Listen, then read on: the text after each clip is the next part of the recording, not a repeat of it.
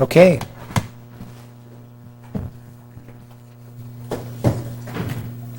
All right, thank you.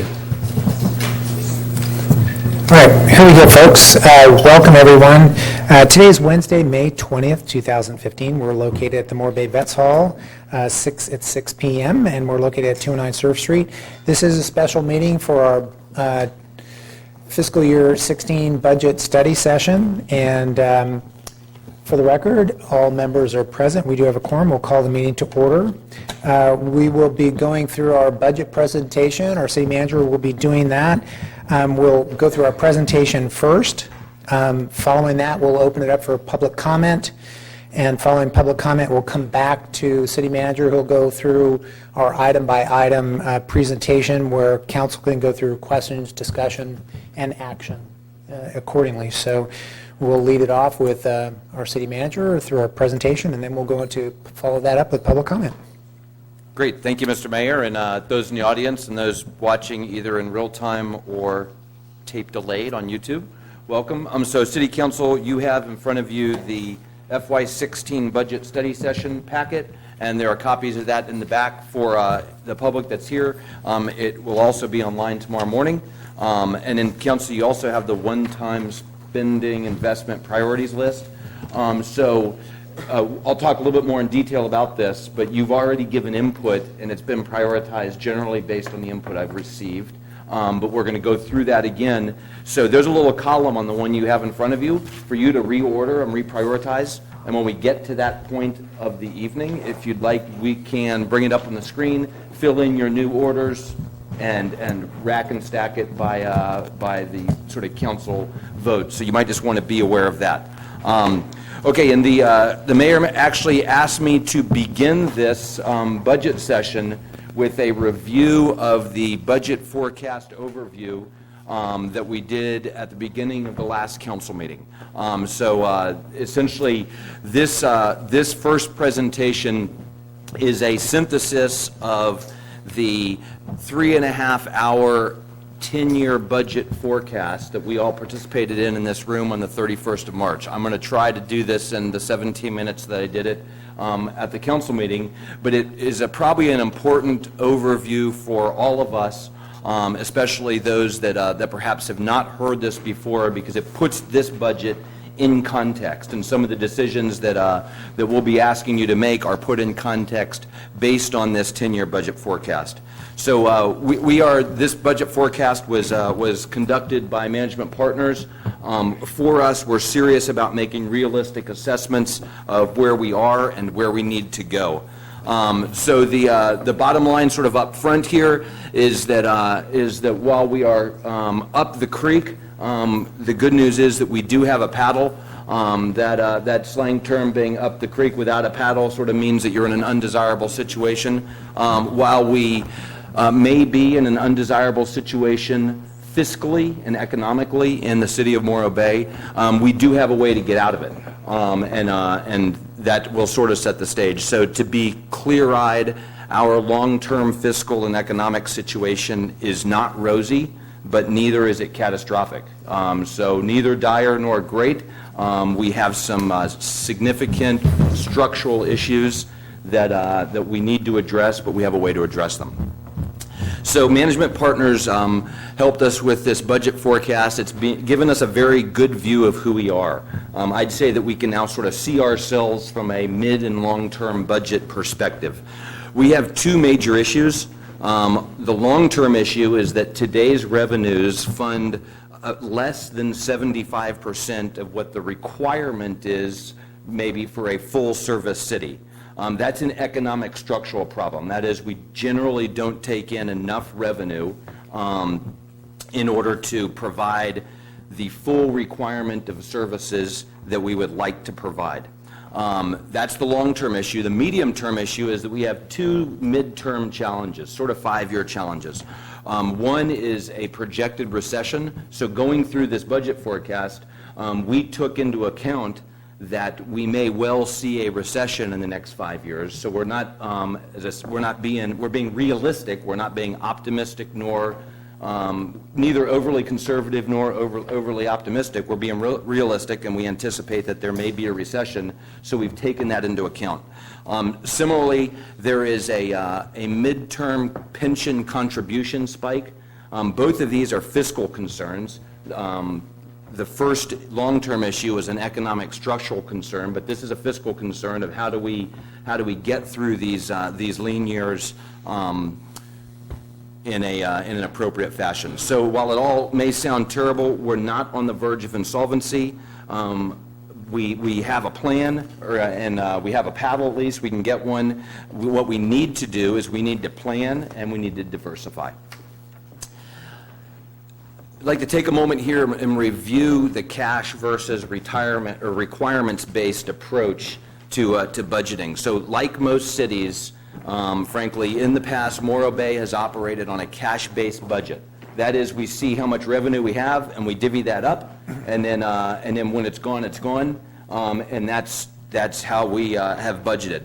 That doesn't really help us prioritize things, and so we may get to a full requirements-based budget, and that is one that identifies what we require to be fully funded in most or all areas, and then you are able to more effectively prioritize.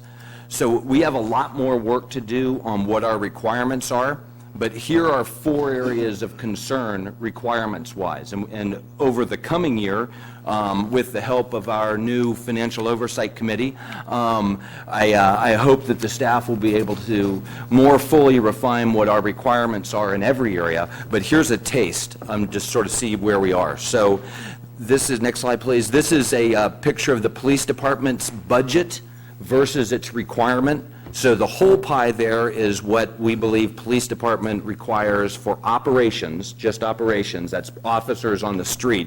And that red slice is what's missing. So the good news is our police department is funded at about 95% of what their requirement is.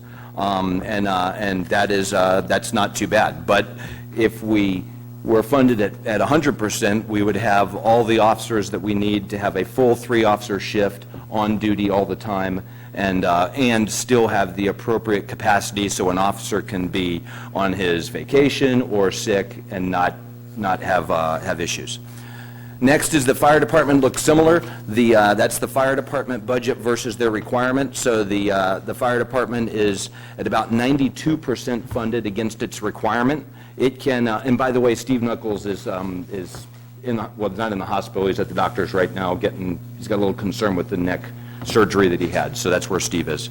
But the fire department is able to respond. But if it was fully funded against what we determined as the full requirement, that would cost us an extra $200,000 a year, and that would give us 4 full-time firefighters on duty all the time, again with that little extra bit of capacity, so somebody can be on vacation, somebody can be at training, somebody could be out sick if they need to be. On both of those, let me just caution you that those only are looking at really labor, number of police officers, number of firefighters. So the extra work that Amy and Steve have to do this year is, okay, what's our requirement with equipment? What's our true equipment requirement each year, so that we can flesh this out and determine where we are at against requirements. So both of those look pretty good. This one doesn't look that good. So that's our street spending. Our streets are about 33% funded against the requirement. So Rob's engineers have identified that let me put it, if all of our streets were at PCI, Pavement Condition Index 70, right now, it would take us about $1.5 million a year to keep our streets at that level. So every 5 years, we would go back and re-slurry, we would restripe, we would do the things. So it takes about $1.5 million a year to keep all of our streets at PCI 70. The two problems are, one, they're not even close to PCI 70 right now, and that's the California state standard, or goal at least. They're not close to PCI 70 now, and we're only funding them at 33% of that $1.5 million a year required to stay at that level. So we don't have adequate funding to make streets progressively better. They are, in fact, getting progressively worse. So although if you drive down Harbor right now or part of 41 to the high school, that looks very good. The fact is that although those look good, a whole bunch of other streets are only getting worse, and we're not able to keep up with the requirement. So that's a good picture of what this difference is between cash-based budgeting and requirement-based. This gives you a good picture to say, wow, we've got a significant requirement that we're simply unable to fund right now, and we've got to figure out how to hopefully be able to fund that in the years ahead. And that's why I would say that while our fiscal picture is not rosy, or isn't dire, it's not rosy either. So we have streets to drive on, but they are getting progressively worse. We've got work to do. Okay, going sort of bad to worse, this is our capital replacement budget. You could think of this as funded depreciation. We've got some work to do in this area in the next year or two to really drill down on this and figure out what is the precise funded depreciation requirement to, for example, replace the police station when we need a new police station. So at some point, let's use the Harbor Hut, not the restaurant, Eric's office. That is clearly a building that is going to need replacing before others, and although it's in the Harbor Fund, it's a good example of we should be saving each year funded depreciation so that when it comes time to replace that building, we have a fund to go to take that money out and build a new one. And that's what this fund would be, or I should say is, because it actually exists now. Our initial assessment, and we're going to work on this year, is that we probably need about $1 million a year in capital replacement to be able to replace things like this building, City Hall, Police Department station, fire station, bathrooms at the various parks, Centennial Stairway, all of those capital things that are out there. The good news is we are, for the first time in a long time, actually budgeting to put $100,000 away this year into this fund. The bad news is we need to be spending or funding this at about $1 million a year, not $100,000 a year. So again, a pretty good example of what the requirement is against what our actual ability is. Okay, so if you just add those four together, this is our requirement gap. What this says is that taking just those four areas, we have a $12 million budget, general fund budget this year, and we probably need more like a $15 million general fund budget in order to meet those requirements: streets, capital replacement, police ops, and fire ops. I suspect that gap will grow a little bit as we refine this more clearly over the next year. That is, we're going to be a little worse off than we think, because I suspect that as we go to the fire department and look at what our equipment requirements are, we're going to find that we are probably not saving as much as we should be for fire equipment. And we'll probably find the same thing in several other areas of the city. So, all right, go back one, Rob. So what this shows is that I think I said this, we probably need about $15 million of revenue in order to meet our requirement. We currently have about $12 million of revenue, so we are at about 75% funding of our requirement in the city. Okay, so how do we close that gap? As I just said, we're about $3 million short on the revenues we require. We don't believe that increasing taxes or fees is the answer. That's not the answer.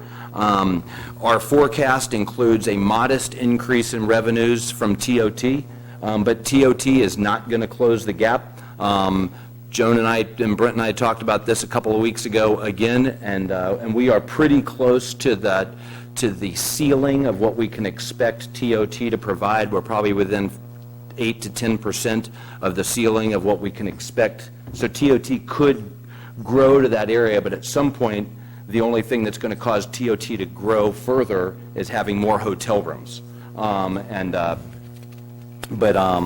So TOT is not going to close the gap. To close the gap, we need economic revitalization, and we need economic diversity in the city. We need to attract businesses that produce multiple head of household jobs. We need to attract businesses that provide higher-end products and services, thus increasing sales tax base. And we need to revitalize the downtown business district and other business districts in order to attract those kinds of businesses. So that's the long-term sort of structural problem. The medium-term challenges, in the next 5 years, we're projecting 2 measurable impacts to our fiscal health. As I mentioned, one is a California-wide pension contribution spike, and the other is a moderate recession. The bad news is they both affect our budget in the next 5 years. The good news is that we see them coming. We're actually planning on this because we have a 10-year budget forecast now, and we're looking that far out, and we can see and plan for that. And that's one of the things that we're going to propose that we do tonight. So this is a picture of the CalPERS contribution spike. The city tied ourselves to CalPERS like almost every other city in California many years ago. The system is reforming somewhat, but there are certainly going to be bumps in the road. The red line, dotted red line, and the dotted blue line you see there are significant increases in our contribution requirement over the next 3 to 4 years. That is ugly. Unlike the rest of the state, though, those increases fall back to the current level, as you can see, very, very quickly. The good news for Morro Bay, is that most cities in California where that red line and that blue line peak, most cities, those contributions stay at that peaked level at a straight line for about 10 years. So thankfully, we're in a much better position than most in that we have this spike in the next 3 to 4 years, but then those fall right back down to where we are. So this is an important thing to visualize as we go through this part of this budget presentation tonight, that we see this spike coming, but we also see it dropping back down, and we have a decision to make how we want to deal with that, and there's options with how to deal with that.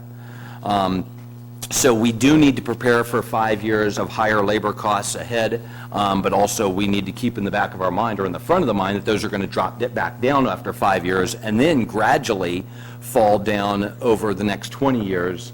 And then in the out years where things are really low out there, if CalPERS ever gets there, that's where we get to a more rational retirement plan for CalPERS.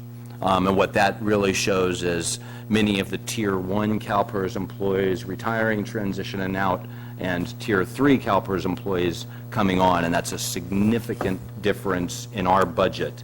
About 20% difference in the cost of labor for a CalPERS Tier 1 and a CalPERS Tier 3 employee.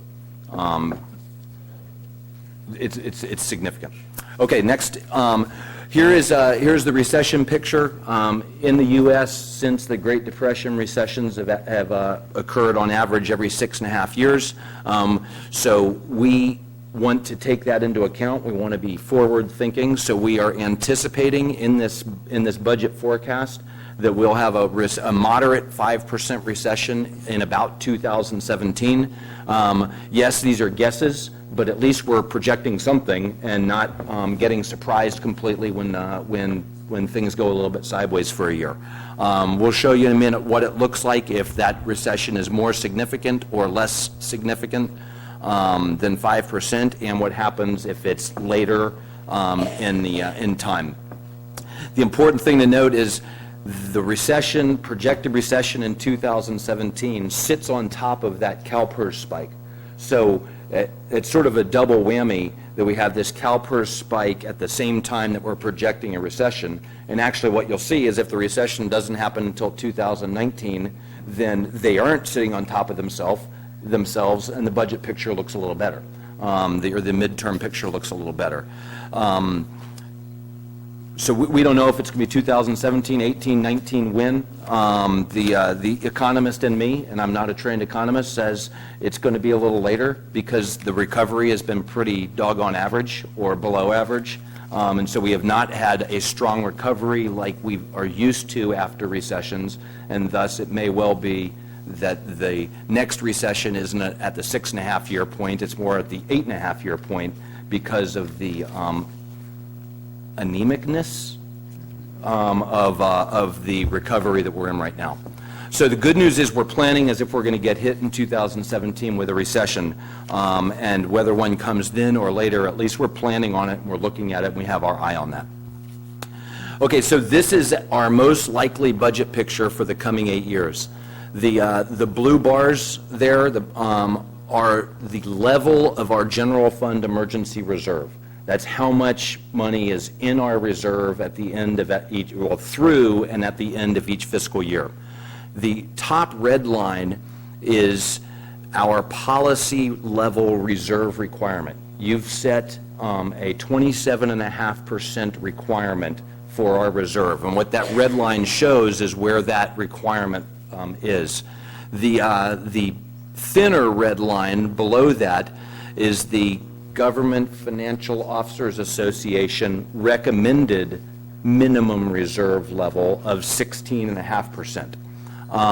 And so that's another important thing to keep in mind, is that the industry standard, so to speak, for a reserve level is 16.5%. We've set ourselves a standard that's 10% higher than that, 27.5%. I applaud that and encourage you to affirm that for a smaller city that relies on things like TOT that can be pretty variable. That's probably very wise, but what you're going to be considering is, see those blue lines, the blue bars. The tallest blue bar right there is the year that we're coming into, FY16. And so I'll start by saying the one to the left of that, the next to tallest blue bar, the one on the left, is the level our emergency reserve should be at on the 30th of June this year. When we end this year, that's where we project it to be. So what that means, since FY16 is higher, that means we actually need to post a surplus this year in order to build our reserve up high enough so that in the next 2 years, when the CalPERS spike hits and a potential recession hits, we can go into deficit spending for 2 years, dropping to that lowest level that you see at the end of FY18. And then we start moving back up toward hitting our red line there at 27.5%. This is a policy decision for you to make. You may give us guidance on that this evening.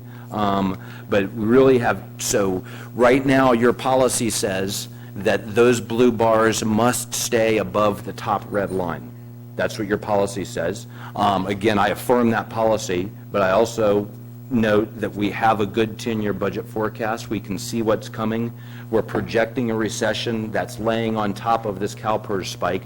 So we can either accept this picture and keep services essentially where they are, or we can say, no, we're not going to allow that blue bar ever to go below 27.5%.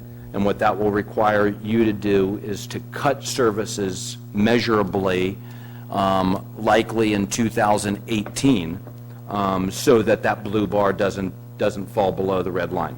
And that I'm not prepared to say, because you don't have to make the 2018 decision tonight.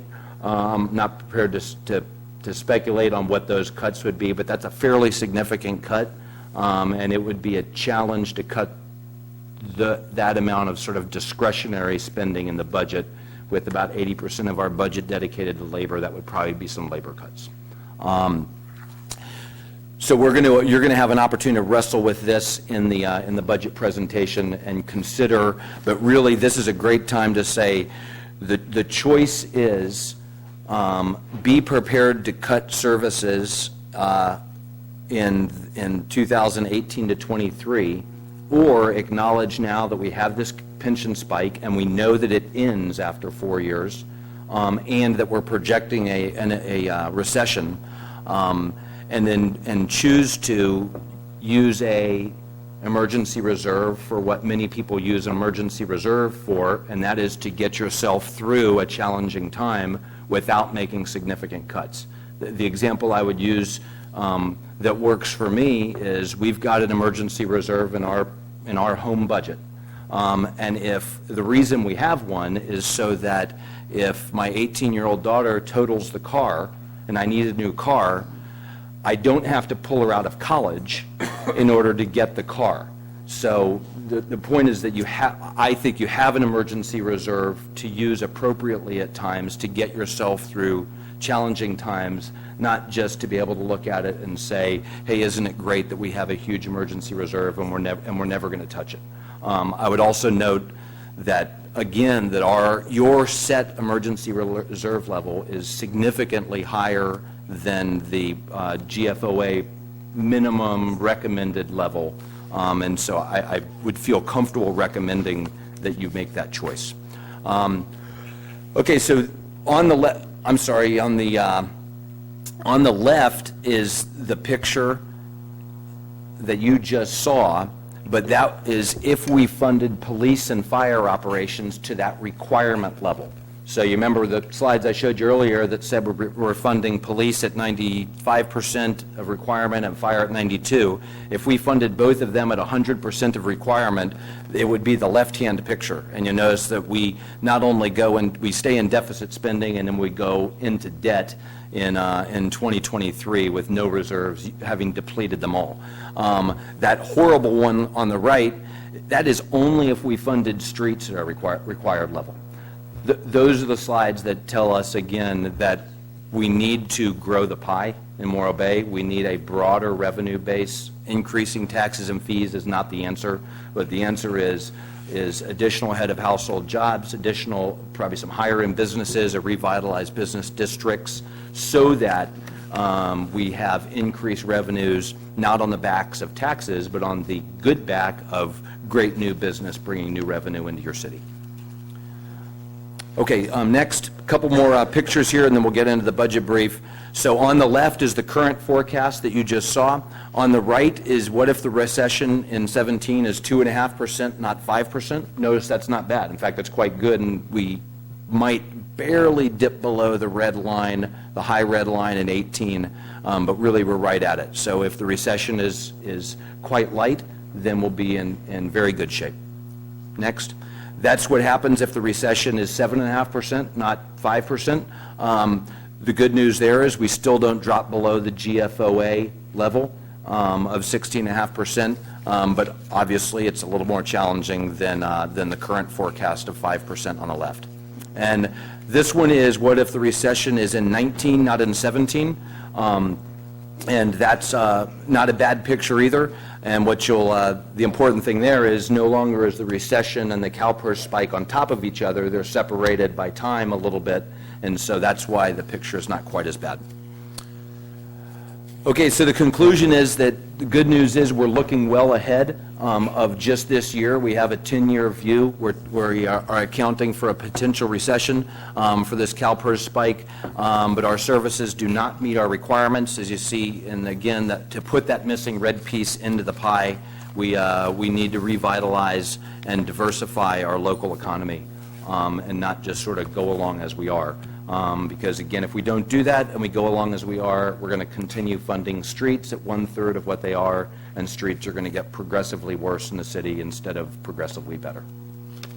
Okay, so that is the that 10-year budget forecast review.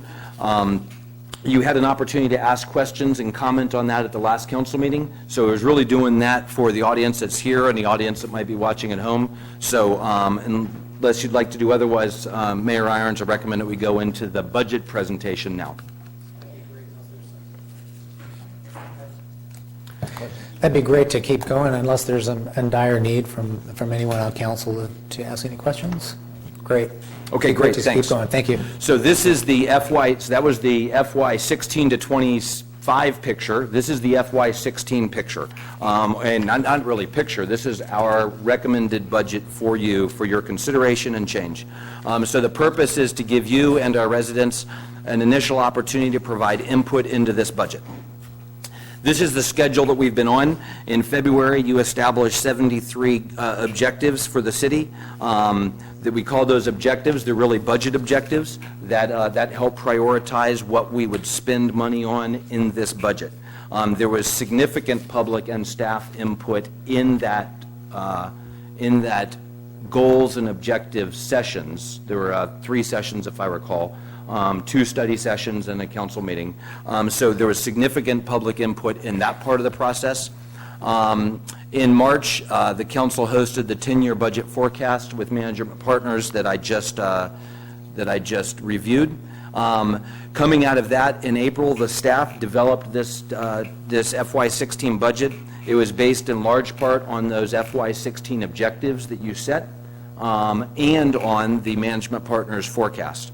On the 5th of May, the staff provided the draft budget letter and the spreadsheets to the council and the public. And here we are 2 weeks later for our FY16 budget study session. And then where we go next depends on how this goes tonight. We will, right now we're planning to have a budget ready for you to adopt at the 9 June council meeting. Or we can, if there's significant changes and modifications, we can bring this to the 9 June council meeting for some additional discussion and then adopt it at the 23 June council meeting. Okay, so the presentation agenda is first, I'd like to present 2 policy considerations for you. One is the general fund emergency reserve that I just sort of previewed, and the second is the risk management fund. And then get into the FY16 base budget, of which we'll go through staff sections, talk about items that are not in the budget, and then talk about the council's sort of benevolence giving, and then we'll talk about the one-time spending prioritization. And as the mayor mentioned, I intend to go through this presentation so that everybody can hear it, you and the public. Then the mayor is going to open this up for public comment. And then we'll come back to me and we'll go through this again sort of step by step, and you can ask questions and give guidance at each of those steps. So first, the fiscal policy considerations. First item is the general fund emergency reserve. So the 10-year budget forecast I just briefed you on showed those 2 looming concerns, the CalPERS contribution spike and a predicted recession. Those events are going to require us to do one of 2 things: either cut services fairly significantly in the FY17 to FY21 period, or go into moderate deficit spending in FY17 and FY18 to keep services at their current level. So that's really the policy choice that you have, is whether to tell me to get ready to cut services in 17 and 18 so that we don't go below that 27.5%, or to be prepared to go into moderate deficit spending in FY17 and 18, coming out of it in 19 and increasing our general fund reserve back up to the 27.5% level out in about FY20. In several settings, both staff and council have indicated a willingness to consider the moderate deficit spending approach during those lean years ahead. I would say that our very healthy emergency reserve will allow us to ensure that 2 years of deficit spending without dropping below what we think is a still quite healthy 16.5% level. You just saw this chart, so I'm not going to talk about it again.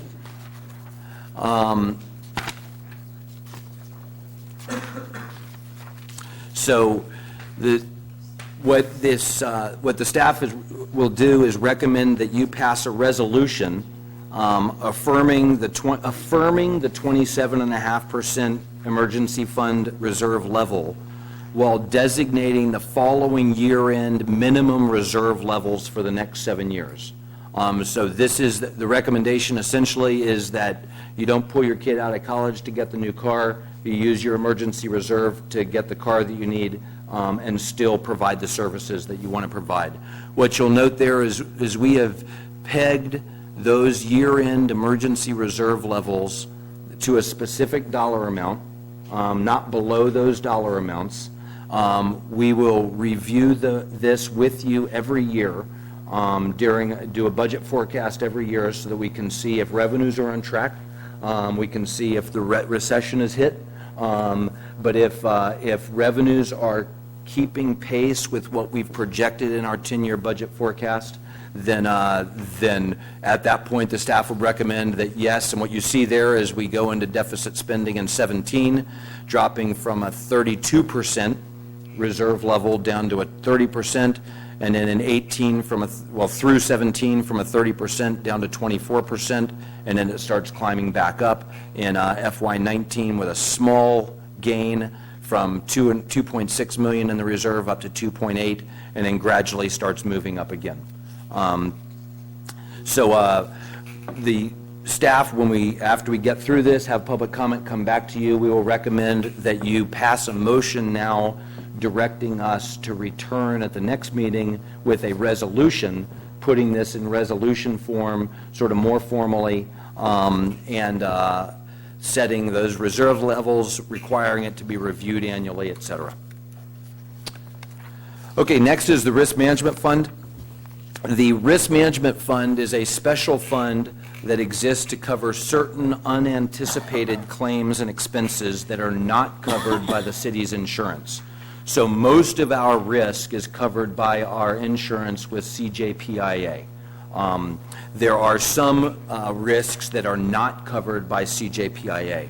This risk management fund is designed to cover those risks, such as legal fees resulting from certain litigation, and that's really the primary area. The risk management fund essentially receives deposits every year from the base budget. So this base budget that you're going to approve, with every one of our paychecks, there's a workers' comp component of it, and part of that workers' comp component dumps into this risk management fund. So over the year, this risk management fund accumulates money, and over the year, money's paid out of it as we pay out those risk costs that are not covered by our insurance. The current council policy is that the fund must have a balance of $500,000 in it. That number is quite high compared to both to other cities and compared to our requirement. So Pismo actually didn't have a risk management fund until this year, and they established one this year at a $50,000 level. Atascadero has no risk management fund. They use their general fund reserve as their risk management fund. So they don't even have one, they just rely on their reserve. They, by the way, have a single reserve set at a 20% level. Yours is set at 27.5% of general fund reserve, and the GFOA standard is 16.5%. So that's the comparison to several other cities, and why I would state that our $500,000 level is quite high.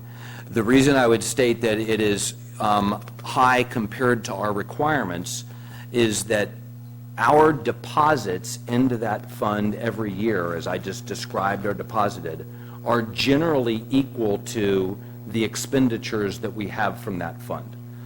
So in most years, the amount of money that's put into that fund based on the workers' comp and the insurance pieces that get put into that is equal to the amount of money that gets pulled out of it to pay for some of those risks.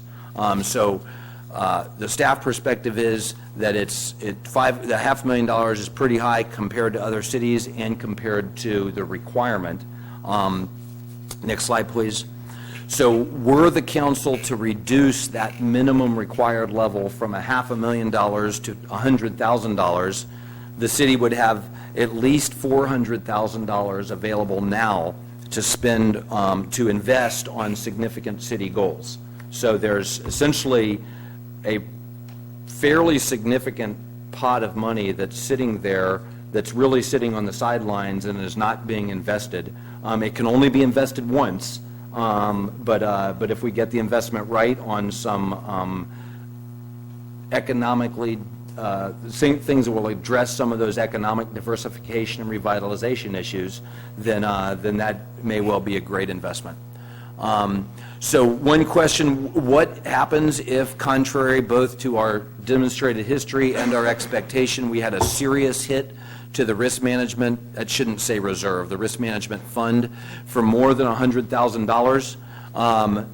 Your general fund reserve remains very, very healthy, as you've seen, and could be used to cover that contingency. Again, I would note that Atascadero doesn't even have one of these funds.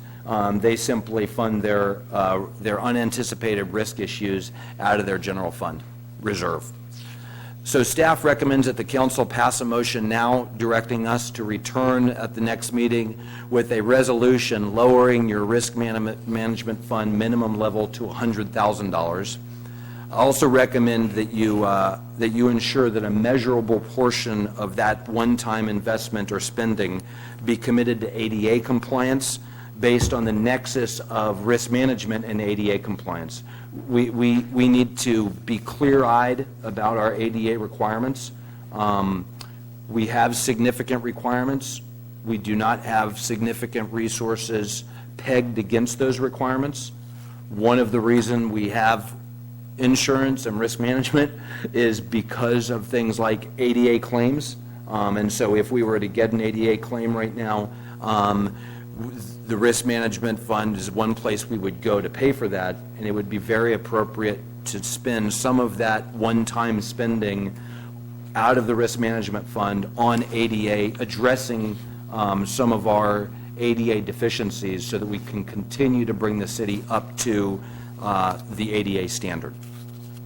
Okay, so that is the two policy issues that we'll come back to. One is the general fund reserve level, and one is the risk management fund level. Now we'll go into the base budget. So here's the process your staff used to develop this budget. First, we used last year's budget as a basis. Someday we might get to requirements budgeting and not just go from last year, but actually define what all the requirements are and budget based on that. But we're not there right now. So we started with last year's base budget. We then adjusted this budget for organizational changes. So, and I would say here, I think it says it somewhere later, that the budget letter is a cover sheet to this budget, and it's important and informational.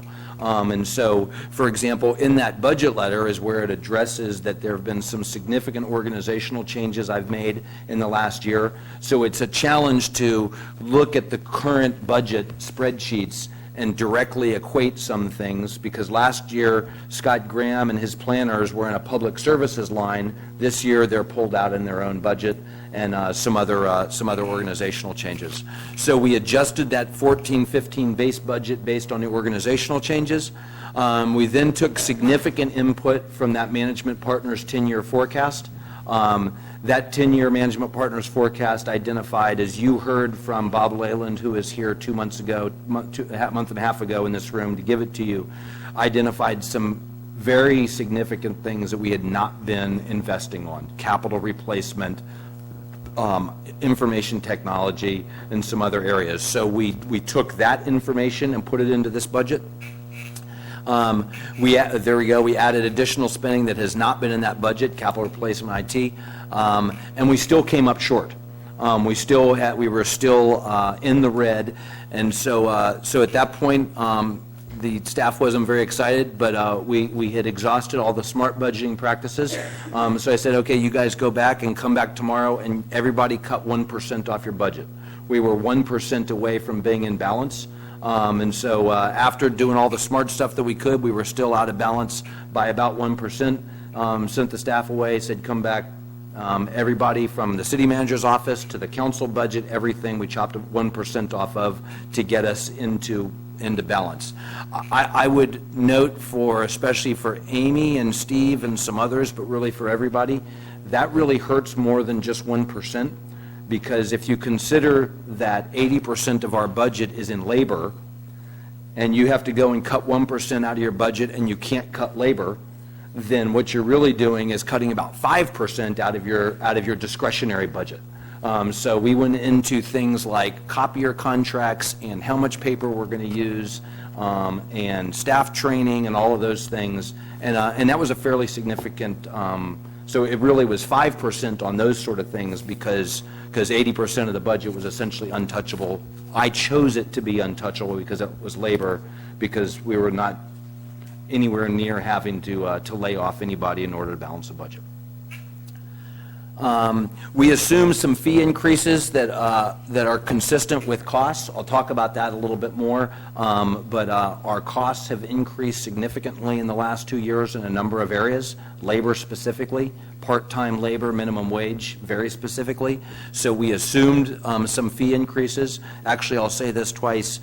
This budget is not about the fee schedule. You're going to get to review the fee schedule at the 9 July council meeting. And so, while we have assumed some fee increases, primarily in the planning department, to bring ourselves up to 100% cost recovery in most of those fees, you still get to vote and determine what that fee schedule is. And so this assumes some of those broadly, but does not handcuff you into any specific fees going up, coming down. I hope that makes sense. And we ended up where we needed to be with about a $70,000 surplus in this budget. So that was the process we used to get here. Let me just review quickly how I intend to go through this base budget. So previous budget sessions, I've heard, I wasn't here and I didn't review the tapes, but the council has had the tendency to get the budget spreadsheets out and go line by line through the 150 pages. And I am hopeful that we choose not to do that. So this presentation will hopefully allow us to stay at a policy level budget review. There is nothing to hide in this at all, and I'm going to tell you how we did this, but hopefully, and if you have questions, first, you've had it for 2 weeks, and we've answered a lot of questions you've had already. If you have questions, more than happy to answer them. But what we've did is we've pulled in this presentation, gone department by department, and clearly identified any significant sort of discretionary spending that's in this budget. And we've pulled that out and showed it to you on a slide here so that you can see it here, instead of having to go through line by line and wonder why the RICO copier contract is $3,500 in the admin section. So we've brought almost all of, I would say most or all, I would like to say all, but I know we're imperfect. But so we've brought most / all of what we think are the debatable items out of these budget worksheets, put them on this presentation in front of you, so that hopefully we can stay out of the weeds and stay at the, and you can have that debate here on the screen instead of going line by line through the budget. You've had, and many of you have asked questions of me and other staff over the last 2 weeks to answer your questions about what's in the blue binder. And as I said a moment ago, that budget letter is a critical component of this budget. Okay, so now we're going to go department by department, essentially, through the budget. Each of these slides is laid out the same way. The top left identifies which section of the budget we're talking about. This one is City Council. Has a couple of facts there that talk about those things that are in the base budget, personnel and other things, services and supplies, items that are in those lines. And then at the bottom left, it identifies either discretionary spending or sort of goal-oriented spending, which is really where your debate can be. And then the graph, because we need to have a graph on a budget presentation. So the graph shows how much that section is based on the whole general fund budget. So we'll use the City Council section as an example. The City Council section, the personnel piece, has the personnel costs for the 5-member City Council. The services lines include things like the insurance share for the City Council, LAFCO fees, League of California City membership for the city, council member attendance at various events such as League of California Cities Conference. The discretionary spending that you have in there is $7,500 for what I'm terming benevolence giving, and I'll address that now and do it again. Benevolence giving being you're giving to a worthy organization out of benevolence versus event funding you're giving to help fund certain events. So benevolence is senior nutrition, event funding is $5,000 to the Harbor Festival. So this budget has $7,500 for benevolence giving. Last year it was $7,000. We increased it by $500 this year. And it has $1,000 for one city council planning retreat. I'm going to put retreat in quotes. That doesn't mean going to a spa, but it does mean an opportunity for the city council to have sort of an off-site event, to which I will recommend that we use this as part of our annual planning process, either late in December, we all gather for Christmas, or right before we go into the goal-setting session that we normally do in January. And the council equated for just under 1% of the total general fund budget. Okay, next. Next is the city manager's office. That includes the city manager and most of the clerk. I know that sounds funny, and I'll just address this here, but you'll see this other places. We charge 80% of the clerk right now to the city manager's budget, and charge 25% of it, 20%, to the risk management side of the budget, because she really does partially two things. So there are several areas where that is the case, where you'll hear me say this equates to part of somebody or 40% of a certain activity. That's because they're charged around. Every one of these things has a share of utilities. That's to keep the lights. That's to keep the lights on in my office and Dana's office in City Hall. Our portion of the city's insurance payments. Our portion of supplies. It includes our training, memberships, travel, those sort of base things. There are 3 items of discretionary spending in the city manager part of the budget. One is $30,000 of Economic Development Opportunity Fund. That directly relates to Goal 6, economic development. That's $3,000 for staff training. That is a management partners item. You'll see the management partners is going to recommend or identify as a concern staff training and and also succession planning. And then $1,000 for one or more advisory board / volunteer recognition events. You directed that the last council meeting, said you want to make sure, and I said, don't worry, it's in the budget, and that's where it is. On the Economic Development Opportunity Fund, that I'm sure will raise eyebrows because somebody will think that's the city manager's slush fund. Let me give you an example of what that is.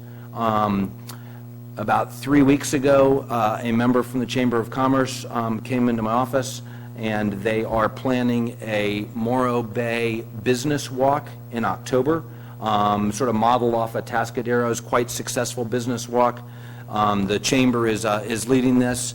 The Chamber asked me for 2 pieces of support, one for about 40 hours of staff time in order to do city things to support that, and about $700, if I recall, to do various things in support of that business walk. That's exactly the kind of thing that this fund would give me the opportunity to do without having to come to you at a council meeting and ask to spend $700 for the Morro Bay Business Walk. So that's targeted economic development. It's an opportunity fund, and that's that. Okay, next. This combines 2 sections of your budget, both the elections section and the contract services section. This budget puts $10,000 into elections. Yes, you're right, there's no election this coming fiscal year, but there is one the next fiscal year. Instead of getting surprised every other year by a $20,000 bill, we're allocating $10,000 every year for elections, and then that'll get held in an election fund. Next year, there'll be the same $10,000 increase for inflation, and that will pay for the 2016 election. Right now, we're projecting a $45,000 bill for animal services. The county provides animal services for us. They charge us based on how much Morro Bay residents use that, and it's actually going to increase in years ahead as the Board of Supervisors is just agreed to build a new animal services facility, and we are going to, and this starts to take into account that bill. There's $7,000 for PARs. That is essentially retirement for all of our part-time folks. So we have a requirement to pay some retirement contribution. It goes into the public agency retirement system for our part-timers, and that's what that is. This is the city attorney section. The personnel piece of it pays for the admin tech that sits outside the city, actually pays for part of the admin tech. Part of he or she gets billed other places also. The big number in there in your blue book is the attorney contract that we have with A&W. This includes 40% of that attorney contract. The other 60%, 20% gets billed to the Harbor Fund. Thank you, Eric. 20% gets billed to water, and 20% gets billed to sewer. And so so what you see there is 40% of the total A&W contract. Let me just make a parenthetical comment here about attorney services and give you sort of a finger on the pulse of where we are based on having transitioned from an in-house attorney to a contract attorney firm. Over the past 12 months, trailing 12 months, the city has spent $292,000 on all attorney-related items. That includes A&W and includes payment for any outside counsel that's in certain litigation. So, for example, several of the cases that started before A&W was on board were with other law firms. So $292,000 represents all of our legal bills to A&W and to other services, with the caveat, technically, that's $317,000, but we actually are due a refund based on on litigation in a certain case. There is somebody that owes us money, so assuming that they pay, the last 12 months, trailing 12 months from now, we will have spent $292,000 on representation. Over the past 5 years for the city, that number has ranged from $270,000 to $299,000. So what that says is your contract attorney is right there in the middle of what you have been spending on attorney services over the past 5 years with an in-house attorney and outside representation. I'll note that I anticipate the attorney cost dropping slightly. We budgeted at this level. But I anticipate them dropping slightly as we wean ourselves a little bit off of specifically of Joe Pannone, and perhaps he doesn't need to review every article I write for the Bay News. He doesn't need to come up here every week. Perhaps he would only come up here twice a month on council meetings and spend a day. So. Back in January at our mid-year review with the staff said, hey, do you want us to start using a little bit less attorney? I said, no, I want you to play it safe until we get to the end of the budget year. And now I'm ready to start weaning ourselves back a little bit from running every single thing by Joe. If it doesn't have a legal component, then if it does have any hint of a legal component, we're not going to be shy about using our attorney. But if it doesn't have any legal component, there's other people that can edit the Bay News other than paying the lawyer to do that. Okay, next one, please. This is the deputy city manager part of the budget. There's no discretionary spending in there. It's one person and his base share of utilities, insurance, etc. Next. This is the information technology side or section. It deserves a little bit of comment. So right now we have one information tech person, full-timer, and that his salary is in the personnel section.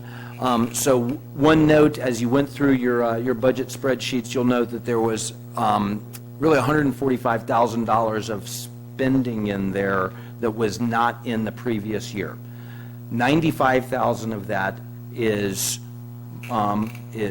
IT spending that was in the budget last year. It just happened to be buried in public works, community development, police, fire, etc. So what I've done this year, what we've done is created an interdepartmental IT fund taken all of the IT requirement money out of the various department budgets, put it all in IT, and then that IT budget will pay for all of the IT requirements. This nested with what I hope will be approved, an IT assessment and strategic plan, will get us away from where we have been, where when Rob's laptop breaks, Rob says, okay, I'm going to get a laptop, because he's got it in his budget and decides he wants a Dell. And then when Scott's laptop breaks, he says, I don't want a laptop, I want a desktop, and I'm going to get it's compact still, I'm going to get an Apple. Instead of having a fairly disjointed, it's the other way around, actually. He's the Apple guy, he's the Dell guy. But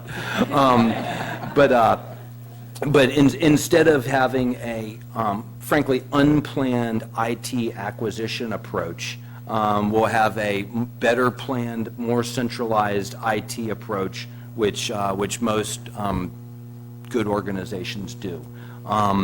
And that'll allow us to project what our IT replacement should be on a regular basis, and instead of waiting for your laptop to break, once Moore's Law kicks in for a couple years, and we say we're going to replace our hardware every 4 years, 5 years, 2 years, whatever it is.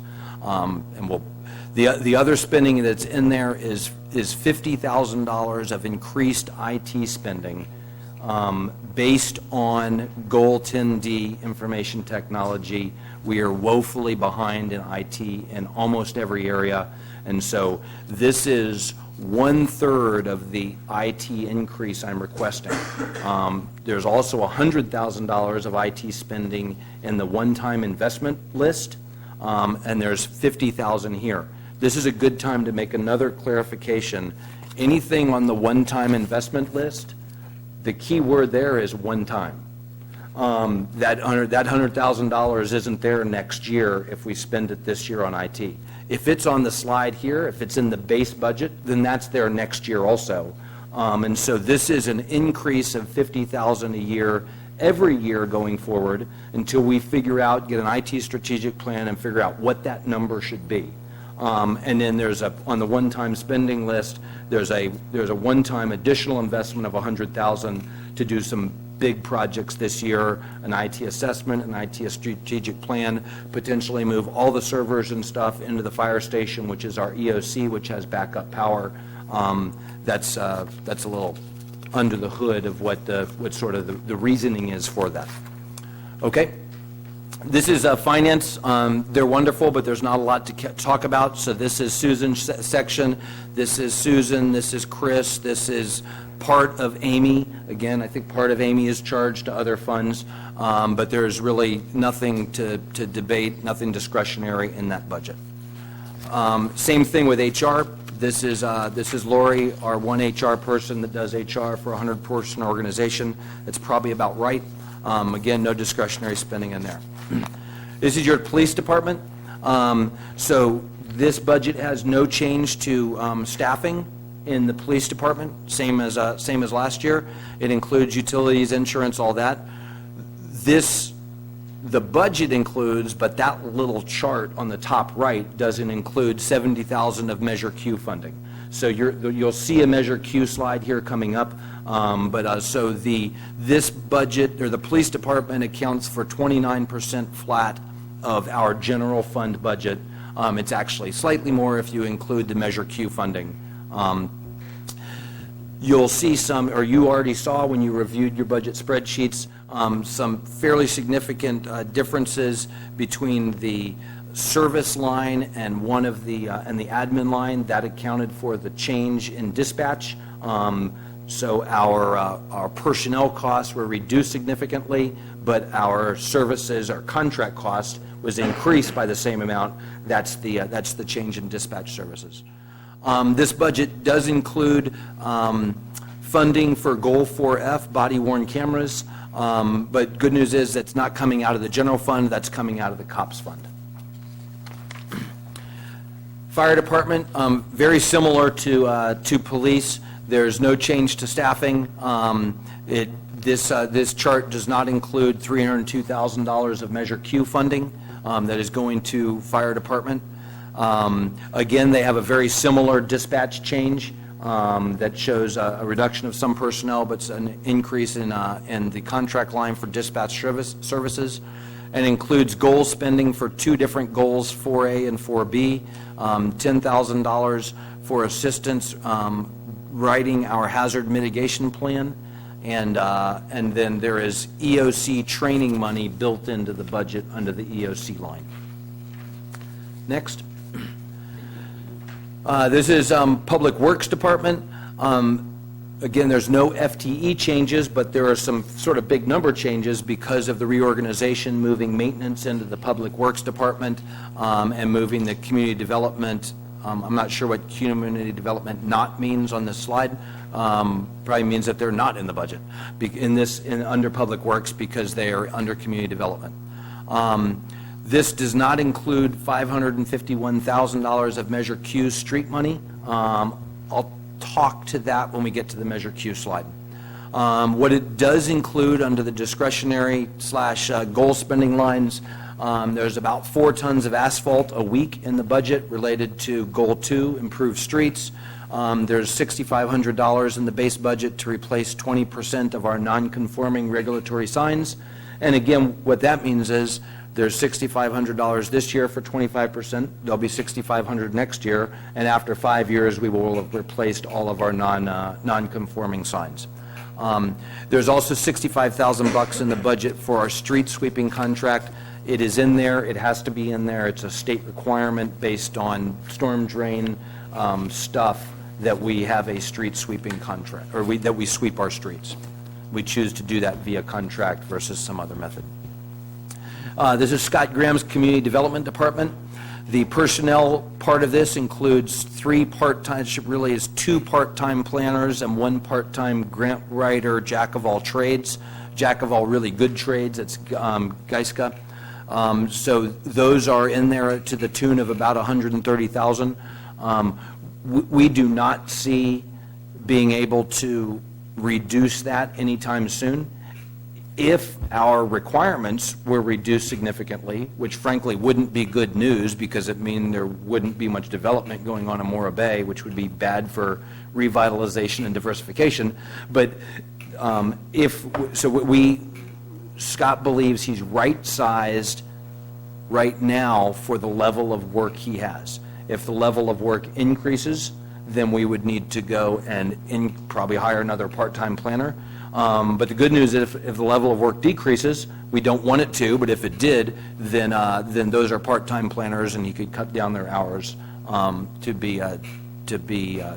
fit the requirement. Some significant discretionary / goal spending in here for your consideration. First, there is $100,000 in this budget for a code enforcement / community enhancement capacity. I said here possible FTE increase. We don't intend now to hire a full-time person. If you agree with our recommendation, which is tied partially to the grand jury report that you saw, tied also to the observation and comment of a lot of folks in Morro Bay that we need to improve our code compliance. If you want us to do that, we will likely choose not to do that with a single full-time benefited employee. We'll choose to do that with 1 or more part-time employees. We sort of like right now the idea of 2 or more because you get 2 people with slightly different flavor. One could be sort of community development planning sort of things, building inspections, code planning that. Another could have a different flavor that would be more public safety focus, fire code, some police items, perhaps parking enforcement. So our plan, our intent is to go the 1 or 2 part-timers route. But at some point, should we say that's not working and we want to go to a full-time route, this would increase our full-time equivalency by 1. Okay, the second, and again, since it's on one of these slides in the blue budget, not on one-time spending, that means that's there every year. So you get this guy this year and next year and every year, or these guys. or gals. Same thing for this $100,000 that's earmarked for the downtown specific plan. We find ourselves with a probably $800,000 to $1.2 million general plan requirement here because we haven't touched the general plan for 24 years. We would like to not be in that position anymore. We find ourselves with a lot of planning requirements, but never had a dedicated funding stream in order to keep up with that. So this is a dedicated planning funding stream of $100,000. This year it's earmarked for the downtown specific plan.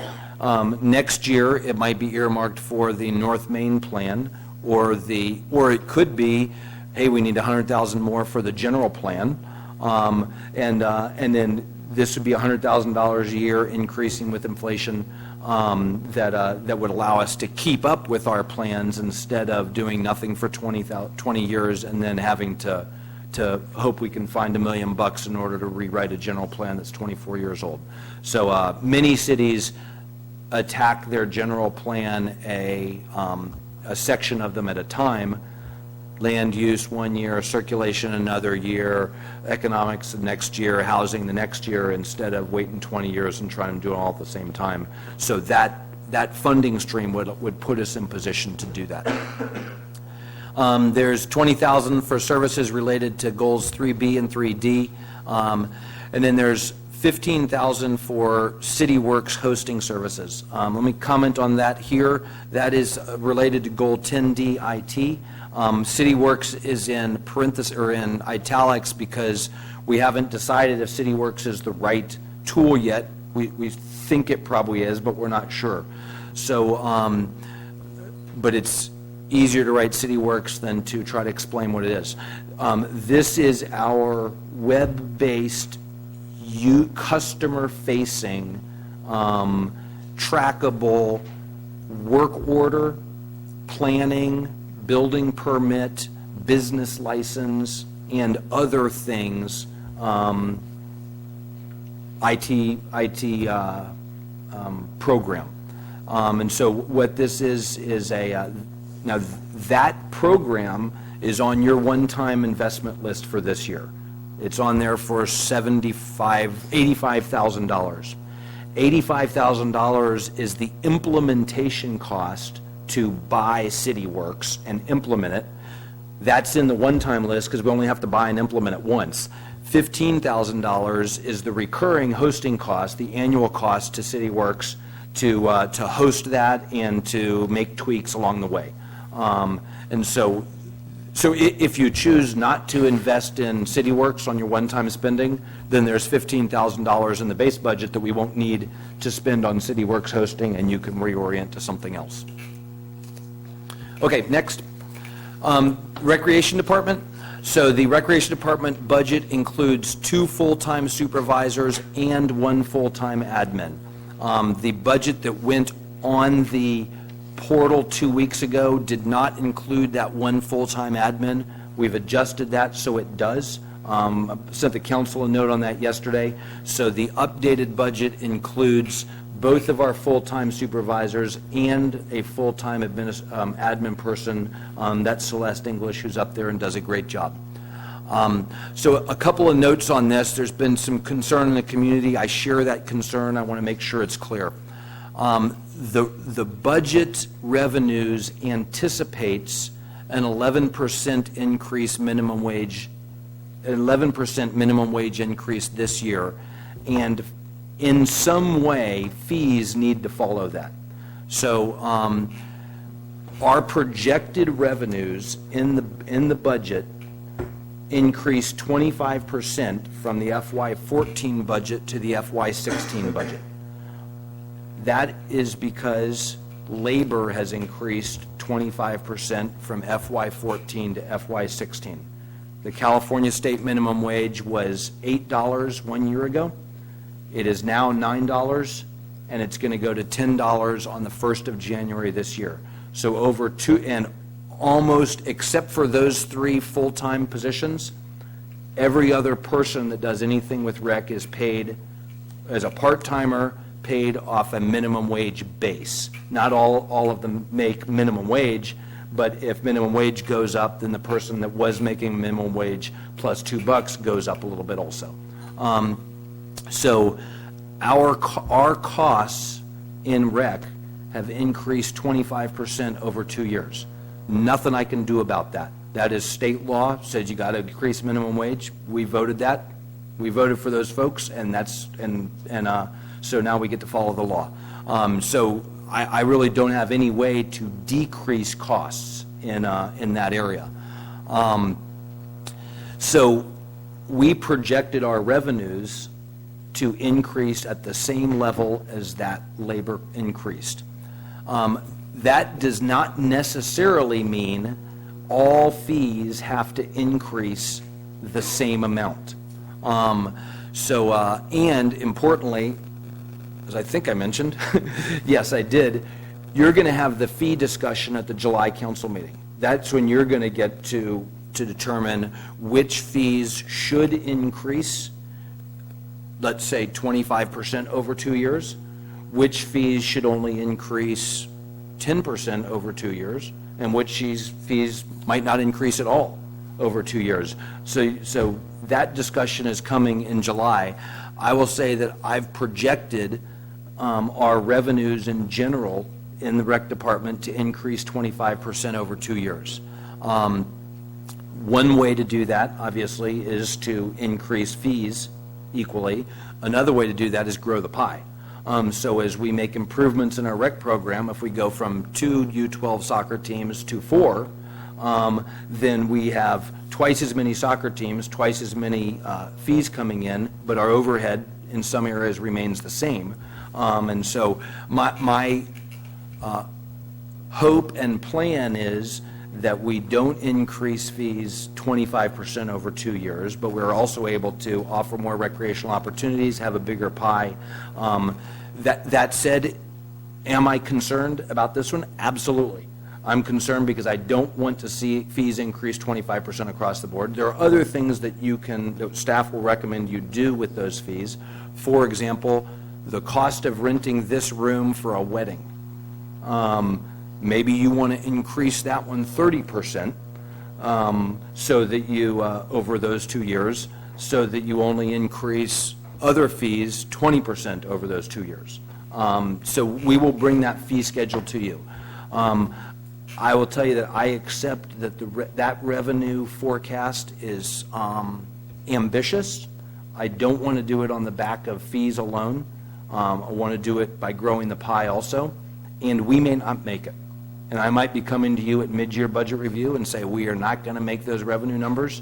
And so your question should be, okay, what are you going to do then?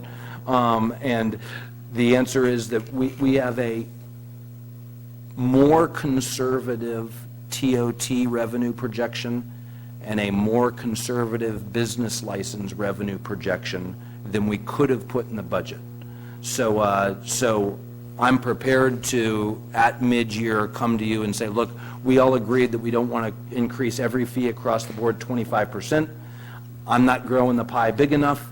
Our revenues are below in rec, but our revenues are above in TOT, and we want to use some of those TOT revenues to balance the rec revenues.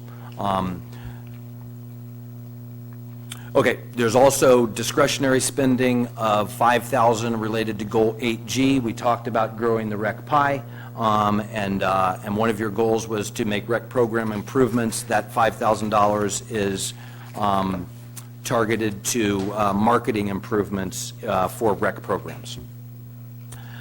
Okay, Harbor Fund, now we're taking a step outside of the general fund, so your charts on the right are changed a little bit.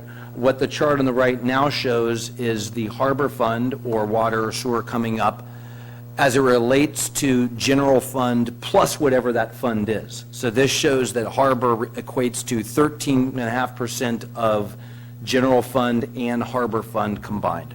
No change to personnel in Harbor. The lease audit is proving effective. It's doing what we wanted it to do. We're finding some areas, like all audits do, where folks need to tighten up a bit, but it's not significant. Excuse me.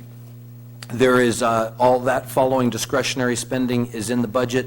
$5,000 for bike needs down on the harbor related to Goal 2E, $25,000 for upgrading the fish cleaning station, $5,000 for ADA requirements at the harbor hut, not the restaurant, $15,000 for the as part of half of the conceptual design for an Embarcadero Promenade, Goal 7B. So we're projecting that design to be, I think it was $26,000. Projected half of that to harbor and half to actually one-time spending that's on your list that you'll see. We're considering $5,000 to help the transition of the new Harbor Fest. That would be, my intent there is, if approved, to make that matching funds. So for every business that contributes to the Harbor Fund, the city will match that up to a $5,000 limit. The Harbor Fest asked for $10,000 from Harbor Funds money. They already have received money from the T-bid, and they received money actually from the general fund last year, from the general fund that was part of the event giving from last year's budget. They asked for an additional $10,000 from the Harbor Fund. We're going to talk about event funding here in a minute, but this budget includes $5,000 of matching funds to help the transition of the new Harbor Fest. My personal opinion is the new Harbor Fest should be awesome.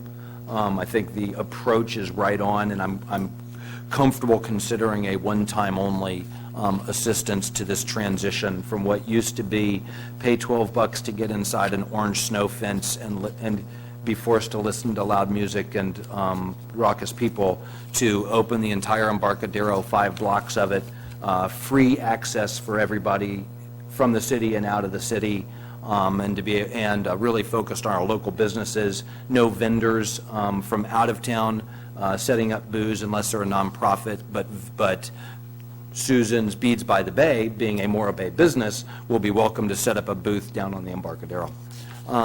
The harbor budget also includes $25,000 for legal fees associated with a federal maritime lien on a problem boat that Eric has. So what happens essentially is people either abandon boats. They really don't abandon them. They just abandon them but don't really legally abandon it. And it is a serious and hard process, legal process, for Eric to get control of that boat in order to pull it out of the water and make it go away. Is that a fair summation, Eric? Okay, next. Okay, water and sewer overview. Before I get to those slides, I'd like to say that in a normal budget year, and I will describe this as an abnormal budget year when it comes to the water and sewer. In a normal budget year, the council should be looking very, very closely at the water and sewer funds to ensure that the rates, that the revenues projected in those funds meet the expenditures, and that rates are set to meet those revenue requirements, so that we don't find ourselves in the position that we're in now with having not raised, for example, water rates for 20 years and then needing to skyrocket them over 5 years. So you should normally be very, very concerned during this part of the budget each year, and having Rob show you the revenue requirements and the rates, and making sure that our rates are pegged appropriately. The good news is we don't have to go through that level of detail tonight, because you've done that over the last 4 months, over two PWABs and 2 council meetings. As you know, you've gone in fairly excruciating detail already, and we're in the rate raising Prop 218 process right now. So you've already done that due diligence for this year. Next year, though, you need to make sure that we lay this out in some detail for you. So therefore, we're not going into that significant depth tonight, because you and the PWAB and the public have gotten to walk through that over the last 4 months. So this is the water fund. The passage of the proposed rates will keep this fund and the sewer fund at the reasonable level that they need to be versus expenses. All of the expenses shown in that fund, as they are by law, must be by law targeted operations and maintenance of the water system. You'll see it even better on a following slide, but our water fund and sewer fund represent, I think, over 50% of our big city budget. So we get sort of focused on the general fund, but those are, we don't want to lose focus on those because they are huge parts of all of our budget. Sewer is next. Next slide, please. So sewer looks very similar. It's got the same points there, that the passage of the proposed rates will keep the sewer fund at the reasonable level. Next. Here is your Measure Q. So we are projecting a little over 900 grand in Measure Q revenues. I'm going to start at the bottom. 70,000 is going to police. That is half of our school resource officer, and 10,000 for Zello, the canine super dog. 300,000 is to fire. That is for that's no change to last year. That is to the loan for the new fire station, repaying that loan, and to half of or 3/4 of an extra firefighter to get our firefighters up to close to the right level. This budget allocates just over $500,000 to streets. We do not intend to spend this money on streets this year. Engineering-wise, it's instead of doing it in sort of drips and drabs, we intend to hold this $500,000 this year and then put it together with the $500,000 that we would project in FY17 and have $1 million street job in FY17 instead of two $500,000 street jobs. It's probably a better way of doing business because of the mobilization costs of bringing those contractors in. There's a significant overhead just getting them here. Once they're here, they can get a lot more work done. Once they're here, we don't have that same overhead. There's the obligatory pie chart that shows where everything is in most of the budget. There's a few pieces that aren't included in this. All the major ones are. The transportation fund isn't in here. I think you need to give me a goal in next year's goals and objectives. You need to set me an objective, us an objective, to look in more detail at how we do transportation. But we can only do so much at a time, and we've got plenty on our plate with the 73 that you've given us this year. So this doesn't. We're doing transportation just like we did last year. Is a fair way to say it. Okay, a few special topics. So on the 24th of June last year, you passed a resolution that said, quote, "The city will consider reducing the amount of general fund support to Morro Bay Tourism Bureau and other outside funding requests with its 2015-16 budget." The translation of that, as we looked at it, was consider reducing the amount of general fund support to the visitor center through the Morro Bay, or through the T-bid, and other outside requests was really event funding. X number, the $40,000 that you granted through the T-bid to support various events.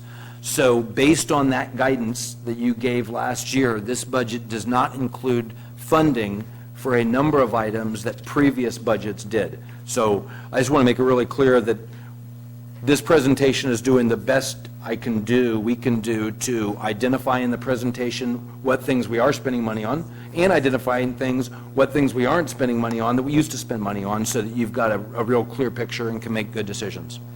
So the first item that is, next slide please, that is not in this budget is the visitor center. Previous budgets have included $100,000 or more that for the past several years has been transferred to the T-bid for the operation of the Morro Bay Visitor Center. The council may want to consider alternative models for funding the visitor center and or for delivering visitor center type services. That's not code, but you could choose to deliver visitor center type services completely by a Morro Bay app. That's delivering that's delivering visitor center type services in a completely different model. I'm not necessarily recommending that. I'm just saying that you might have a different model for a visitor center, or you might have a completely different model for how we deliver that service. The current visitor center lease runs through the end of September, so there's 4 months. We have essentially 4.5 months remaining on the current lease. If the council wants to pursue an alternate method of delivering visitor center services, then staff recommends that you pass a motion directing staff to work with stakeholders to help them identify an alternate delivery model for those services to be executed by the 1st of October 15. Those methods might include using the city-owned old fire station chamber building as a visitor center, and perhaps a different model for what goes on inside there, how it's staffed. Or it could be nesting our visitor center inside an existing business, perhaps on the Embarcadero. Perhaps have the visitor center be an 8x8 portion of Jack's Skateboard Museum, and have it there. So that's two different ideas. I'm sure there's other ideas out there of how you could deliver that service at a lower price tag than $100,000. Okay, also not in this budget is the Chamber of Commerce Economic Development / Incubator funding. Previous budgets included $10,000 that were transferred to the Chamber to provide economic improvement and incubator business services. This budget does not include that $10,000. Lest anybody think that we're not committed to economic development, I'll note that your staff is recommending that you spend over $400,000 on things that are either directly or indirectly but closely related to economic development, including the hiring of a deputy city manager who's got a key task for economic outreach, $75,000 for an economic development strategic plan, perhaps $150,000 for high-speed fiber in our business district, $30,000 in the city manager economic development opportunity fund. You've got $100,000 I'll talk about in the Morro Bay power plant redevelopment fund, and this allocates $45,000, or the one-time spending may, for Centennial Stairway and Embarcadero Promenade designs, which all of those are in one way or another related to either specifically to economic development or to revitalization. Also not in this budget is any event funding. Previous budgets have included $400,000 or more, sometimes transferred to the T-bid to act as your granting agency for festivals, races, and other visitor attracting activities. You have several related objectives this year in your goals and objectives. One of the objectives you've given us are to develop a funding policy for exactly this. Set a policy for how we fund non-city events. Another is to better identify city events, or to identify which events are city events versus non-city events. Harbor Festival is a non-city event. This year, 4th of July is a city event because the city is the one that's funding it and essentially leading the charge to make it happen. You also have given us objective to improve event coordination. In our research, most cities do not give significant general fund dollars directly to recurring events. PSMO's standard is they will support marketing of new events for 2 years, and after that the event is on its own. So they see a benefit to helping an event get started, but essentially their model is if that event isn't self-sufficient after 2 years, they're not going to keep supporting it for 50.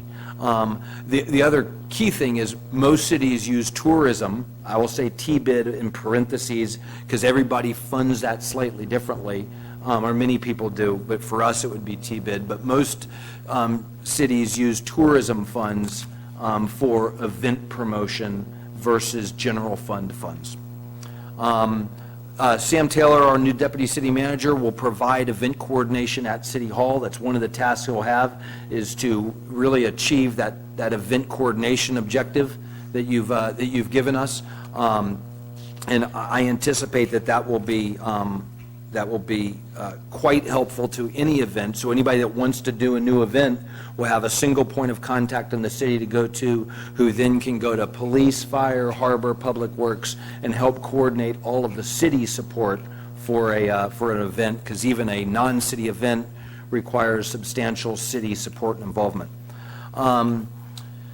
So staff recommends that you approve event funding on a strictly limited case-by-case basis until a policy is adopted this fiscal year, and then you can revisit next year if you want to allocate any general fund money towards specific events. What does strictly limited mean? Well, go back to, there's no event funding in this budget. So that's strictly limited. That said, there are $30,000 of economic development funds that I've got or may have in the city manager piece. So if a new event came and said, hey, we've got this great event, and your staff thinks it's great and brings it to you and says, hey, we think this is great, we're planning to allocate $1,000 from for that event, that's where I would go. That's the first place I would go to fund that. So you are not necessarily cutting off any option of any event funding, but what you're not doing in this budget, if you take it like it is absolutely committing $40,000 of direct funding to city or to non-city events. Okay, we're almost done. So there's the where your $40,000 went last year. Bottom line is you allocated $40,000. $2,500 was not spent by Morro Bay 50th and went back into was essentially turned back over the T-bid in order to be granted out. A total of $41,500 was allocated. You see there where it was allocated to, and the T-bid still has $1,000 of unallocated event funding available. So if you have an event, get to Brent quickly and turn in a grant application form, because that's the last $1,000 unless you change the budget. Okay, next. Okay, I want to take a minute here and talk about buckets. You can call them, actually, other people call them funds, people like Susan, and have cool names for them, actually uncool names. We've got a cool name for them, we call them buckets. So these are various funds that I want to draw your attention to that either have not existed before or have been neglected. So some of them have existed perhaps in another name or not really existed at all. But so first is the Capital Replacement Fund. We talked about this at the beginning. This essentially has existed but has not had any money put into it almost ever. So this you could also call your funded depreciation fund. The key word to focus on here is replacement. This is the fund that we should be funding depreciation into in order to replace existing capital facilities. This building, City Hall, the bathroom at Lila Kaiser Park, that's the purpose of this, is to replace existing facilities when they wear out. One of the one-time spending items that is on the list is to pay a professional to come in and help us do that assessment. So your Public Works Department took a stab at this, but it would be wise if we had a professional come in, look at all of our existing capital facilities, identify what the replacement cost is, what the depreciation cost should be for it, what its usable life left is, because the harbor hut's going to have to be replaced a lot sooner than the fire station, and then we would have. We would know what the right dollar amount is to go into that fund. Based on Rob and my back of the napkin work, we think it's about $1 million. What you see here is that there's currently zero in that fund. This budget puts a first $100,000 into it, and at the end of this fiscal year, there should be $100,000 in it.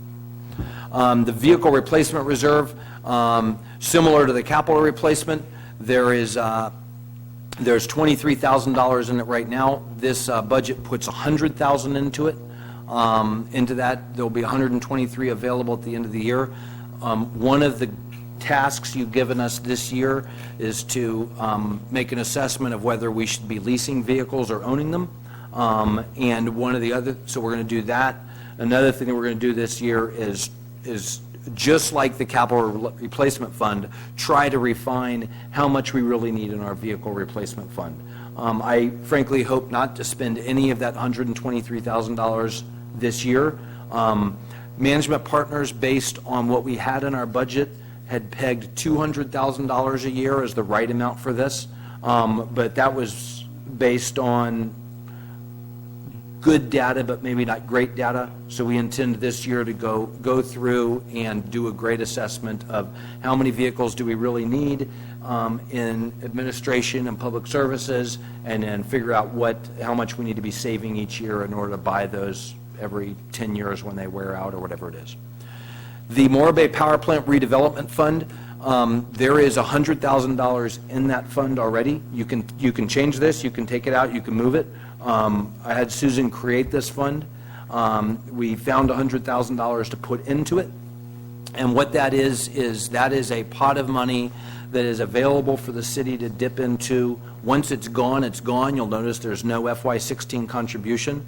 But as there are opportunities for the city to do things to help redevelop the Morro Bay Power Plant site, that money is there. So for example, if we found it important to hire a consultant or a lobbyist to help us put pressure on Dynegy to do a specific thing, or to for us to help with a conceptual design of what could be, there's money there to do that, instead of saying, hey, what are we going to pull it out of? Where are we going to find it in the budget? There's the general plan fund.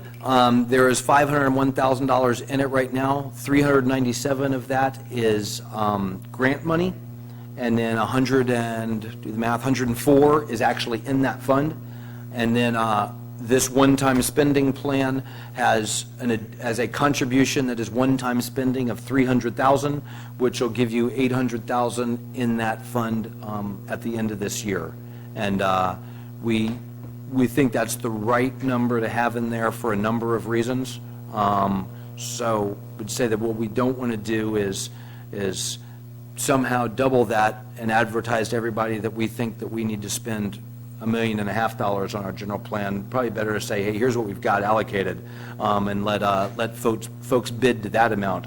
But as I mentioned during the brief, if we get to next year and we actually say, hey, we need actually $900,000 for our general plan, there is that $100,000 that we have earmarked this year for downtown specific plan that could be earmarked next year for the general plan.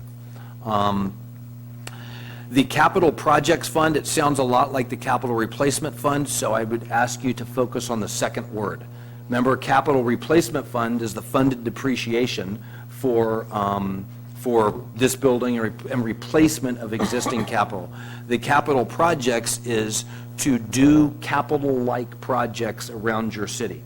So, for example, you gave us the objective this year to work with the public and get a design for redoing Centennial Parkway. That's the design. Where's the money come from to actually do the work? Well, here's where that money could come from. That would be a capital project. You could argue that Centennial Stairway is a capital replacement because there's stairs there, but if we're talking about doing something substantially different than replacing the stairs, then that becomes a capital project. Other things that could be funded out of this would be ADA improvements in various areas where we have ADA, where we need to make ADA fixes. The Embarcadero Promenade is another good example of a project. Another example might be if we determine that it's wise to put artificial turf down at the ball fields at Lila Kaiser instead of watering grass. This is what that would be for, is to do capital kind of projects instead of finding ourselves with lots of great ideas and no capital in order to do those ideas, to accomplish those. I will tell you that your staff needs to, in the months ahead, get our capital projects list, our capital sort of projects, not replacement list, and refine that and prioritize that and bring it to you for your, take it through the PWAB, through planning, through harbor, through other boards, and then bring that to you so that we have a good prioritized list of approved projects. You've then prioritized it. You said, we approve this project, here's the priority, and then your staff can go execute off that priority list based on, with the funds that are available. The IT Transformation Fund, I spoke to that earlier when we were on the IT slide. I know that there was $50,000 of additional IT spending in the base budget. There is also on the one-time investment / spending list a request for an additional $100,000. That is to make some the main thing that would be this year is to get an IT assessment so that we can see ourselves, get an IT strategic plan so that we can see where we need to go, and then start to do some of that work. For example, getting all the servers out of the rat nest by Susan's office and putting them in in the new building, that the new fire station where there's backup power, probably a more appropriate place if we can find the right place to have our server, our city server room. I said rat nest near Susan's office, not that her office was a rat nest. Finally, the last one there is the compensable leave fund. You'll notice that there's nothing in it. You'll notice there's nothing going to it, and that there's going to be nothing in it at the end of this year. I would love to, in fact, maybe we'll find $1 and at least stick it in there so we're starting. So you'll recall at mid-year budget, one of the things we had to adjust the budget for was the retirement of, we had an employee retire, and when employees retire, they have a certain amount of compensable leaves we must pay them when they retire. Right now, what we do is when we get surprised by somebody's retirement and somebody says, I'm going to retire in 3 months, we say, okay, great. And then we do the math and we say, okay, we need $23,000 to pay them for all their unused vacation and different things, and we have no place to pay that out of. So we go and raid some other part of the budget in order to pay that. What we should do, in my estimation, we should have all of that. We should pay that every year, so that so the total amount that's required is in the bank, earning interest, and then when somebody retires, we pull that out of that fund instead of being surprised and having to go pull it out of money that was allocated to do the general plan or something else. The requirement right now, if every one of your employees, I almost said graduated, if every one of your employees retired today, you'd have a $617,000 bill for compensable leaves. And that is unhealthy in my estimation. And so I hope to start putting money against this and building it up. And in fact, in our budget next year, what we'll do out of the base budget is have a contribution from each department out of the base budget into this fund so that it stays, so that it grows with leave that's not being used. I'll also note, I've said it before, I'll say it here again, that I'm uncomfortable with our current policy that says that once you've built up your vacation to a limit, 300 hours, 240? It's different for different employees, but once you reach a certain limit, if you don't use your vacation, then we pay you out. So you can essentially choose to come to work, to not take any vacation and get paid for that every year. I don't think that's healthy fiscally. I don't think it's healthy mentally either.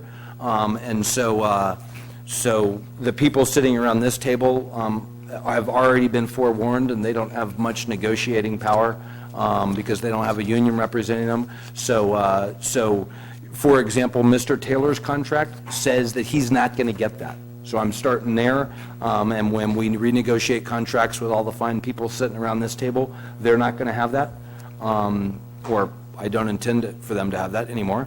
And then when we renegotiate with the unions in 18 months from now, I intend to take that on with them also. And because what I want is, I want people to take their vacation so they come to work happy and healthy and they've taken their vacation.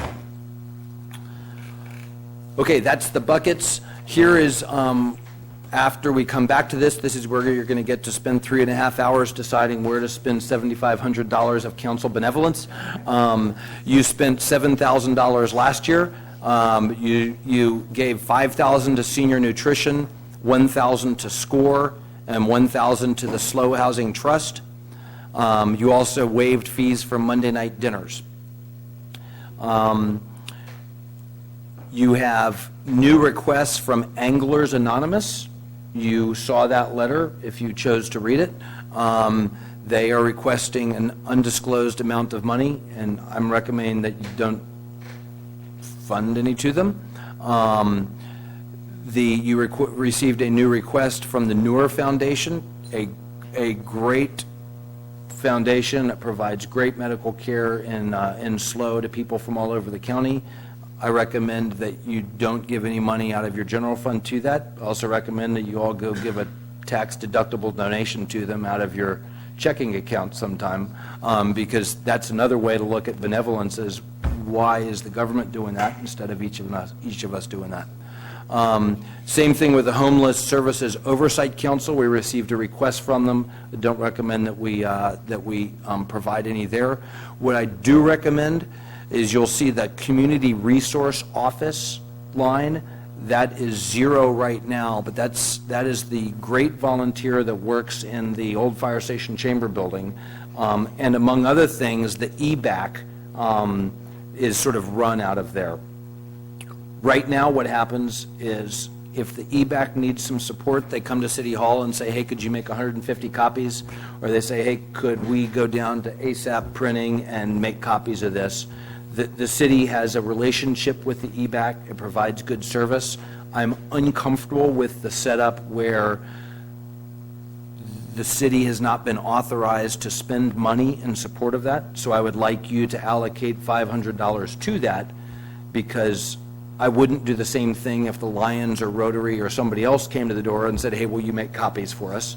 I'd say, no, go somewhere. So if you want to support what EBAC is doing with a fairly low-level amount, what we would do is we would keep this in the general fund budget and a little fund, and whenever they gave us an invoice, we would take it out of that, and then when they got to $500, we would say no more copies this year.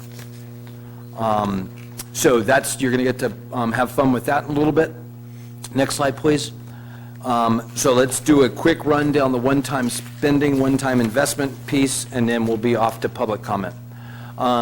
So as noted, if you reduce the risk management, that should say fund, risk management fund level, it's inappropriate to call it a risk management reserve, really. The $100,000 is a reserve, it's a cushion, but this is a fund that gets money into it, and we spend that money when we spend money out of it. So it's not sitting there as a reserve.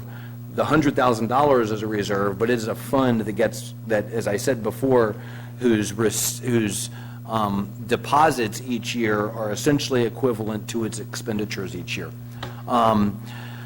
So if you reduce that from $500,000 to $100,000, you will have some dollars available for one-time investment in some critical items. This year, that could be as much as $800,000. That would be available. So what that means is there's almost $900,000 in that fund right now. We think we're not at the end of the fiscal year, and we have some balancing to do. But if everything were as it were today, on 30 June as it is today, then there would be about $900,000 in that risk management fund. And if you chose to reduce the level to $100,000, then there could be up to $800,000 available for investment in various projects. As I just said, we won't know the precise amount until we get to the end of the fiscal year. Let me say that for approved projects on this one-time list, again, what I'm hopeful that you'll do is say, yes, that's a worthy project, and they're all tied to goals. You've already said that's a goal or an objective, and that we've got the priority order right. And then we might be able to find funding for these somewhere besides this general fund one-time funding. So it could come out of the government impact funds. So there's a separate fund that's government impact funds. It's got $327,000 in it right now. So we might be able to fund some of these things out of that.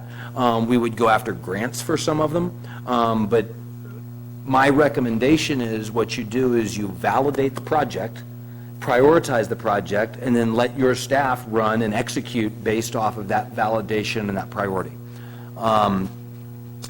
So we recommend that you review and prioritize this one-time investment list. Also recommend that you approve spending 75% of whatever that available amount is now, but withhold 25% and say, hey, let's hold that and not commit that until the mid-year budget review, or at least no later than the mid-year budget review. That'll give us a chance to see how the fiscal year ended, to see how revenues are coming in, to see if any other projects have raised their opportunistic heads, and we might want to put as a higher priority on the list. I would ask, though, that we don't wait too long to do that, because you've given us a whole lot of objectives to accomplish this year, and if I don't get authority to spend money on those until January, we may not get them done by June when you've said to get them done. But I think it's wise that we withhold some of that until not later than the mid-year budget review, although I may well bring that to you before that, let's say in October or November, and put it in context with how the budget is doing. Your staff does a quarterly budget review, so when we do our quarterly budget review, I could see coming to you and saying, hey, here's how things are going, and we recommend you release that last 25% for the last 25% of projects. Okay, next. So here is that one-time spending list. I'm sorry, we failed to print copies of this for the audience. I'm very sorry. It'll be online tomorrow morning. And of course, this is going to come back to council for approval, so you have opportunity to provide input. So because of that, I'll just run down it. First, let me tell you how this list was developed. Your staff took the 73 objectives you gave us and figured out what we needed to do to accomplish every one of those, and figured out which one of those cost money. So some of them don't cost money. They cost staff time, which of course is money, but they don't cost additional money. For example, the objective to develop a policy for funding events. That's going to be the staff, work and staff time. You don't need to spend money on that. You're paying us to do that already. We found each one of them that actually costs something in addition to staff time, and there's 20 of them on this list.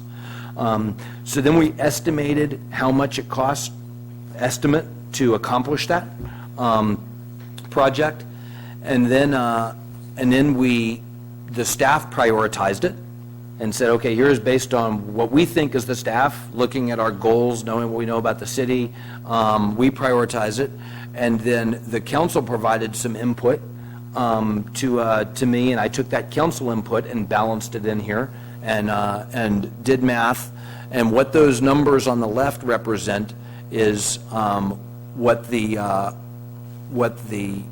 average was of the staff input and council input. So this should be a pretty good representation, priority order already, of what the consensus staff and individual council member is. I'll say two other qualifying things here. One is that anytime it was a 1.0 or a 2.0, I changed it to a 1.1. I don't know why I did that, but it was to keep in sort of in order there. But so, for example, you'll see that land use, or the general plan, was actually a 1.0. That means every council member that provided input and the staff all said that was our number one priority, and we added those numbers together and divided by the number of people, and it came out to 1. So this shows you a fairly good representation. The other thing I'll say is there is one thing on here that was not on the list that you provided input to, and that is Embarcadero Promenade. I want to tell you why I added it, and make full disclosure here is we initially did not have it on this list because I did not initially project that that conceptual design would cost the general fund any money. It was all going to be harbor. So this is only general fund things. There are other projects that you have, for example, all of goal number 1, wastewater treatment facility, water reclamation facility. There's money associated with that, but you don't see that on here anywhere because this is just general fund related. It's not sewer fund, water fund, or harbor fund related. I determined that it was appropriate to split the cost of that conceptual design, half to the harbor fund, half to the general fund. Thus, I added the general fund part of that conceptual design is $15,000, and I put it on this list based on where the staff had previously prioritized it and about where the Old Town Link Centennial Parkway item was also, because those were sort of closely related. So full disclosure, I added that to the list without your input, and so that represents the staff's recommendation but does not have your input, so feel free to move it all the way to the bottom or all the way to the top. You'll note a 75% line and a 100% line. That represents if we had $800,000 of one-time spending available, where that $800,000 line would fall for the 75% level that I suggested that you execute now, and the 100% level where that $800,000 would get you down to, and it would get you down halfway through high-speed fiber. And I'll also note that we still don't know how much the high-speed fiber project would cost us. I've had $100,000 as a target for a couple of months, and we're still working that with some as a private-public partnership. So these things are the general plan, local coastal plan is the number 1, a $300,000 allocation to that, $75,000 for a Morro Bay economic strategic plan, $85,000 for city works, I discussed that earlier, $2,000 for vision, values, and mission. That's one of the objectives. That's really a precursor to the general plan. $100,000 for getting us somewhere closer to the 21st century in information technology. $15,000 each for the Old Town Link and the Embarcadero Promenade conceptual designs. $100,000 for ADA compliance. Let me pause there. That is a change to what you saw also. I increased that from $50,000 to $100,000.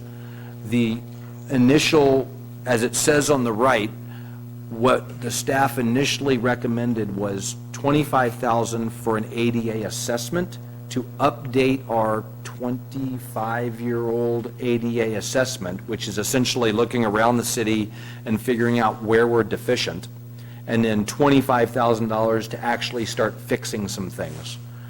Based on a good discussion with Dana and Susan, and as I alluded to in the initial part of this, this money's coming out of the risk management fund, and we have some significant work to do in ADA. So I upped this to $100,000 as a recommendation to you, which would represent $25,000 for that assessment, and then $75,000 to start some work on ADA, on fixing some of our ADA deficiencies, because we have not done much work on some of those deficiencies for a certain period of time. $150,000 is what we're sort of targeting for the high-speed fiber piece, and now we're below the red line. But again, some of these could come from other funds, could come from grants, could come from government impact fees, and so we ask that you consider and approve the entire project list, and then this entire list, and then if we can find funding for it, even if it's below the red line, if it comes from somewhere else, then we'll do that. $25,000 for the traffic management plan. We need to update that in order to make sure that we are spending next year, not FY16, but FY17, that $1 million on streets, that we're spending it on the right streets in the right way.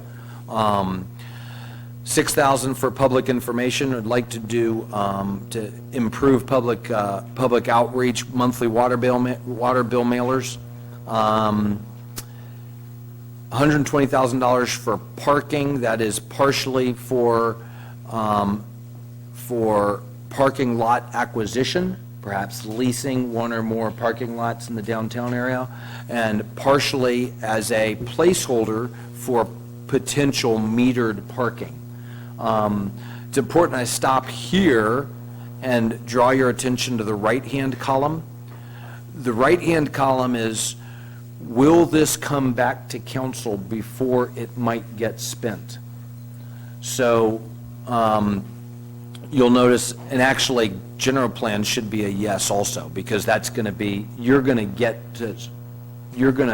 before we spend 800 grand or something on a general plan contract, you're going to see that contract and be very involved in that. You'll note that the economic strategic plan is you know what, actually I've got it backwards. If there's a no there, it means that we're not going to spend it unless we get permission from you. If there's a yes there, it's that you are giving me permission to enter a contract to accomplish that. And I'm happy for you to change those. I'm just trying to limit the number of things that we have to bring to you every council meeting to ask you to spend. So for example, there's a no next to general plan. It means I don't have the authority to spend that $300,000 without coming to you. There's a Y next to the economic strategic plan. If you say, yes, this is a valid requirement, yes, it's above the spending line, then we will find the right person to do we'll have a bidding, go through the bidding process, go through the contractual process, but this could serve as your approval to enter a contract to do that instead of bringing every one of these to you in the future. So that is why parking has a no next to it, because we're not going to go acquire a lease for a parking lot or put in parking meters anywhere without coming back to you and getting your approval to do that. Facility capital requirements assessment, that's the assessment I spoke about that is essentially helps us define what our funded depreciation should be. The pavement management system, I got those backwards. The traffic management was $25,000 for traffic calming projects. This one, the pavement management system, is $25,000 to update the plan. Next slide, please. The last 6 here. Sidewalk improvement, $100,000 to fix problem area sidewalks. Unmet bike needs, $15,000 for various unmet bike needs, although I'll say that we are making progress on some of our bike requirements just within the normal budget that we have. For example, our new skid steer allowed us to grind down all the bumps in the bike path near the high school and repave that. So those are things that are in the budget already. $9,000 for a police department facility needs assessment. And then these things are way at the bottom of the list and likely will be unfunded requirements, but $20,000 for 20 new wayfinding signs in the city, $20,000 for a quality of life survey, a professional one, and $15,000 to design and replace 100 street signs, which was one of the objectives. Those things are I don't think are going to be above the funding line, so you ought to pay most of your attention to things that are really on the first page in the green and yellow.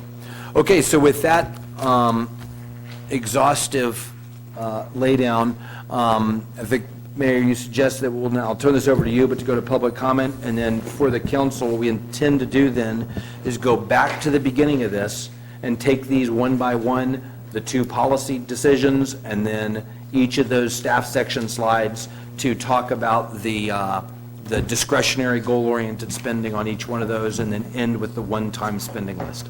Great plan, and with that, we'll stick with it and move on to public comment. So with that great presentation, we'll open it up for public comment for anyone who'd like to speak to our budget as presented.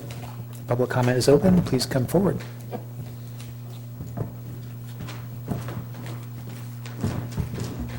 Good evening, Council, City staff. I applaud the City Manager as well as the rest of the City team for putting together such a comprehensive budget. Also definitely applaud the 10-year outlook. I'm very happy to see that. You know, most cities do that, so I'm really glad that we're looking ahead and into the future. I just wanted to, my name is Brent Haugen. I'm the Executive Director for the Morro Bay Tourism Bureau. And I just have a few comments that I need to make concerning some of the slides just to clarify and to also ask a few questions. Concerning slide number 38, the special consideration and the resolution 4214, just to clarify too, with the Morro Bay Tourism Bureau, the event funding that we received from the city, it was essentially a pass-through. We don't actually, the Morro Bay Tourism Bureau does not collect any administrative fees. Essentially, the city provides us with funds. We provided a grant program that was available for all events within the city limits of Morro Bay. So just definitely to clarify that we don't keep any of those funds to contribution on behalf of the Morro Bay Tourism Bureau to support events and economic development. Secondly, just wanted to also clarify too, with visitor center funding, within that resolution as well. Visitor center funding is actually $100,000 has been provided to the Morro Bay Tourism Bureau for the last number of years. It hasn't been any higher than $100,000. This also too is we're doing a management contract on behalf of the city. The visitor center is actually the city's visitor center. We're just managing it on behalf of the city. So I just want to clarify for the audience and those individuals that are listening, because oftentimes it's misconstrued that the city is giving the Bureau $100,000 when in fact that we're actually managing it on behalf. And also to clarify too, part of my salary actually comes out of those funds to help manage the center, which is approximately $16,000. So we can provide the breakdown as far as like what the monthly costs. I'm happy to see that in slide number 39 that there's staff consideration of funding the center through the end of the lease. Thank you for that. So that way that there can be a plan, a transitional plan, if the center happens to move to a different location. One of the things that I would like to also highlight, my board of directors gave me the direction to write a letter to Mr. Buckingham as well as the new deputy city manager to find out what the funding intent was going to be by June 1st. Our contract, management contract, goes until June 30th. If council decides that they want to extend and provide funding until the end of the lease, part of the information that will be within the letter to Mr. Buckingham and to Mr. Taylor will be to modify the existing management contract to reflect that to go until the end of September. So just to highlight that as well. Lastly, with the again, with the event funding, again, it was definitely a pass-through. There are a lot of events that, you know, definitely benefit from the funding from the city. I did want to highlight too, and thank you to Mr. Buckingham for highlighting this. A lot of T-bids do help support, you know, the promotion, and the Morro Bay Tourism Bureau has always had an ongoing promotion pretty much of all events. We do include events not just on the morrobay.org website, but we include that in social media and a lot of the outreach. That's not charged back. That's actually a contribution that we give to the events throughout the city, whether they're a city event or whether they're just a community event. So a lot of our contribution to events, we approximate about $2,500 per event in promotion that we do for each of the events here in Morro Bay. So thank you for your time. And again, I'd be happy to provide any information to council, city staff, as far as like the breakdown of what the expenses are for the visitor center. Obviously, that Mr. Buckingham and I are on the same page. Unfortunately, we haven't had an opportunity to chat about public-private funding. That's always definitely an option as far as like for the visitor center. My recommendation that I sent to council earlier today is perhaps looking at a transition from having it be a visitor center to being a welcome center, so that way it actually could serve both visitors coming into Morro Bay as well as new residents into Morro Bay as well. So thank you. Thank you, Brent. Anyone else for public comment?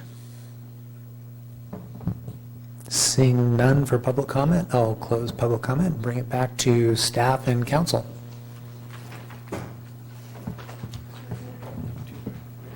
That'd be great, yeah.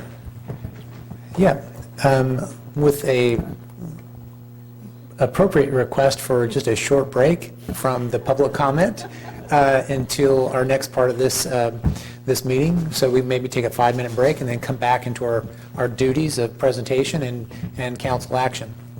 All right, thank you.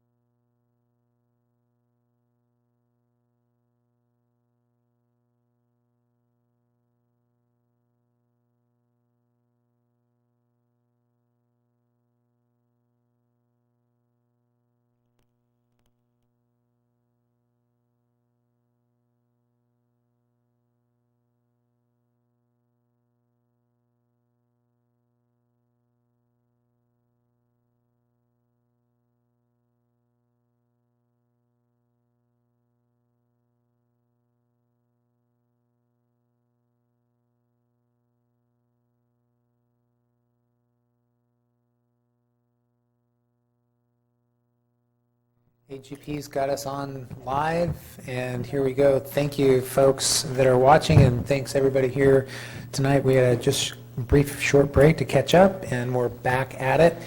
At this point, we can turn it over back to our city manager, Dave Buckingham, and we can get back to this presentation and go step by step through that, and we can discuss the questions and then have discussion with council and then take appropriate action. Okay, thank you, Mr. Mayor. So we are going to go step by step through this. We're on fiscal policy considerations. You'll recall that there are 2 policy questions for you to consider. One is reference the emergency fund reserve level, and the other is reference the risk management fund. So very briefly, we have 7 lean years ahead of us. Actually, only 2 of them are super lean. And that is fiscal 17 and 18. Because of the CalPERS pension spike and a forecasted recession, we anticipate we would have to go into deficit spending in those 2 years, because revenues will be, on the one hand, revenues will be lower because of a forecasted recession. On the other side of the ledger, labor expenses will be higher for a short period of time, a couple of years, because of the CalPERS pension spike. So you essentially have 2 choices. You can say, okay, get ready now to cut services so that you don't dip below the 27.5% general fund emergency reserve line, or you can allow us to go into moderate deficit spending, again, not this year, but in FY 17 and 18, and moving forward then, what the staff recommends is that the council pass a resolution first affirming 27.5% as an appropriate goal for the city of Morro Bay, but also recognizing, with a number of whereases, the lean years ahead, and then pegging our emergency fund or general fund emergency reserve level at these dollar amounts for the coming 7 years, which will allow us to dip into that emergency reserve, So the lowest point we get would be 23.6% of revenues against our standard of 27.5% of revenues. Still, in our estimation, quite healthy, but allow us to dip into those reserves, to peg the emergency fund at these levels for those 7 years. And so the way, in order to help your staff sort of plan, we did not bring a resolution here for you tonight. What I recommend you do is discuss this. We are all taking copious notes now, and I recommend you pass a motion now directing us to bring you a resolution that essentially states this. So you do not have to take final action tonight, but just pass a motion that says, here's what we want to do about this, and then bring us a resolution that does this. Or you could pass a motion that says, ain't no way we're going to do this, and start planning now to cut services significantly in FY17 and 18 in order to make sure that we don't go below 27.5% in our reserve fund. Great, and with that, we'll go into council questions, followed by discussion, and hopefully into a motion and action. So I'll look to my left tonight, and maybe if Matt can start us off, or I'll even start us off if you'd like. Well, I can start off with a little softball question, Okay. And then we'll build upon it. Dave, looking at the general fund emergency reserves, and with the prognostication of looking at fiscal year 17 as the beginning of a possible recession, and looking at the years 15, 16, 17 as the percentage is so high, could that percentage fluctuate, not necessarily fluctuate, but carry over if that recession comes later and or earlier, and adjust those numbers? I mean, because it's not an exact science. Yes. So if, and this is a good point of why we would want to review this every year, because if, for example, the recession doesn't hit in 17 and our revenues thus don't dip, then you don't want to drop your reserve level based on this. So this is a planning tool. It lets us plan on how we should react if revenues we know exactly what's going to happen to the CalPERS piece, but if there's not a recession in 17, revenues stay high, we don't have a 5% dip in revenues, then you will want to adjust this next year, or actually the following year when we don't see that recession, and say, hey, and we do not want you to drop because you don't need to drop below that level, because the revenues are there to support the spending plan. Does that help? No, that's fine. And then, okay, I guess I have another question tied to general fund and the risk management fund, if I could, and I realize you're going to explain it later. If what you're saying in terms of dropping down that risk management fund from its current $900,000 to $100,000, and looking at other municipalities that sometimes use their general funds to compensate in those moments, and I'm thinking of a perfect storm here. If we do drop that risk management fund down to $100,000, and given these years, I think if we have a year that we have to use a lot more than is in that risk management fund, would we just take more money out of the general fund, or is that what you're thinking? Yes. So what this next policy decision is do you want to reduce the risk management reserve from $500,000 to $100,000? To reduce it by $400,000. So if we, looking at it from this perspective, if we took a hit, an unexpected hit that $500,000 would have weathered us through, yes, we would have to go find $400,000 in the emergency reserve. I'll note that if you look at the emergency reserve, let's say that happened in 2017, at the same time a recession is starting. Let's make it even worse, 2018, in one of those, in that bad year, if we dropped from 2.3% 2.68 million and took 400,000 off of that, that would be 2.28 million. We would still be, I'm not going to do math in public without pulling out my iPhone, but we would still be well above the 16.5% GFOA minimum recommended standard. And I think we would probably still be above 20%. So in other words, you have, in our estimation, plenty of reserve in that general fund reserve to make up for freeing up that 400,000 out of the risk management fund. Thank you. I'm finished. Okay, thanks, Christine.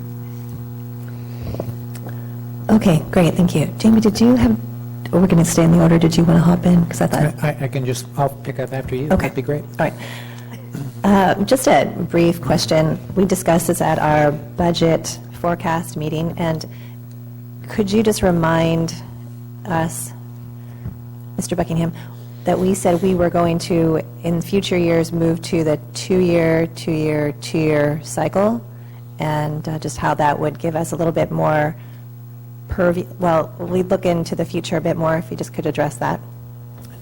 So one of the objectives we have for this year is to bring to you for consideration moving to a biennial budgeting model. Some cities do true two-year or biennial budgeting. Some cities do pseudo-biennial budgeting. They call it biennial budgeting, but then they really redo their budget every year. And then some cities do one-year budgeting like we do. So we're not sure if we're going to go to biennial budgeting, because we're going to bring that to you as a recommendation sometime this year. But that would certainly not affect this budget. And looking at the strategic planning model that we're going to bring to you in a couple of weeks, what I anticipate would be is if we did that, next year would be a practice round biennial budgeting. We would really be doing a two-year budget and a one-year budget as a practice, and then the following year we would actually do a two-year budget. Okay, so in that case, we would build into the budgeting a time when we would annually then review this. Absolutely right. Okay, just so it wouldn't get lost. Yeah, and to make clear, it says review annually there. I think we all appreciated very much what management partners helped us do in the budget forecast. That was based on our FY14 budget. There were some things that weren't in that budget. So when you started FY14, Scott didn't have the two planners and one grant writer over there. So that forecast was actually built not with those salaries in it. We've found a way to fund those salaries this year. That forecast was built on good but not great, or maybe average but not good forecasting for some different things, like maybe vehicle replacement and some other things. And we've changed the organization around a little bit. We've moved maintenance, we've moved community development. I've already talked to the financial side of management partners, and just to start the conversation, I will likely want to bring management partners back in. What they recommend is they've given us this 10-year model, and then we update it every year. I will probably ask them to come back and help us update it next year and do another forecast, so that it's based off of this new organization, this new budget, these things that we've changed around. Because there's been a lot of moving pieces from last year's budget to this year's budget. So I'll say that, and that review annually, we absolutely need to review very carefully annually, especially in a period where there's some uncertainty, like is there going to be a recession, and we want to watch those revenues closely. And that is a council review, not a staff review. Right, exactly. Okay, great, thanks. And then the other thing I just wanted to mention, we haven't yet mentioned, in terms of the recession, potential recession, we are in the middle of a pretty severe drought, and any continuing of that drought, if it doesn't rain in 2016 and doesn't rain in 2017, that will impact, again, I believe, the economy overall, which will impact us as well. So just to be aware that that's out there as well. It makes it a bit riskier, and likely, therefore, I could move right to my comment, and then I reserve the right to change my mind if I hear things that my peers say. But at this point, I will just tell you that I'm thinking that this is a very cautious way of looking at our future. I think it's based on facts and as clear facts as we can gather at this point. I'm remiss because I didn't begin by thanking all of you in the city on the staff side for the excellent presentation and presentation in general of the budget this year. It's one of the best budget presentations. I mean, I haven't been through that many, but it's still at that case, even so, it was wonderfully presented, very clear, in layman's terms, lots of information, but most of it something that the average person would be able to understand without a financial background. So I just want to commend everyone, and I appreciate the 1% cut that was done to get us to balance. I know those things are difficult, and I just want to, especially thank you, Mr. Buckingham, for leading us through the process. I think it's been incredible and a benefit to our staff, the council, and our citizens. So thanks for that. And therefore, I think it's a prudent way of looking at our future. It allows us to be proactive now, but it also gives us the flexibility to be reactive if we need to based on our environment. So I'm confident that I would be able to support council direction to come back with a resolution to affirm what you've laid out as recommended. Thanks. Thanks, Christine. As I go into my couple questions I have jotted down here, I wrote down moderate deficit spending, and what does council and staff have to consider to measure moderate spending? And that right there is the measurement. Each one of those fiscal years that says these are the minimum that we are going to consider allowable. So it kind of answered my own question on how we measure that. And I think that is important because we've gone through I'm kind of answering my question and answering at the same time, because at first I was going through, okay, how do we measure that? But that clearly is. But one of the other questions, I just want to make sure that we clarify, and this is a discussion I had with Ms. Slayton earlier today, and it had to do with the 27.5% of our general fund. And, doing the math, it didn't add up to what our general fund revenues were, but in fact, based on management partners' recommendation, we do 3-year trailing average for that. But that's not clear in our resolution. So I would like to, I feel as though supporting that, but I'd like to have that language refined in our resolution so it's clear for us, and then we can understand that clearly.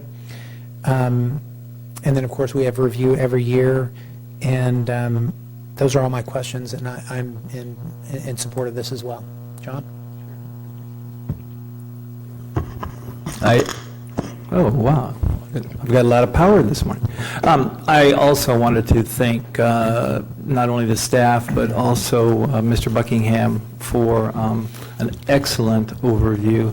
I think it's based upon a significant amount or a substantial amount of known fact and history that has been brought forward succinctly and communicated very clearly, based upon not only this history, but also a 10-year forward look at where we might be headed. And I was hoping for maybe 2 or 3 years, and when we got 10, I was extremely excited. So I just wanted to say thank you.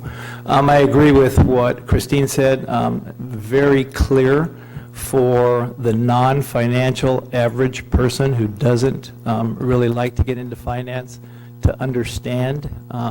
And so I want to thank you for the format of the presentation. It made it even easier for me to look at. And I've been through a lot of financial stuff and looked at a lot of finances, and so I appreciate that. With regard to the general fund emergency reserve, I think this is an outstanding way to go about averaging over a period of time. The 27.5%, I won't belabor the issue. I will agree with what has been said so far. I would support maintaining that 27.5% while designating the minimum levels as set and reviewed annually as per your recommendation, and look forward to voting yes for that. Thank you. Noah? Yes, thank you. And I also do want to say, not only is the budget presented very well, but I think the process has been laid out nicely, starting with the 10-year forecast. It's built on itself in a way that I haven't experienced since I've been on council, and I want to commend you for that. The process is something that we've talked a lot about, and we're always trying to improve that, and I think we have that here tonight, and it really helps us make informed decisions. So that's good, and without that, I don't think we could look at this sort of a recommendation and make the decision without extending ourselves further than I think the community would be willing. Quick question to start, though. Can you talk a little bit about, right now we're in the midst of a 2-year contract agreement with all of our employee groups. That anticipates, 18 months from now we'll be entering into new contracts. Those contract commitments aren't reflected in this. They are reflected in the 10-year budget forecast, and thus they are reflected in those numbers there. What's reflected is the ability, or we'll be careful here because we get contract negotiations based on this. Remind me what it was. This assumes a 2.5%, a 3% total, 2.5 in one area and I think 0.5 in another area, increase in the cost of labor each year. Great, thank you. So we will not get surprised. Now, what I didn't say is we're going to. Is your mic on? It's on. Hello? What I didn't say is we're going to start negotiations there. Yeah. Thank you. But what I did say is that it essentially has the cost of the CPI adjustment built into it, including for labor. Yeah, and I think that's important because I have heard comments that we're not recognizing that in our forecast, and that that's there's a lot of potential for change there. I think we've given ourselves some room there as well, which makes this even stronger. So I'm comfortable with everything that has been suggested, and agree with moving forward as recommended. Without any, is the mic on then? It seems to be coming in and out. Okay.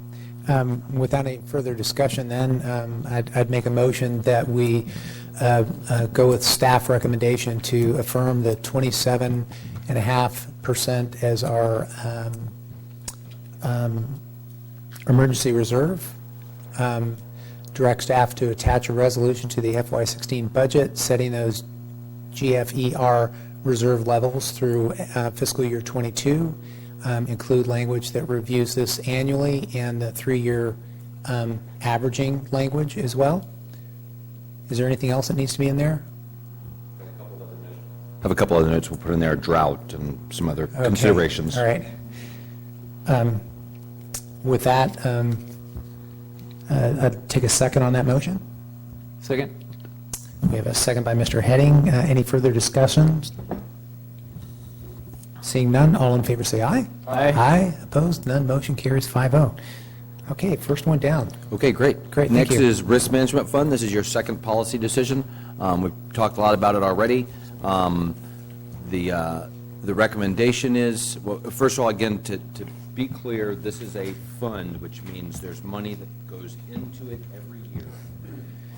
That money comes, essentially every time we pay payroll, part of the portion of payroll that comes out of the budget that doesn't go to the employee, there's a piece for insurance, there's a piece for workers' comp, and a little bit of those things end up in this fund. If we look at this fund over the recent history, the deposits into it have generally equaled the expenditures from it.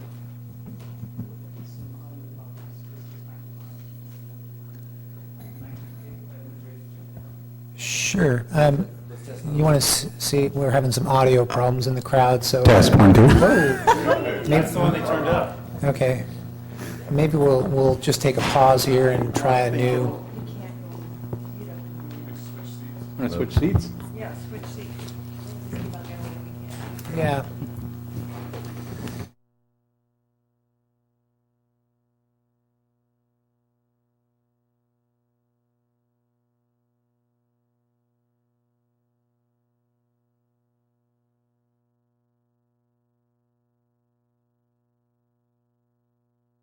To the risk, can you bring that level down a little bit on the mic, please?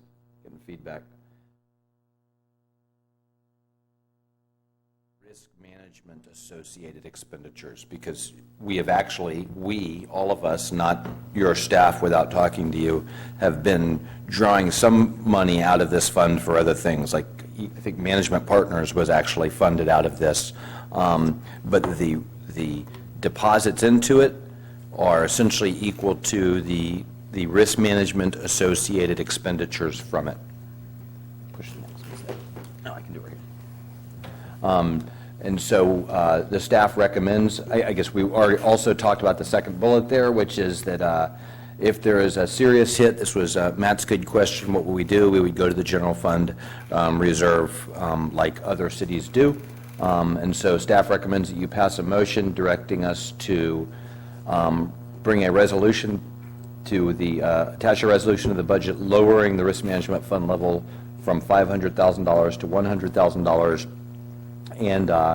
And you don't have to do this in this motion or in that resolution. Actually, we probably would want to put it in the resolution that we would, one of the reasons we want to do this is to spend a measurable portion of that on ADA-related items.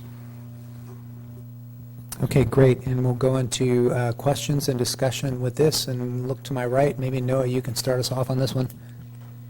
Thank you. I don't have any questions, but I would very much support the idea of adding an ADA component to this as a commitment to follow up and stay true to the intent of the fund. So besides that, I'm in support of doing this. And I think the main reason for that is if you look at the number of items that we'll be looking at as far as one-time spending and understand that our financial situation requires us to provide for strong economic revitalization to really be able to build out of this situation.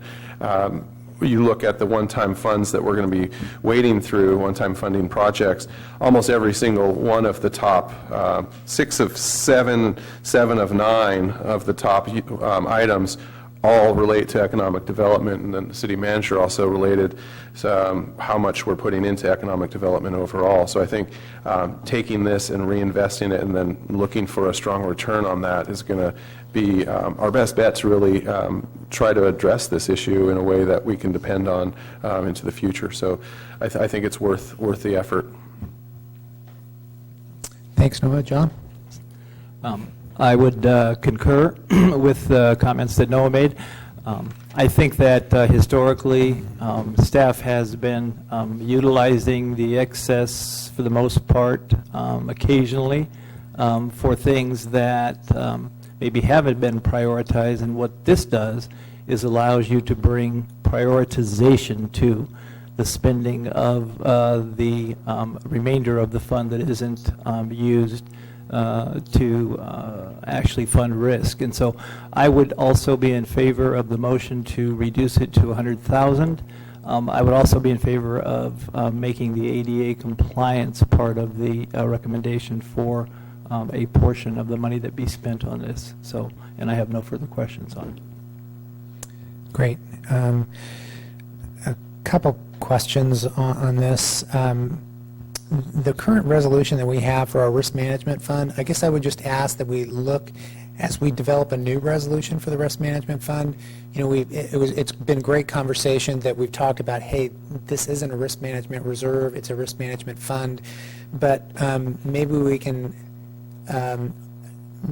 clarify the language in this. I think it was somewhat confusing to determine what's a reserve and what's the fund, and I think perhaps the $100,000 may be the reserve, and we should identify it that way, and the fund is, and how we operate the rest of the fund.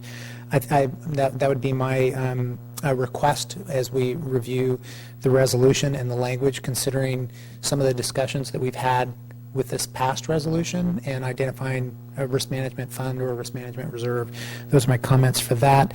And also would support the $100,000 minimum, and also am in support with the language for ADA compliant nexus as far as that goes.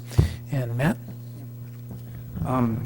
As my further earlier questions about the general fund and then comparing it to the risk management fund, I think you've made it really clear, and I am in agreement with going forward with this, because we're kind of covering two bases. We're going to have $100,000 as a risk management fund, but also with our general fund fund that we have those percentages. We also are backed up by that, given if we ever have a larger expense.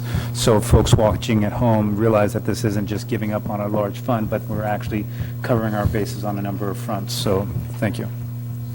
Christine? Great, thank you. Great comments from all of my council peers. Thank you very much to the city manager for educating and clarifying the history of the risk management reserve and how other cities manage it, and how we are actually ahead of the game in many cases in our county, because we have the risk management fund there to cover things that are surprises, bad surprises. And so I appreciate that, because we have struggled with this in last year's budget. It wasn't with this council, but we had quite a bit of discussion about the purpose of this risk management fund, and worked very hard to clarify it, and worked very hard to communicate to the public that we were indeed covered for risk management.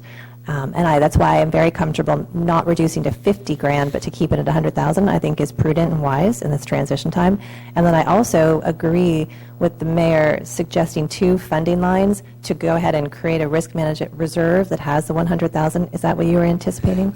And then perhaps I would just suggest another, for this fiscal year, perhaps create a fund that isn't titled Risk Management Fund, but perhaps could we title it something like Strategic Investment Fund, so that we're getting away from the idea that we're taking risk management dollars and doing something other than risk management with them. Because what we're doing is potentially taking funds from this particular fund, which won't be funded at such high level in the future, but we're putting them towards something that we're all agreeing would be strategic investment for those funds. So for clarity, I would just float that as a consideration.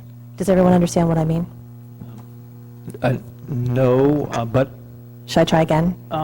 I think I heard you say that to make this, instead of one fund, two funds, this is actually just a single reserve fund that has been set at a level that has over-accumulated dollars, and now we are just changing the level. The fund has the exact same purpose, in my reading, that it always has, and we are going to take the remainder of funds over the new funding limit that we've set and utilize those for prioritized projects. Correct, but where will it sit?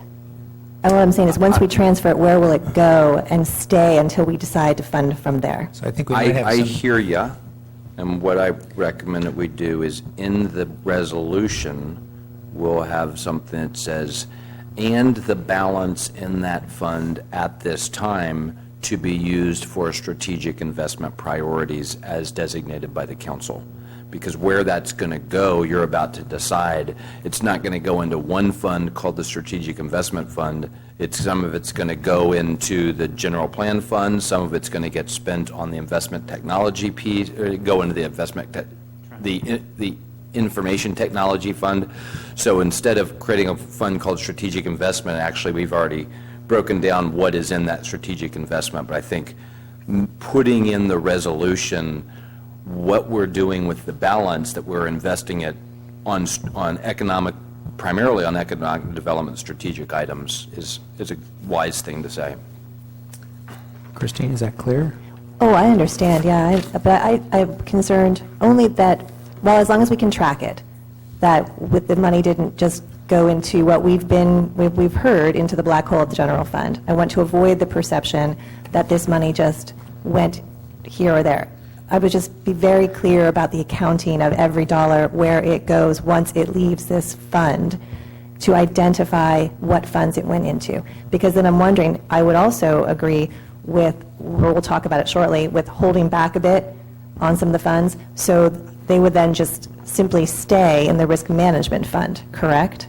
They would be $100,000 in the risk management fund, which we allocate, and then there would be sort of other money potentially there until it's spent or reallocated to another budget line. I'm just being cautious Based of on that the 25% accounting. thing, I could see actually creating a strategic investment thing so that at the beginning of this FY, we'd take 25% and put it in there because we're not sure what we're going to spend it on yet.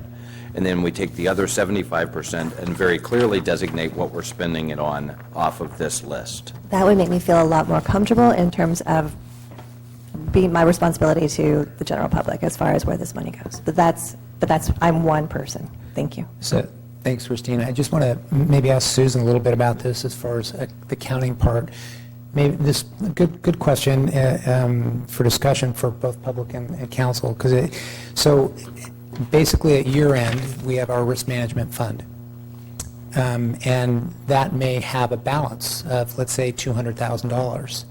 So this new resolution that we are in agreement so far will maintain a minimum reserve of $100,000. At each budget cycle, we will discuss where that $100,000 is going to be spent. And there will be transfers. That's what I'm getting out of this discussion. It's no different than what we did last fiscal year. We see a balance, and as we have a list of priority projects, we'll say, here's our list of priority projects, here's available funds, and we're not going to be pulling money out of our risk management reserve because our risk management reserve says $100,000. Anything above that, basically at the end of the year, we're going to be allocating that money strategically into whatever priority list we have. That's the way I view it. So I don't necessarily view us creating a strategic fund, but we're basically looking at the balance sheet at the end of the year and appropriating it, transferring it into strategic priorities. Does that help? Or? Not entirely for me, but Judge, simply, I feel like it needs to be very clear that the money didn't just go a little bit here, a little bit there, that it was clearly spent as this council intended for strategic investment. I'm really comfortable with the way the city manager described creating this fund, at least to put this potential money that we're perhaps not going to all allocate this evening. I just feel like for accounting purposes, I mean, I understand. I want to be clear. I understand what you're saying. I just feel like we need one more level of protection for this one-time money that we're not going to see again, and we need to be very responsible to be able to point and point to people. This is what we did with this one-time money, because there will be various opinions on what we should do with the one-time money. I'm sorry. I didn't understand that. I thought we were creating something ongoing for the risk management fund, but you want to, for this one-time spending event, we were going to have a strategic investment fund that basically itemized everything on that priority list. I would feel much more comfortable if we did that. Okay. So I think for the sake of conversation, we can go ahead and, because there is agreement on a motion for the risk management policy, we can get into a discussion on our priority list at the very end when we discuss our priorities and kind of designating that. If that'll be helpful, I think we can conclude this, but great. I think it's getting in the right direction. I would also say that, in fact, depending on how the priority discussion goes, we might actually include in the resolution or have a sister resolution that says, and here is what we are spending this excess on this year that is we anticipate to be significantly more than will be in future years. So there's a documentation line, there's a thread that connects big spending here to here's exactly what we spent it on. Okay, great. Any other? Thanks, everyone. Just Thank you. one, and so thank you, I appreciate that, Christine. I understand what you're talking about now. It's an accountability thing to make sure that the flow of funds is specifically identified. Correct? Yes, thank you Yes, for giving me the right terminology. Okay, I just wanted to, yeah, great, thank you. Thanks. Let me just also say that I don't anticipate we're going to be in this position of, that the mayor sort of suggested of, at the end of every budget year, getting to decide where all this money is going, because we're generally, the deposits into this fund are equal to the expenditures from it. So it could be that there's $10,000 at the end of this year that we're over, but you know what, we might just as well be 10,000 under, because it's not going to be exact, and so so we might actually, we will consider something in the resolution that sort of addresses that too, and says, we won't spend money out of this unless it gets to, 150,000 or something like that. Great. But so just, this is, as a reminder, this is, like you said, it's one time, only. Great discussion. With that, I would, let's see, we need a motion that will describe directing staff to create a new resolution and that describes a risk management fund that sets a reserve level of $100,000. And actually, as we're going into this, maybe, Dave, you want to just kind of script out basically what you've heard and what might help guide us into this resolution, so I don't Sure, if you speak too much over it. just give us a real simple motion that says reduce it from 500 to 100, and other council guidance as directed, bring you a resolution that said that. The other things I heard is put language in there that this is a fund, not a reserve, that the $100,000 level is a reserve level, and that there's a sort of a fund component,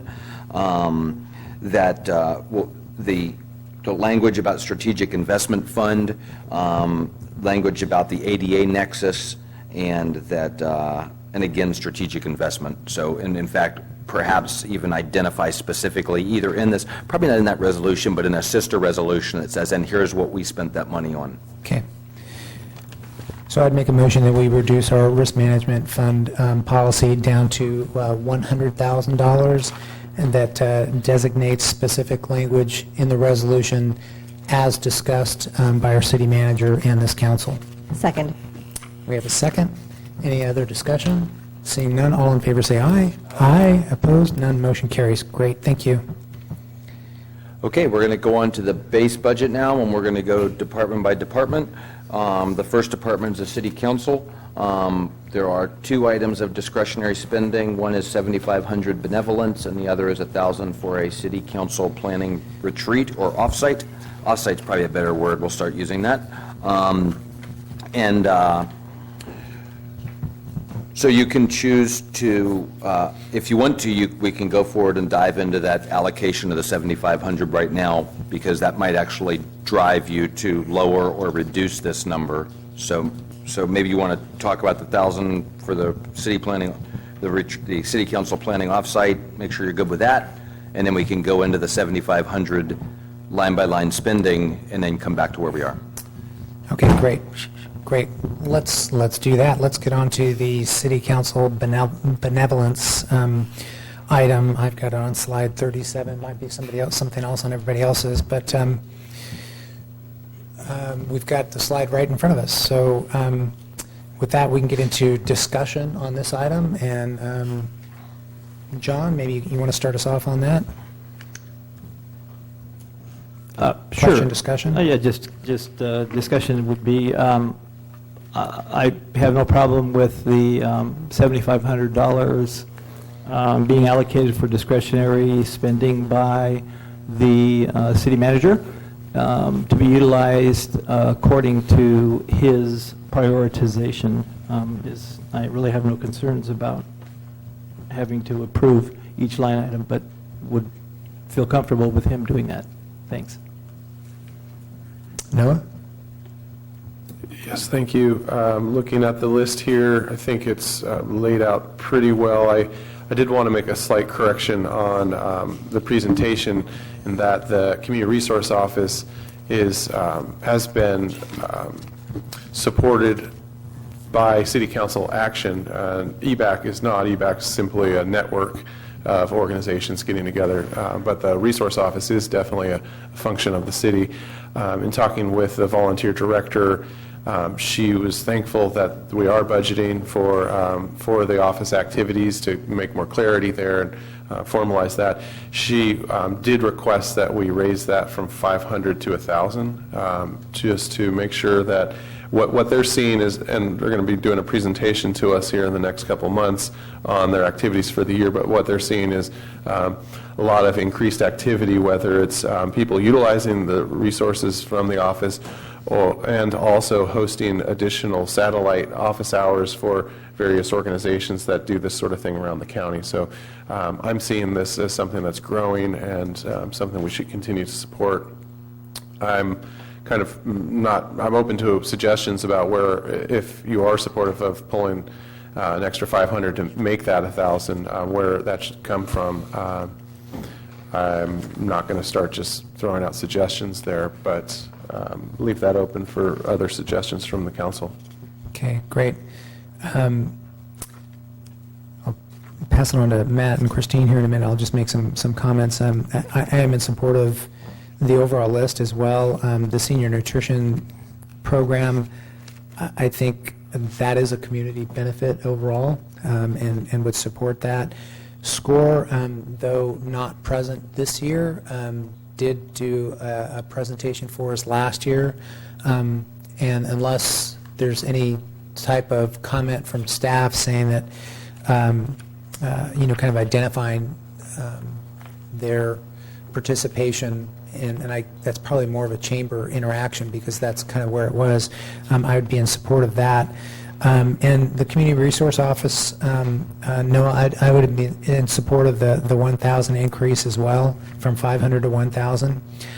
I think it seems very little considering the need and the amount of work that comes out of that, so I would be in support of that. The Slow Housing Trust Fund, I know we have a note here saying it came from the Housing Fund last year, likely not an appropriate source of funding, so I assume that means it'll come out of the general fund.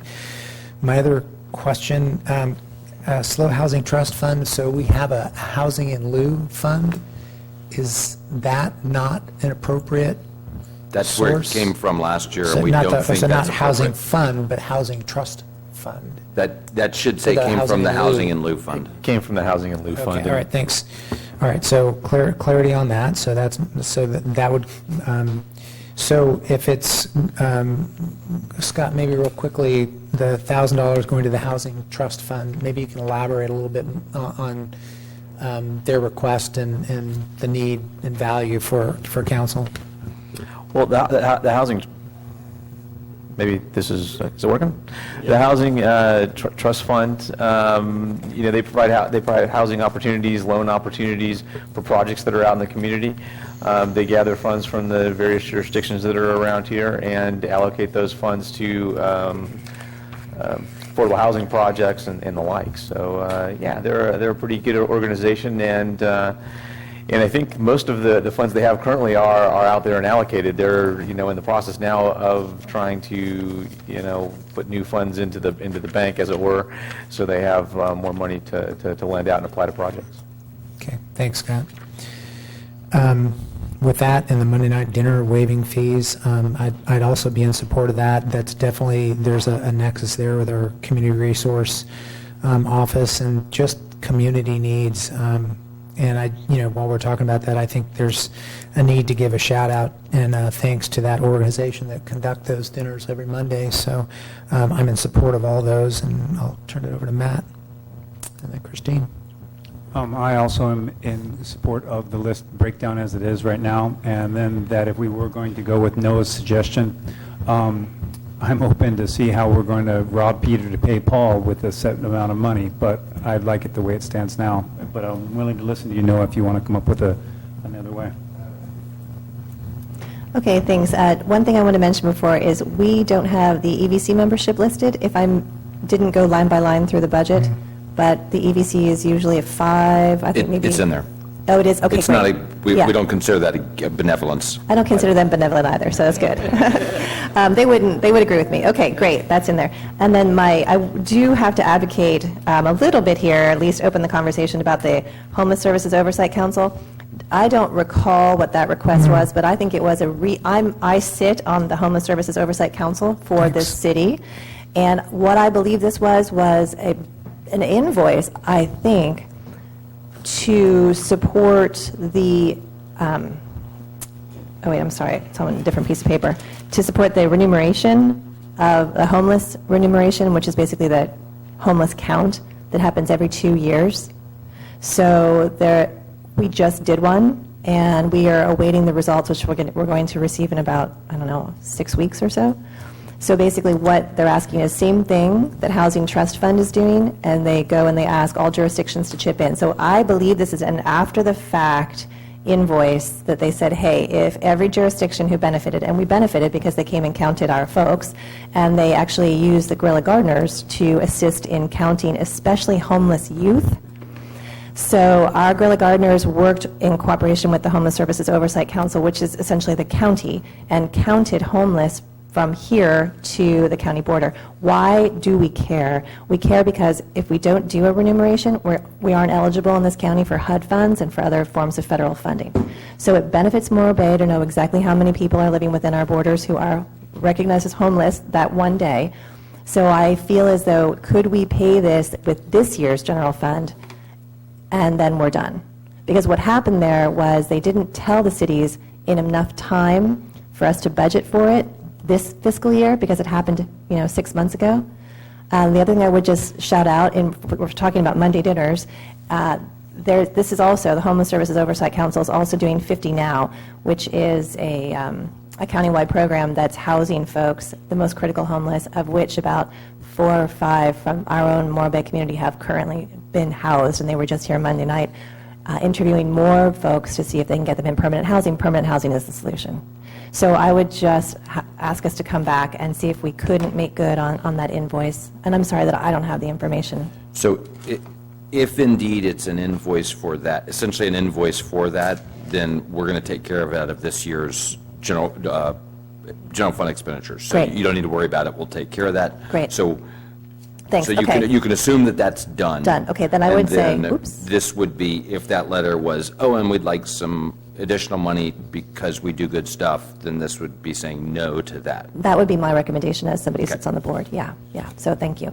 And then my recommendation for the Community Resource Office, again, that was supported by the council action. I'm glad Noah made that clear.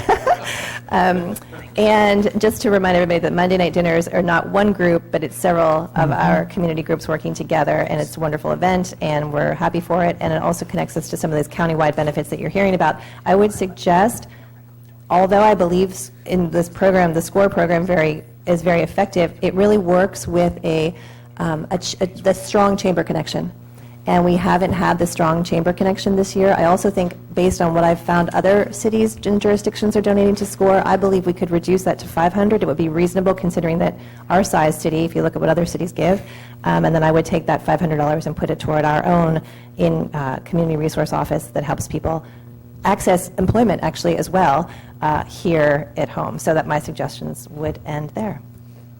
Great, Christine. I think Noah has some comments, hopefully not rebuttal comments, but. No, I think that was what I was kind of inclined to do too. I just wanted to make sure people were comfortable with that, because I would agree reducing the SCORE to 500 and transferring that over to Community Resource Office, going with everything else, recognizing that the HSOC invoice is already taken care of. I was going to suggest that we, no offense to you all, but that we raid the council offsite budget, because I'm recognizing that we spend a lot of time together in workshops, and we have quite a bit of workshops and community outreach planned going forward with the general plan update and economic strategic plan update. It seems like we're sitting together quite often. I'm feeling like if we don't put that into one of these items, let's just put that into general plan outreach, and particularly after what we heard with the general plan application from the committees, they really want to make sure that we're doing a really good job of getting the community involved there. So, but let's just go with this as Christine recommended, and then we can debate on the offsite as we get back to that other page. Okay, well, with that, I think we've covered everything. So we can go ahead and, Great. glad to take a motion on these lines, or do we need a motion? Just that's good enough? Great. Perfect. Okay, good. Good. Okay. And we'll go back. Thanks. Back.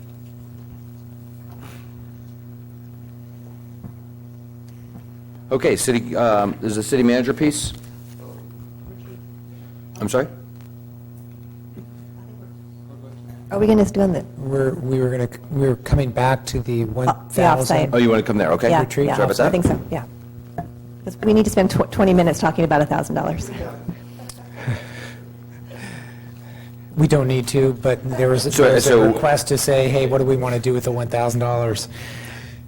So a consideration is every other year, there's going to be a new council, and that if you choose not to do this year, you can reallocate it somewhere else, and at least it'll be there next year, because I think there is some goodness in, after an election, getting that council together to, before they start the 2 years of misery you've just described, to actually, gel some. So I would encourage you, whether this council uses it or not, to leave it in there so that future councils, so it's there for future councils, because I think there might be some utility to it every other year at least. Okay, well, just to clarify, I completely agree with you when a council's first getting together after an election, that you do need that focused strategic planning and organization moment with each other. So I'm before you spend that other time together.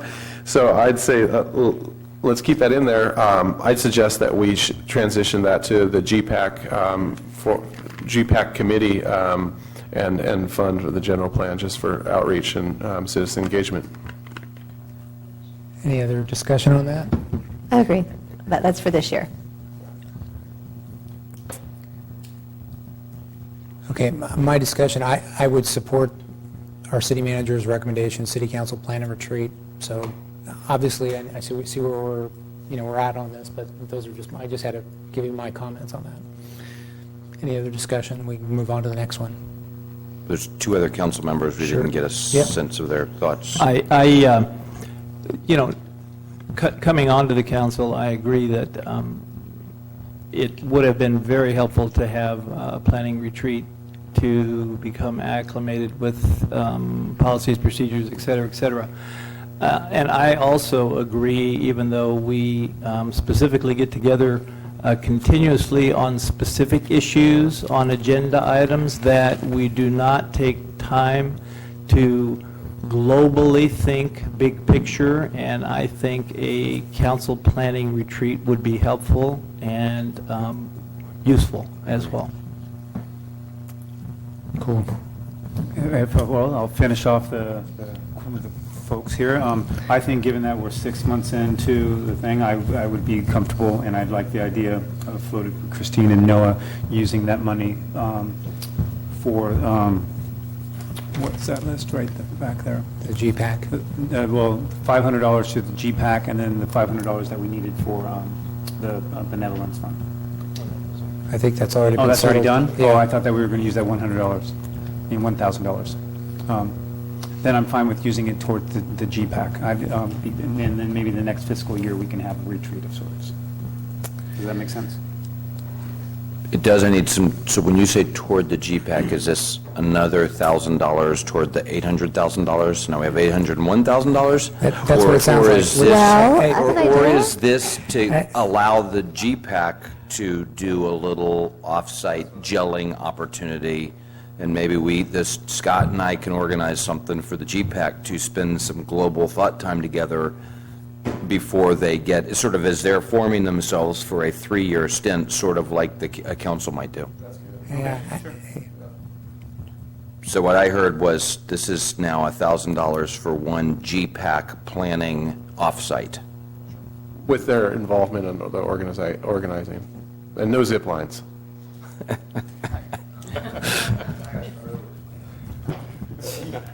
I would suggest you change the title because discretionary spending is not appropriate. We've just allocated everything for you.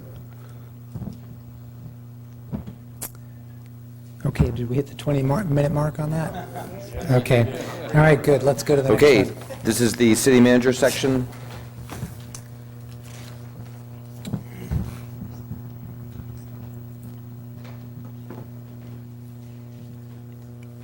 Any other, I don't have any much else comments to on say. that?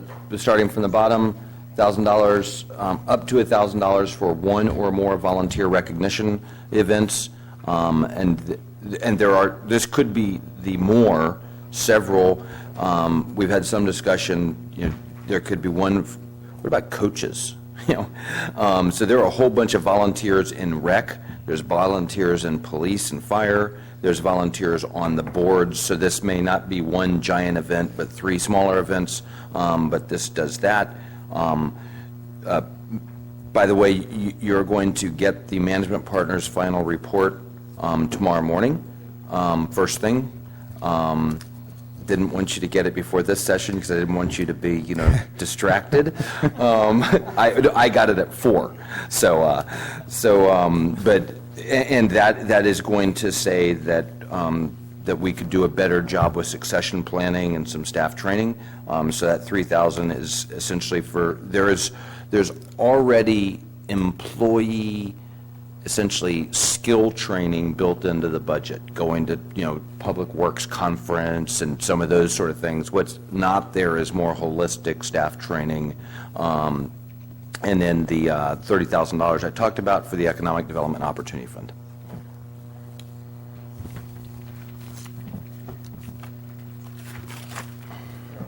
Can I just request on that, the Economic Development Opportunity Fund, just that you are able to outline those? I'm sure you're planning on that, but you track those through Sure. the year? Great idea. In case someone requests that. Any other comments? Okay, it's good to go. Okay, this should be super easy. This is the elections and contract services.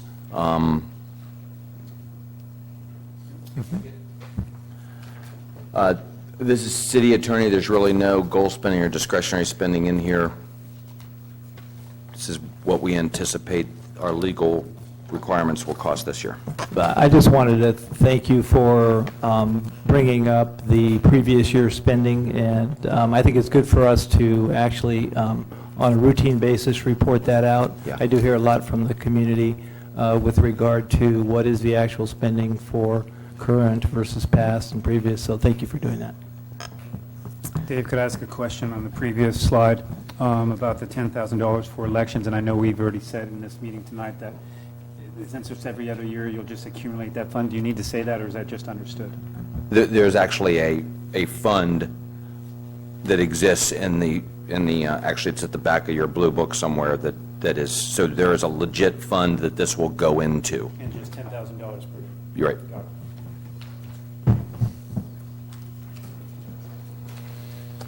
Okay, we talked about that, and just for record, I guess they can throw things at me if they want, but I'm sure that everybody on the staff is very happy with the depth and breadth of what A&W provides. Scott and I were talking yesterday. He's dealing with 4 different attorneys on 4 different issues, but getting great support, very detailed personnel, and so the staff is very satisfied with A&W and what they're doing. That's great to hear. Deputy City Manager, no discretionary spending here? Really nothing to discuss?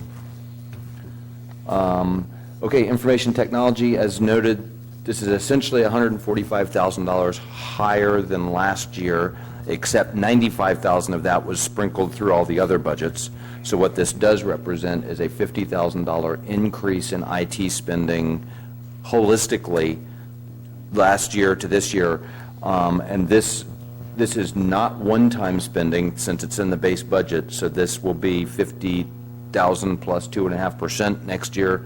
And then what we'll do is, as we get an IT assessment and strategic plan, we'll then figure out, just like vehicles and capital replacement and everything else, what's the right number to be putting into the IT fund every year. But we sense that, my sense is that $50,000, increasing this budget by $50,000 each year right now is appropriate. And then we'll figure out if it actually needs to be 55 or 45 or what the right number is after we get our IT house in a little closer order. Questions? Good to go, thanks. Finance, really nothing here. No discretionary spending, nothing associated with goals. Any questions? We're good to go? Okay, we're good, thanks. Same with HR.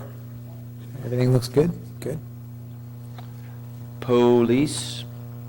So essentially no special spending, but they're out of the general fund budget, but the body-worn cameras is going to happen, looks like, out of the COPS fund.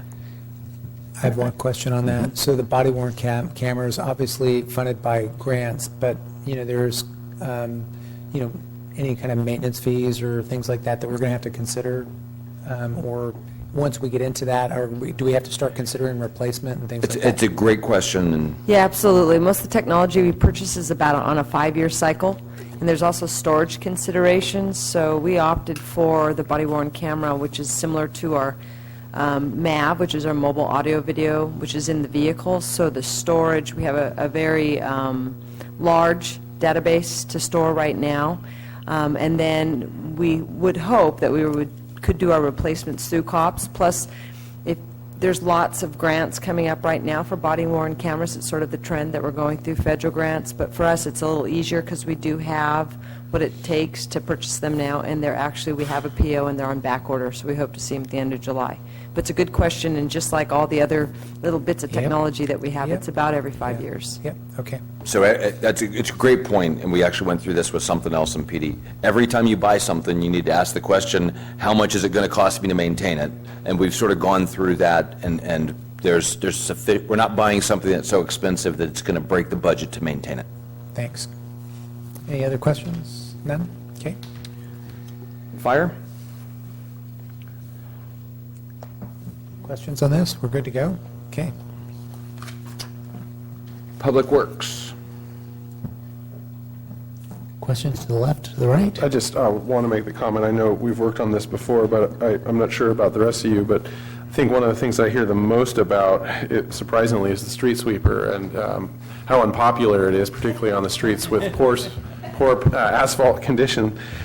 So I want to give Mr. Livick a chance just to assure people out there that are watching that we've done everything we can to reduce that outside of the commercial areas. Yes, we've worked with the regional board staff on reducing the street sweeping. We've had the street sweeper move away from the edge of the pavement to not tear up the pavement edge.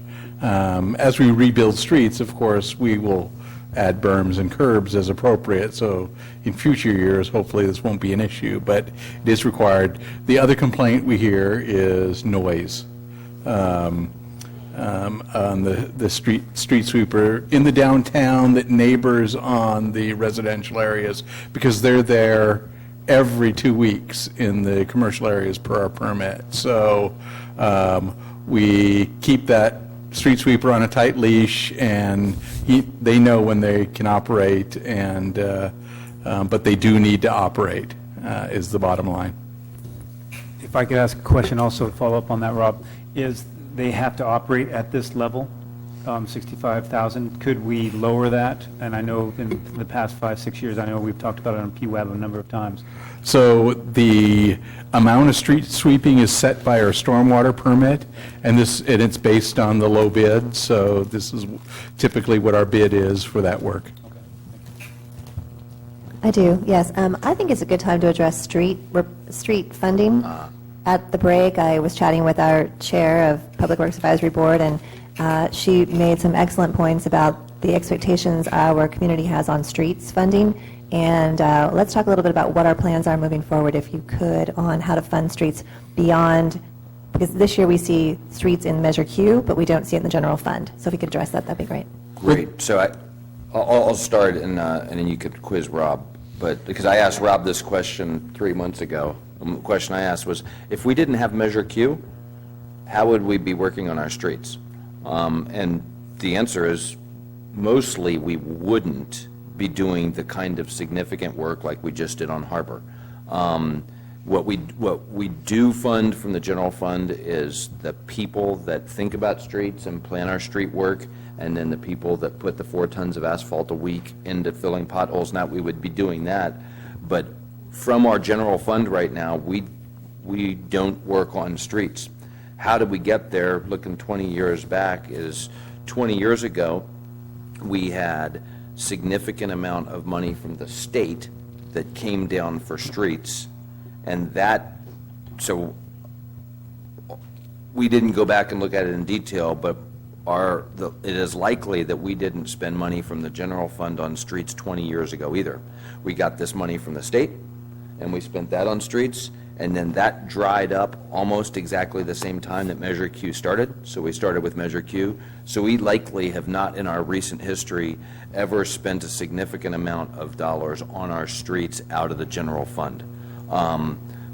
If we grow the pie, then we will be able to fill that thing in, and that's where it'll come from, is out of the general fund. So if we meet, if we grow our requirement or our revenues by $3 million over the next 5 years, and we can start meeting our streets requirement, then what we'll see is spending on streets out of the general fund. That's where we want to get to, that's where we should be, but that's sort of the brief history of how we got here and why there is nothing it's measurable, but there's not a big dollar item that's out of the general fund that says street, renovation. But there is general fund money being spent on the streets by the maintenance guys and by the other engineers who work and think about the streets.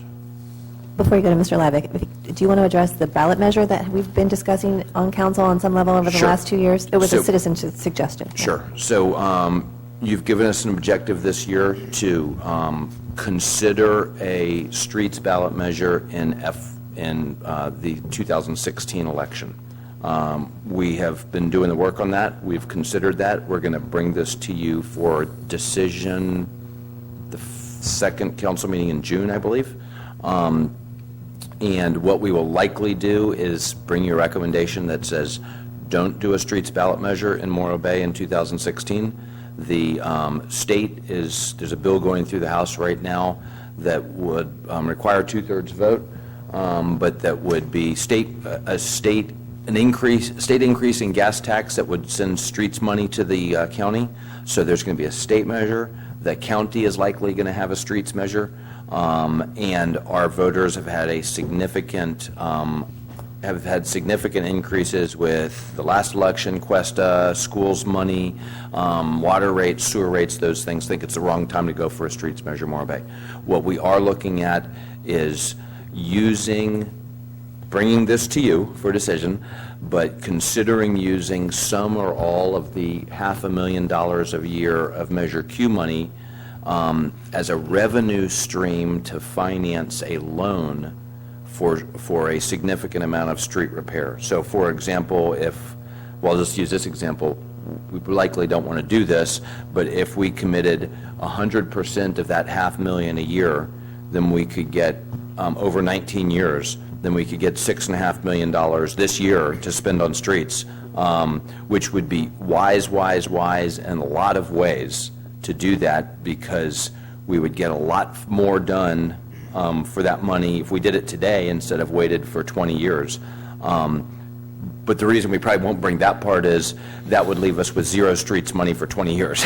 So what we'll likely do is bring you a recommendation to meet it somewhere in the middle and commit $300,000 a year to a funding stream that might give us $3.5–4 million next year, but still have $200,000 every year to do other streets things. Otherwise, we will have blown our complete streets budget and committed that for 19 years, which would not be wise either.